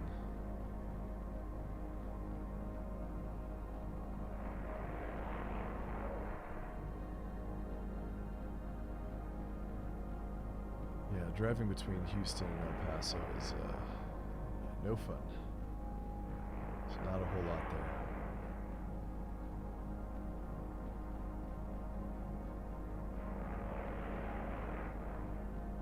I mean, there's Marfa. You could stop in Marfa.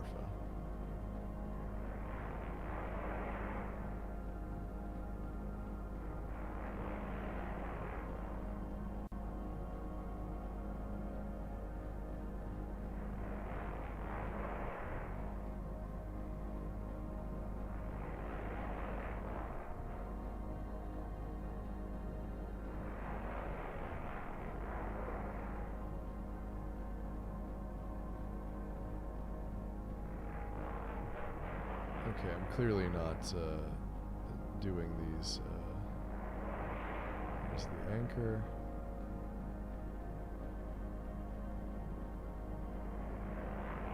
Oh.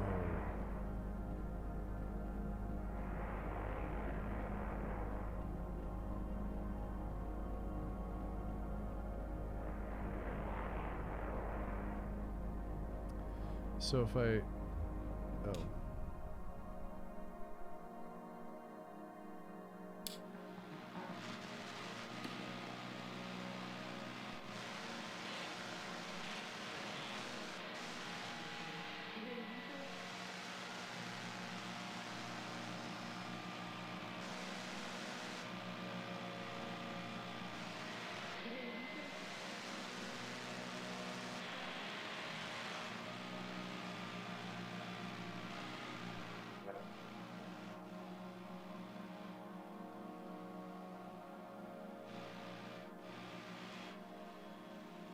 It's like they're all just like a little bark of something.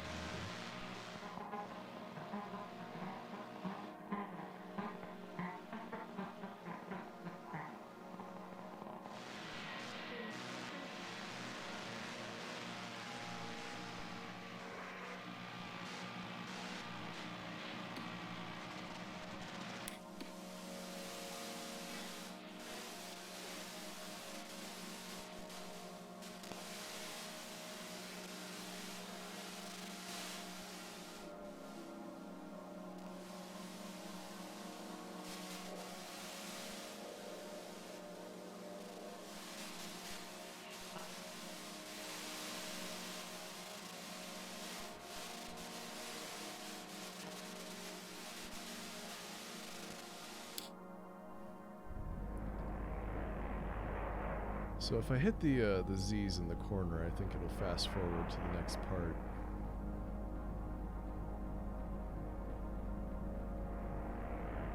Okay, Whirlpool, turn around.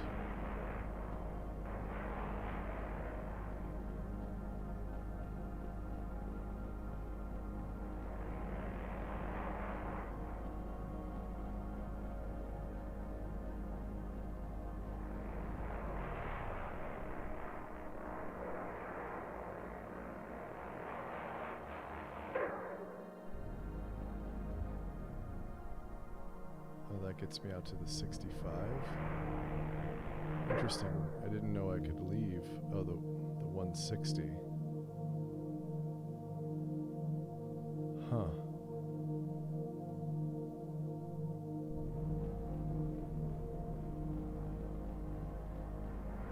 I wonder what that does for me. Like if I really, really want to go back. Okay. I'm gonna...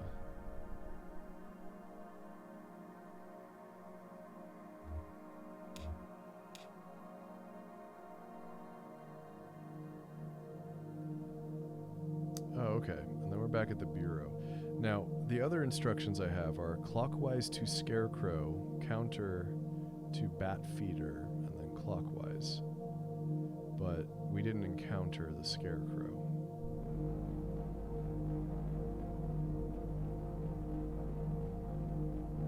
Or maybe we encountered the scarecrow, but not the bat feeder.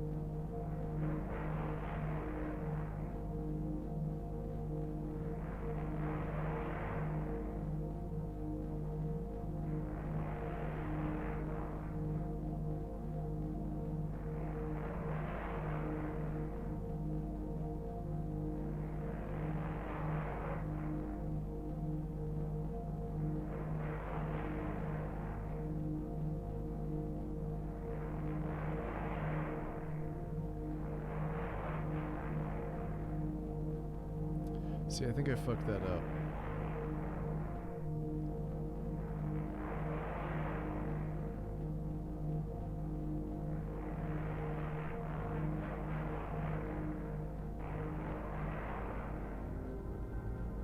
Okay, so you gotta turn really tight at the scarecrow.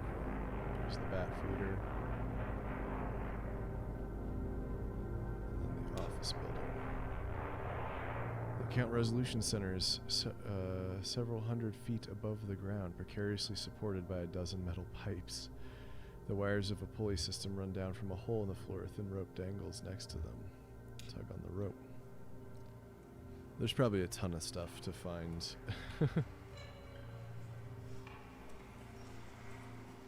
Shannon tugs on the rope a few times. After a few still moments, the pulley wires grind into operation and a metal bucket slowly descends. While she watches the bucket approach, Shannon's mind wanders. Let's think about Weaver. She wonders if Weaver is down here somewhere on the Zero, and what she might say about it. Probably something about its topology, its knotted surface. She remembers a puzzle Weaver enjoyed as a teenager about bridges and islands. Move between the islands, crossing each bridge once, and only once. Weaver filled sketchbooks drawing these islands and bridges from memory, trying different routes. Eventually she moved on to other puzzles. Had she solved it, given up? Or maybe she'd just drawn those bridges and islands so many times that she no longer needed paper and pencil to work on it. The pulley stops abruptly as the bucket reaches shoulder height. Inside is a handwritten note. Regrettably indisposed. Please call again. Let's see what else is over here. There's the scarecrow.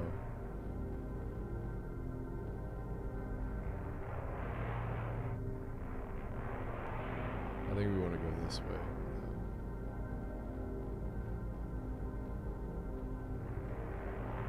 Animal bones.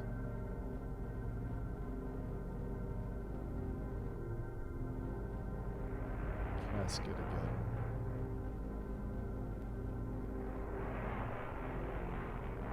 So we end up in a loop there. The bat wings. The cactus. Lightning bolt.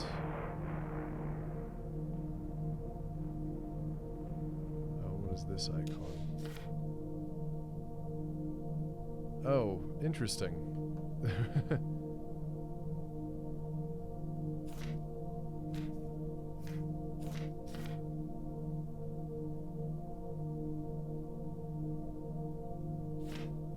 I didn't know this was a thing I had.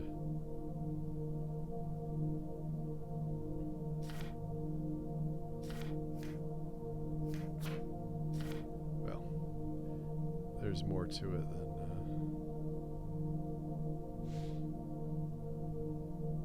Okay, that was in the cave.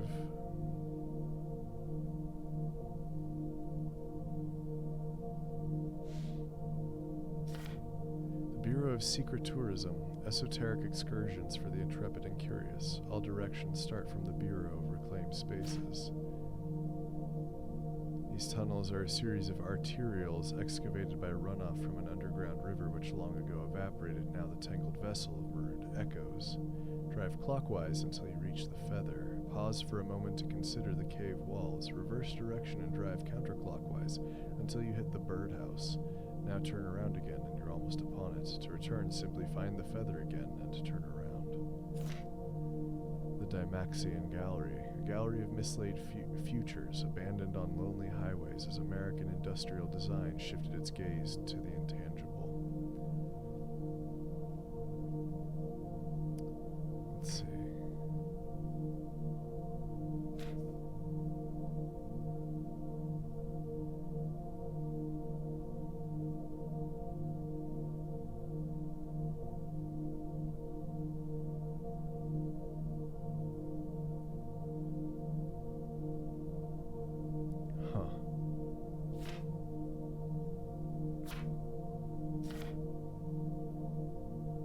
I wonder if that's a real phone number.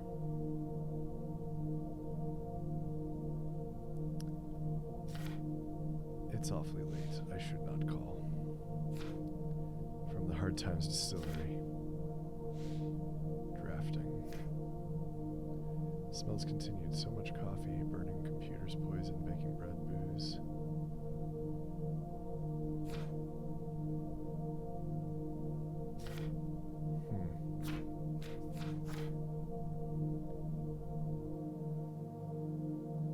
Wild.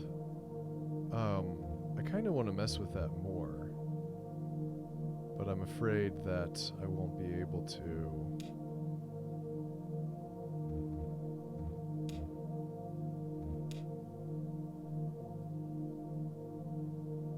So if I, quit here, what's ephemera? Oh, that's what I was just looking at. Also, I have no idea what multiplayer would be.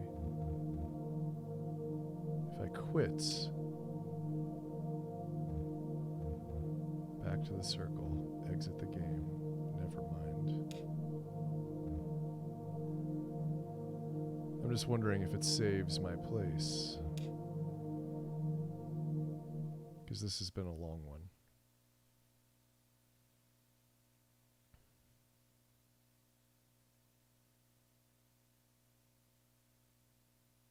Bureau of Reclaimed Spaces. Because I'd really probably like to finish this up in about 20 minutes, if at all possible.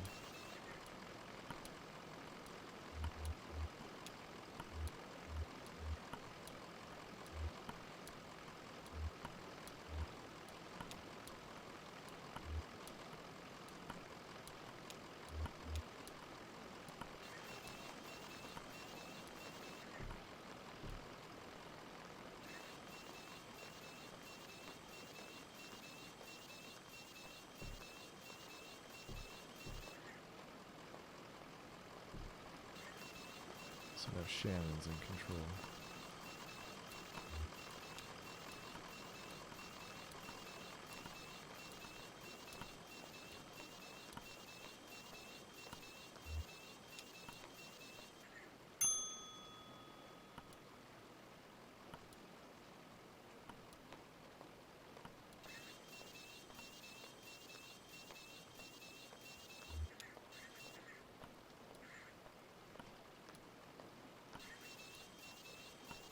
I don't know what you're oh my godding about.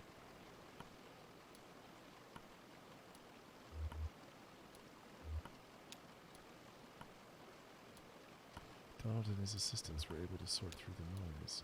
Edric cross-referencing the results against some of our records, he found a corresponding mail stop on the Echo River route. As it happens, the night ferry is scheduled to make its stop here shortly. The ferryman carries the mail and collects the garbage as well. I'm sure you can catch a ride out that way. You're welcome to wait here. I have to get back to packing.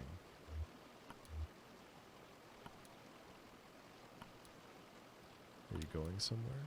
I might. I'm feeling impulsive and I'd like to be ready. Maybe back to Mexico. It's been years. They still have one of my sculptures in a museum down there, did you know? Big ugly iron thing.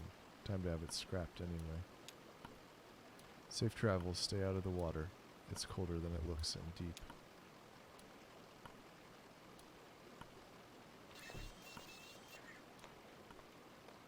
Alright, we'll go check out the bears.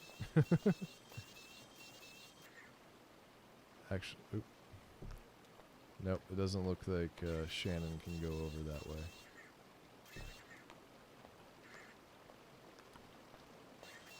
I'm sorry.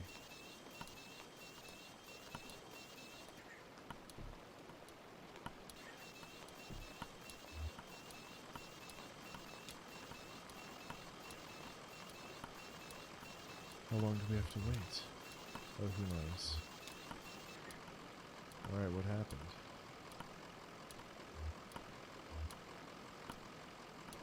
It's okay, you can tell them. It doesn't matter anymore. Fine. So we were in that graveyard. Oh, here we go.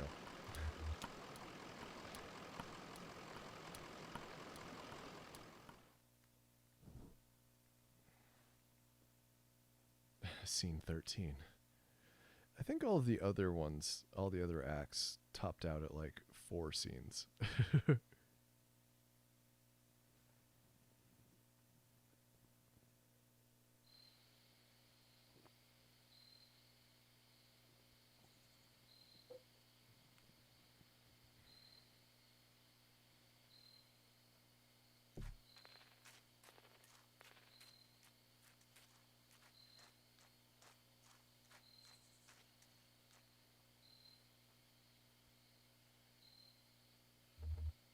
Worth a look inside, I guess. I want to stay outside. We said okay, but we can go why. I think I saw a lizard. I'll stay with him. Okay, we'll make it quick.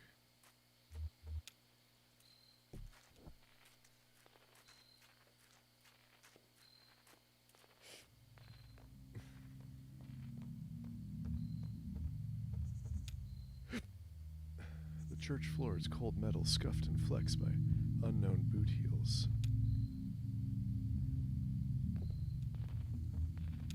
Still. Handmade apparatus for the production of moonshine, assembled from scavenged metal and natural materials.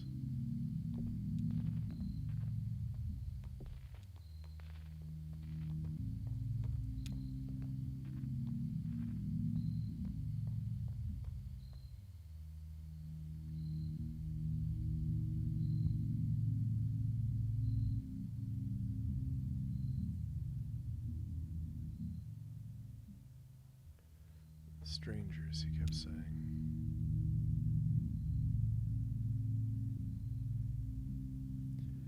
Donald's a stranger? Hell, you and I are practically strangers. Listen, earlier in the mine, I didn't want to talk about it, but... What'd you find down there? When I saw Weaver, she was on TV. I was testing a pretty simple tube repair, flipping through the channels to check the saturation, and she was just there. It's kind of horrible. I mean, I told you she disappeared suddenly, ran away, but you thought she was dead. Yeah, I guess. I don't like to say it. Dead. And then the next time I flipped channel 2, Weaver. It's burned in my vision now. She's standing in a room. The walls are blank, kind of gray. There's tape on the walls, like markings and desks in a classroom, maybe. Cameras in the corners, so it's this sort of 45-degree angle into the room. And there's Weaver right in the center of the picture. I stopped turning the dial. Hell, I think I stopped breathing. Eventually she spoke, but there was no real sound, just this awful hum. I read the closed captions. She said to go to the mine. I'd find something there. I'd can't remember her exact words. Whenever I try, I get distracted, fuzzy. She coughs into her sleeve. It's so dusty in here, right? Yeah, real dusty. You'd think, with all these holes in the ceiling. What the hell was that? Did you hear that? Must have been the church settling, or we should check outside. Must have. Oop. Oh man. I was not expecting that.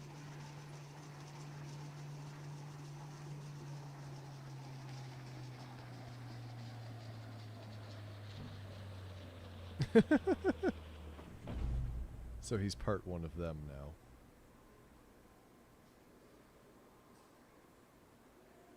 Okay, there's no comment. We just I'm him. Stranger activates the tape player slung on his shoulder. A crackly drawl echoes in the room. It is patient and sounds like it should be smiling. Doolittle. That's the writer, right? My regrets. I hope I didn't keep you waiting long. We don't see a lot of foot traffic these days. I guess you're here about the job. I'm afraid we only have one opening at the moment. Horrible business.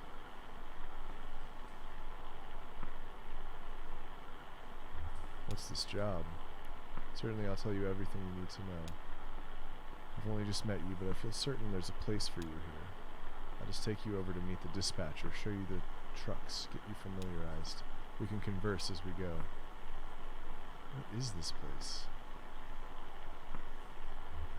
Well, it's not an old church. No, I guess not, but still it has a kind of reverence to it. What's that smell like? Bread, baking bread?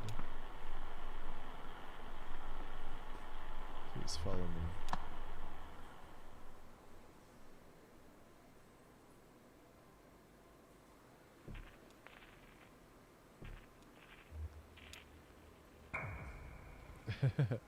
Oh, she can like scramble him a little bit.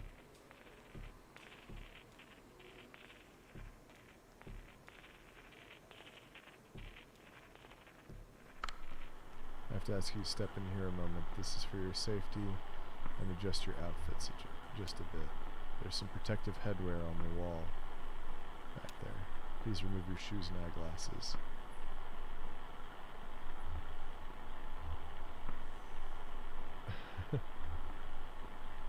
We don't wear glasses, so that won't be an issue. Well, do us a favor and put on the headwear anyway, just this way.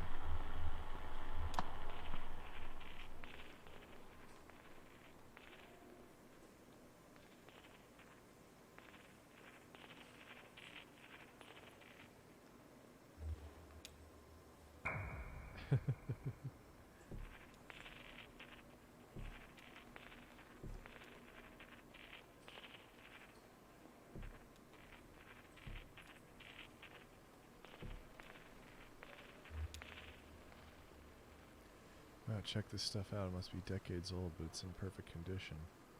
How do you think they keep it like that? I really like old electronics. Maintenance, old man. I bet it's someone's job around here. Probably hard to keep all the dust out, you know, underground. That's why I got into this business, to keep old stuff like this running. Seems like such a shame to let it fall into ruin, you know, like the computer back in the cave, Xanadu. Decades of engineering, thousands of years of mathematics and philosophy, all petrified into living stone. How could you just let that fall apart?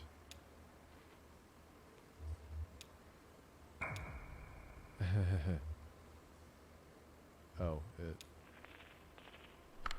this is Earl. He used to be a beekeeper, borrowed some used casks to store the hives, but the interest accrued more quickly than the honey. Now he works for us here in logistics. Oh no, are they the debtors? Or the debt keepers? Whatever they...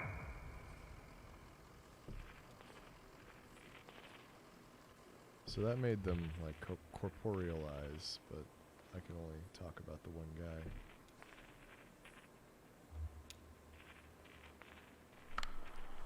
More new arrivals this evening. Plenty to do. Got to relay the formula. What job are they working? I don't know. It's been settled yet. You see, sometimes we take on newcomers already in debt to the distillery. Oh, interesting. One of the foremen will find something for them to do, chip away at their sum until it's all settled. That's That's what I'm doing here, chipping away. That's what we're all doing.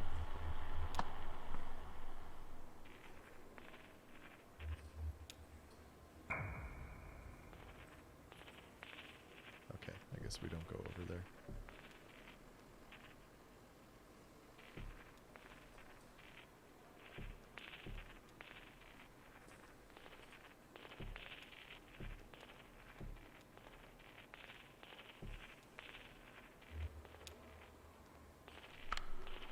Here's the fleet, haha.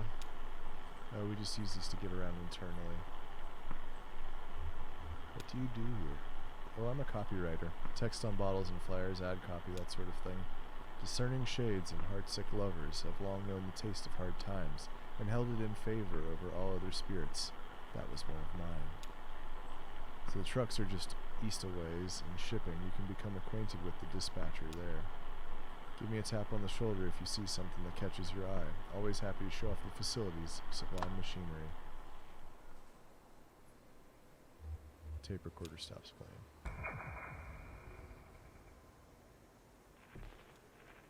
Can I... okay.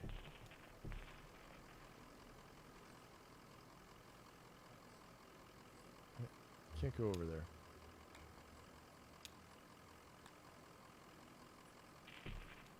Oh, can go back up there, but whatever. I guess we're driving.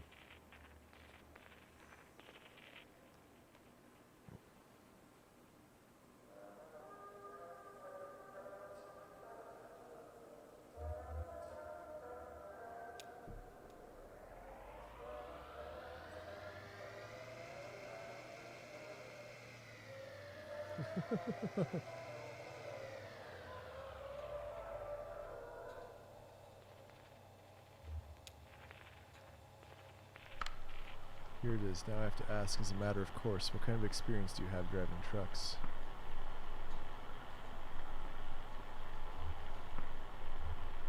I drove deliveries for an antique shop up until this last run. Aha, precious cargo, you'll do just fine. And you can drive safely, can't you? Haven't any doubt now, it's only after what happened with Miguel this evening.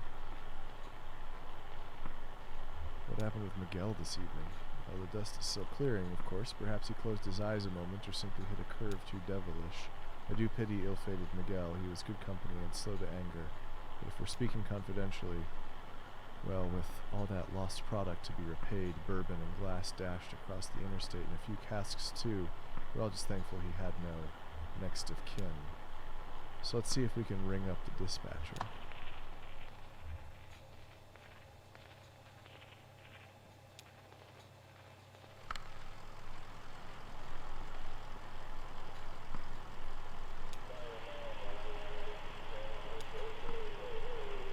Since when on that load come back, radio voice number 1, up in the Hummingbird Cave, 1012, City Kitty.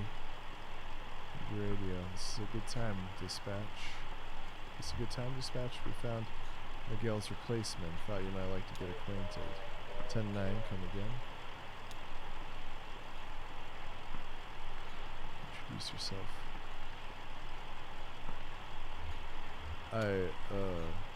Tell dispatch something impressive about yourself. You're very well regarded here.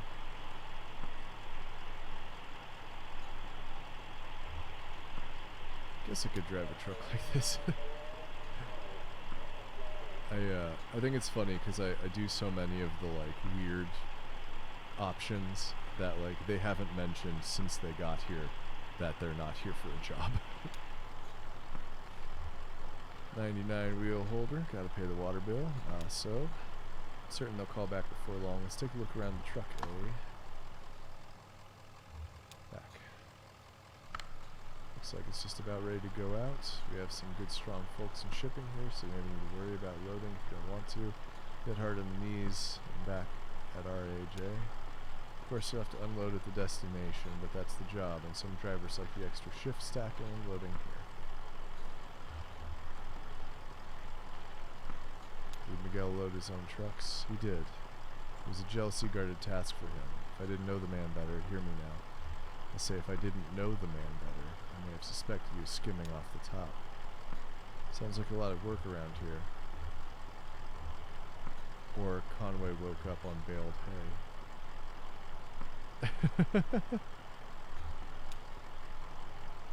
It's in our interest, friends. After all, we must meet our financial obligations.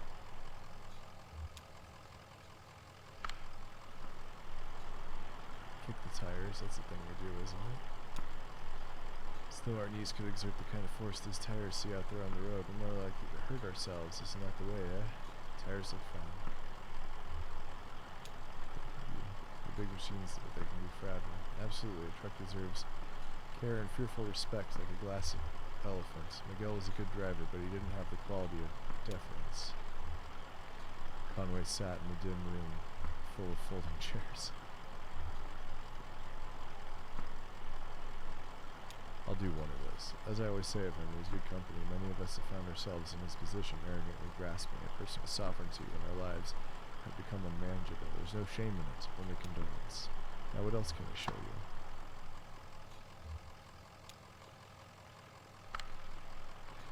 Control the wipers with this knob here. They seem to have a decent torque to them, eh?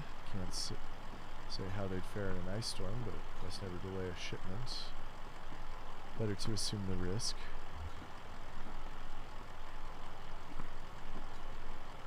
You folks watch the weather closely. Wouldn't know if I saw it. Too many years of climate control. As I mentioned, I rarely, if ever, leave our facility. I wouldn't know the rain if it drowned me. We ditched class for a day to drive in the rain. I'm gonna try it. It was pointless to say, all review. It was a lost cause and she didn't leave anyway. She was smart bored, it was time to cut out. Shitty day for it though. 83, biblical flood. I went to see a movie. Some anonymous swashbuckler film about real men and women, real tights, real lips, fake blood. They brought a flask. They smoked cigarettes, drank awful hooch, whistled buckets of rain. She sang about someone she wanted once to have loved. Brown hair curled around her ear. She had a voice like Scotch whiskey. They poured another drink, and another. She worried it was getting dark out, then it was getting light out. They ended up in someone else's field, in someone else's car, an early morning joyride in a sunrise collision. She got on the bus, and he hiked back to his car. They sat in the car and went over some options. Chicago, Toronto, Barrow. It seemed like a bold and impulsive gesture at the time. As he pulled out of the parking lot, he removed his hand from the steering wheel for a moment and felt the car drift into a decision. Years later, you think of this as the moment he himself started drifting. Well, I kind of wish I would have clicked on the other ones now, but oh well. Modest technology, but suited to the job, eh? Plenty good enough. Well, we'll do the next one. Headlights work fine, see? That's important. Most of the product goes out at night. You never know who you'll run into the daylight. And the dusk can be treacherously misleading with all that indirect light. The magic hour, eh? Magic hour, sure. The angle of the sun at dusk and dawn means the light is mostly indirect reflections from the sky. Everything looks like a movie. It's all a bit softer. Conway had to get off the highway, too loud, too murky. He turned off in some great cornfield in Indiana. Empties rattled into the passenger seat. He kept them over there so the smell wouldn't spread. That window was always open a crack. He had to pull over. He just needed a nap even if he ran late. Couldn't night drive in his condition. He wouldn't have been responsible. He was only human. He'd been out since the headlights were on. Didn't even stop for coffee. Cracked a beer at 3, eyes on the road. 4:30. He dodged some stray cattle. The headlights were coming back on. Rockford could wait. Early morning wouldn't be much worse than late nights. What could they care? He just needed a few hours. So moving on.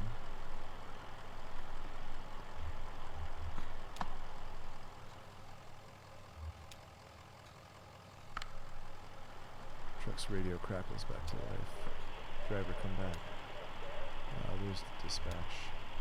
Now tell them about your experience. Tell them the truck's in good shape. Tell them you'll start in the morning.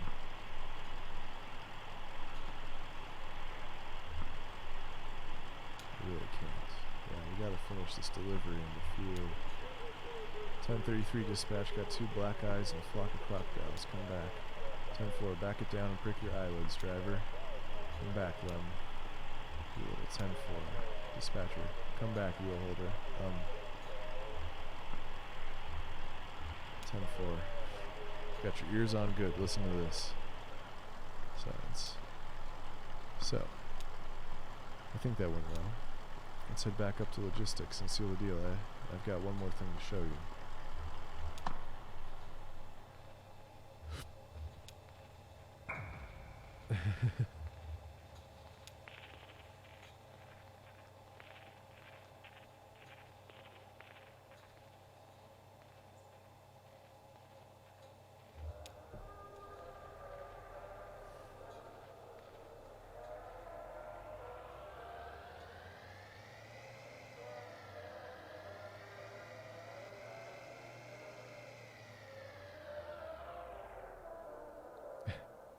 His parking's not so great. Let's head back upstairs. I've got one more thing to show you. Wait, we only came here looking for some answers about the stupid moldy computer. Oh, the old man in the cave with the moldy computer? That black mold? It's drawn to whiskey. Feeds on ethanol fumes, you see. As we age, the whiskey, some of it inevitably evaporates into the air, the angels share. It goes through the vents here and out into the caves. If we can scrape up that mold, we can usually apply some pressure and cold to it, squeeze and condense the angels share back into drinkable whiskey. So they were just going to get whiskey. Every drop counts when you're making a living on the stuff, so we'd go down and scrape it off his equipment just like any other place it grows. He kept sending his people here to drive us away. Paranoid, truly paranoid. Well, now we have the formula, so we don't need to go collecting mold. Since we stopped going down there, I'm sure the mold's gotten pretty thick. Try cleaning off the timing crystal. That'll get you going, I'm sure of it. So, join me upstairs.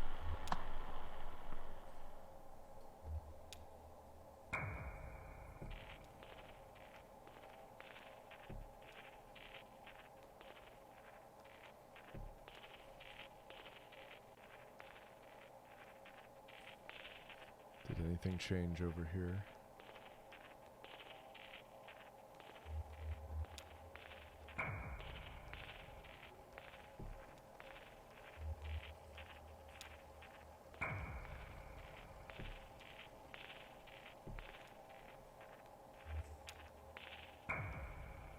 Okay, fine.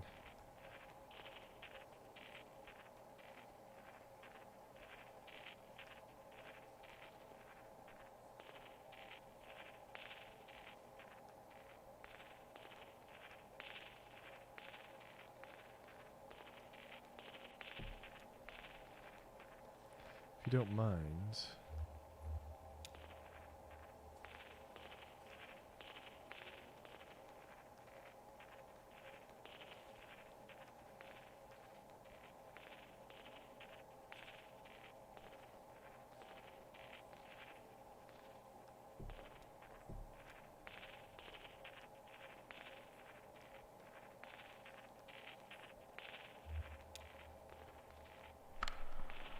Here it is, a beauty, wouldn't you say? It's an antique, you know.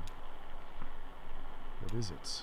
Why, it's an adding machine. This is where we come for our daily ritual to calculate the day's interest and repayment according to the formula. I usually do so at the beginning of my shift, so I know how many hours I need in order to keep up. Yes, I believe you'll do well here, sir. Happy to have you. Congratulations, you're hired. Wait, we can't... It's customary here to start each day with a shift drink. Let's make it special, mark the occasion. This is the top shelf stuff now, single barrel. He doesn't. Down the hatch, Venom Mourier Moors.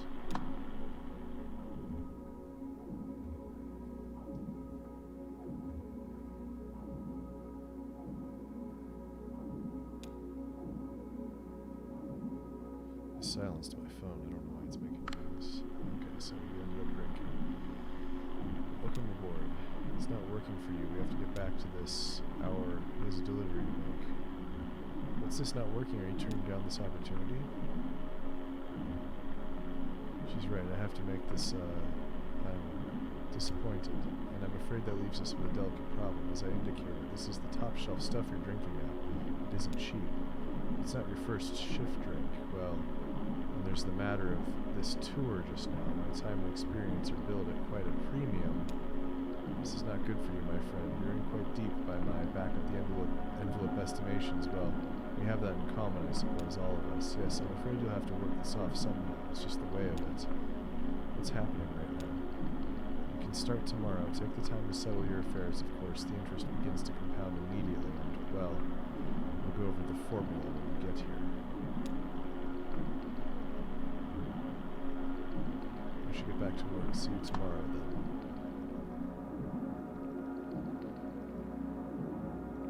So he's got to pay off his leg.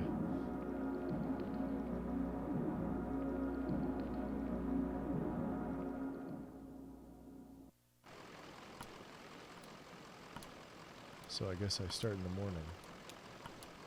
I guess. I'm confused. It's just the way things go, kid. Huh. Well, that still gives us a few hours to roam, right? Where's that ferry?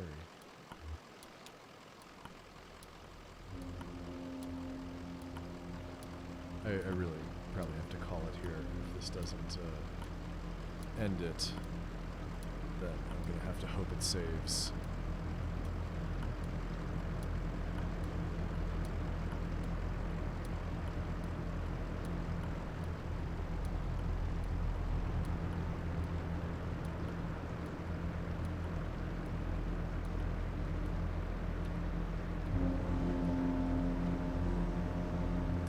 He's got a mammoth on it.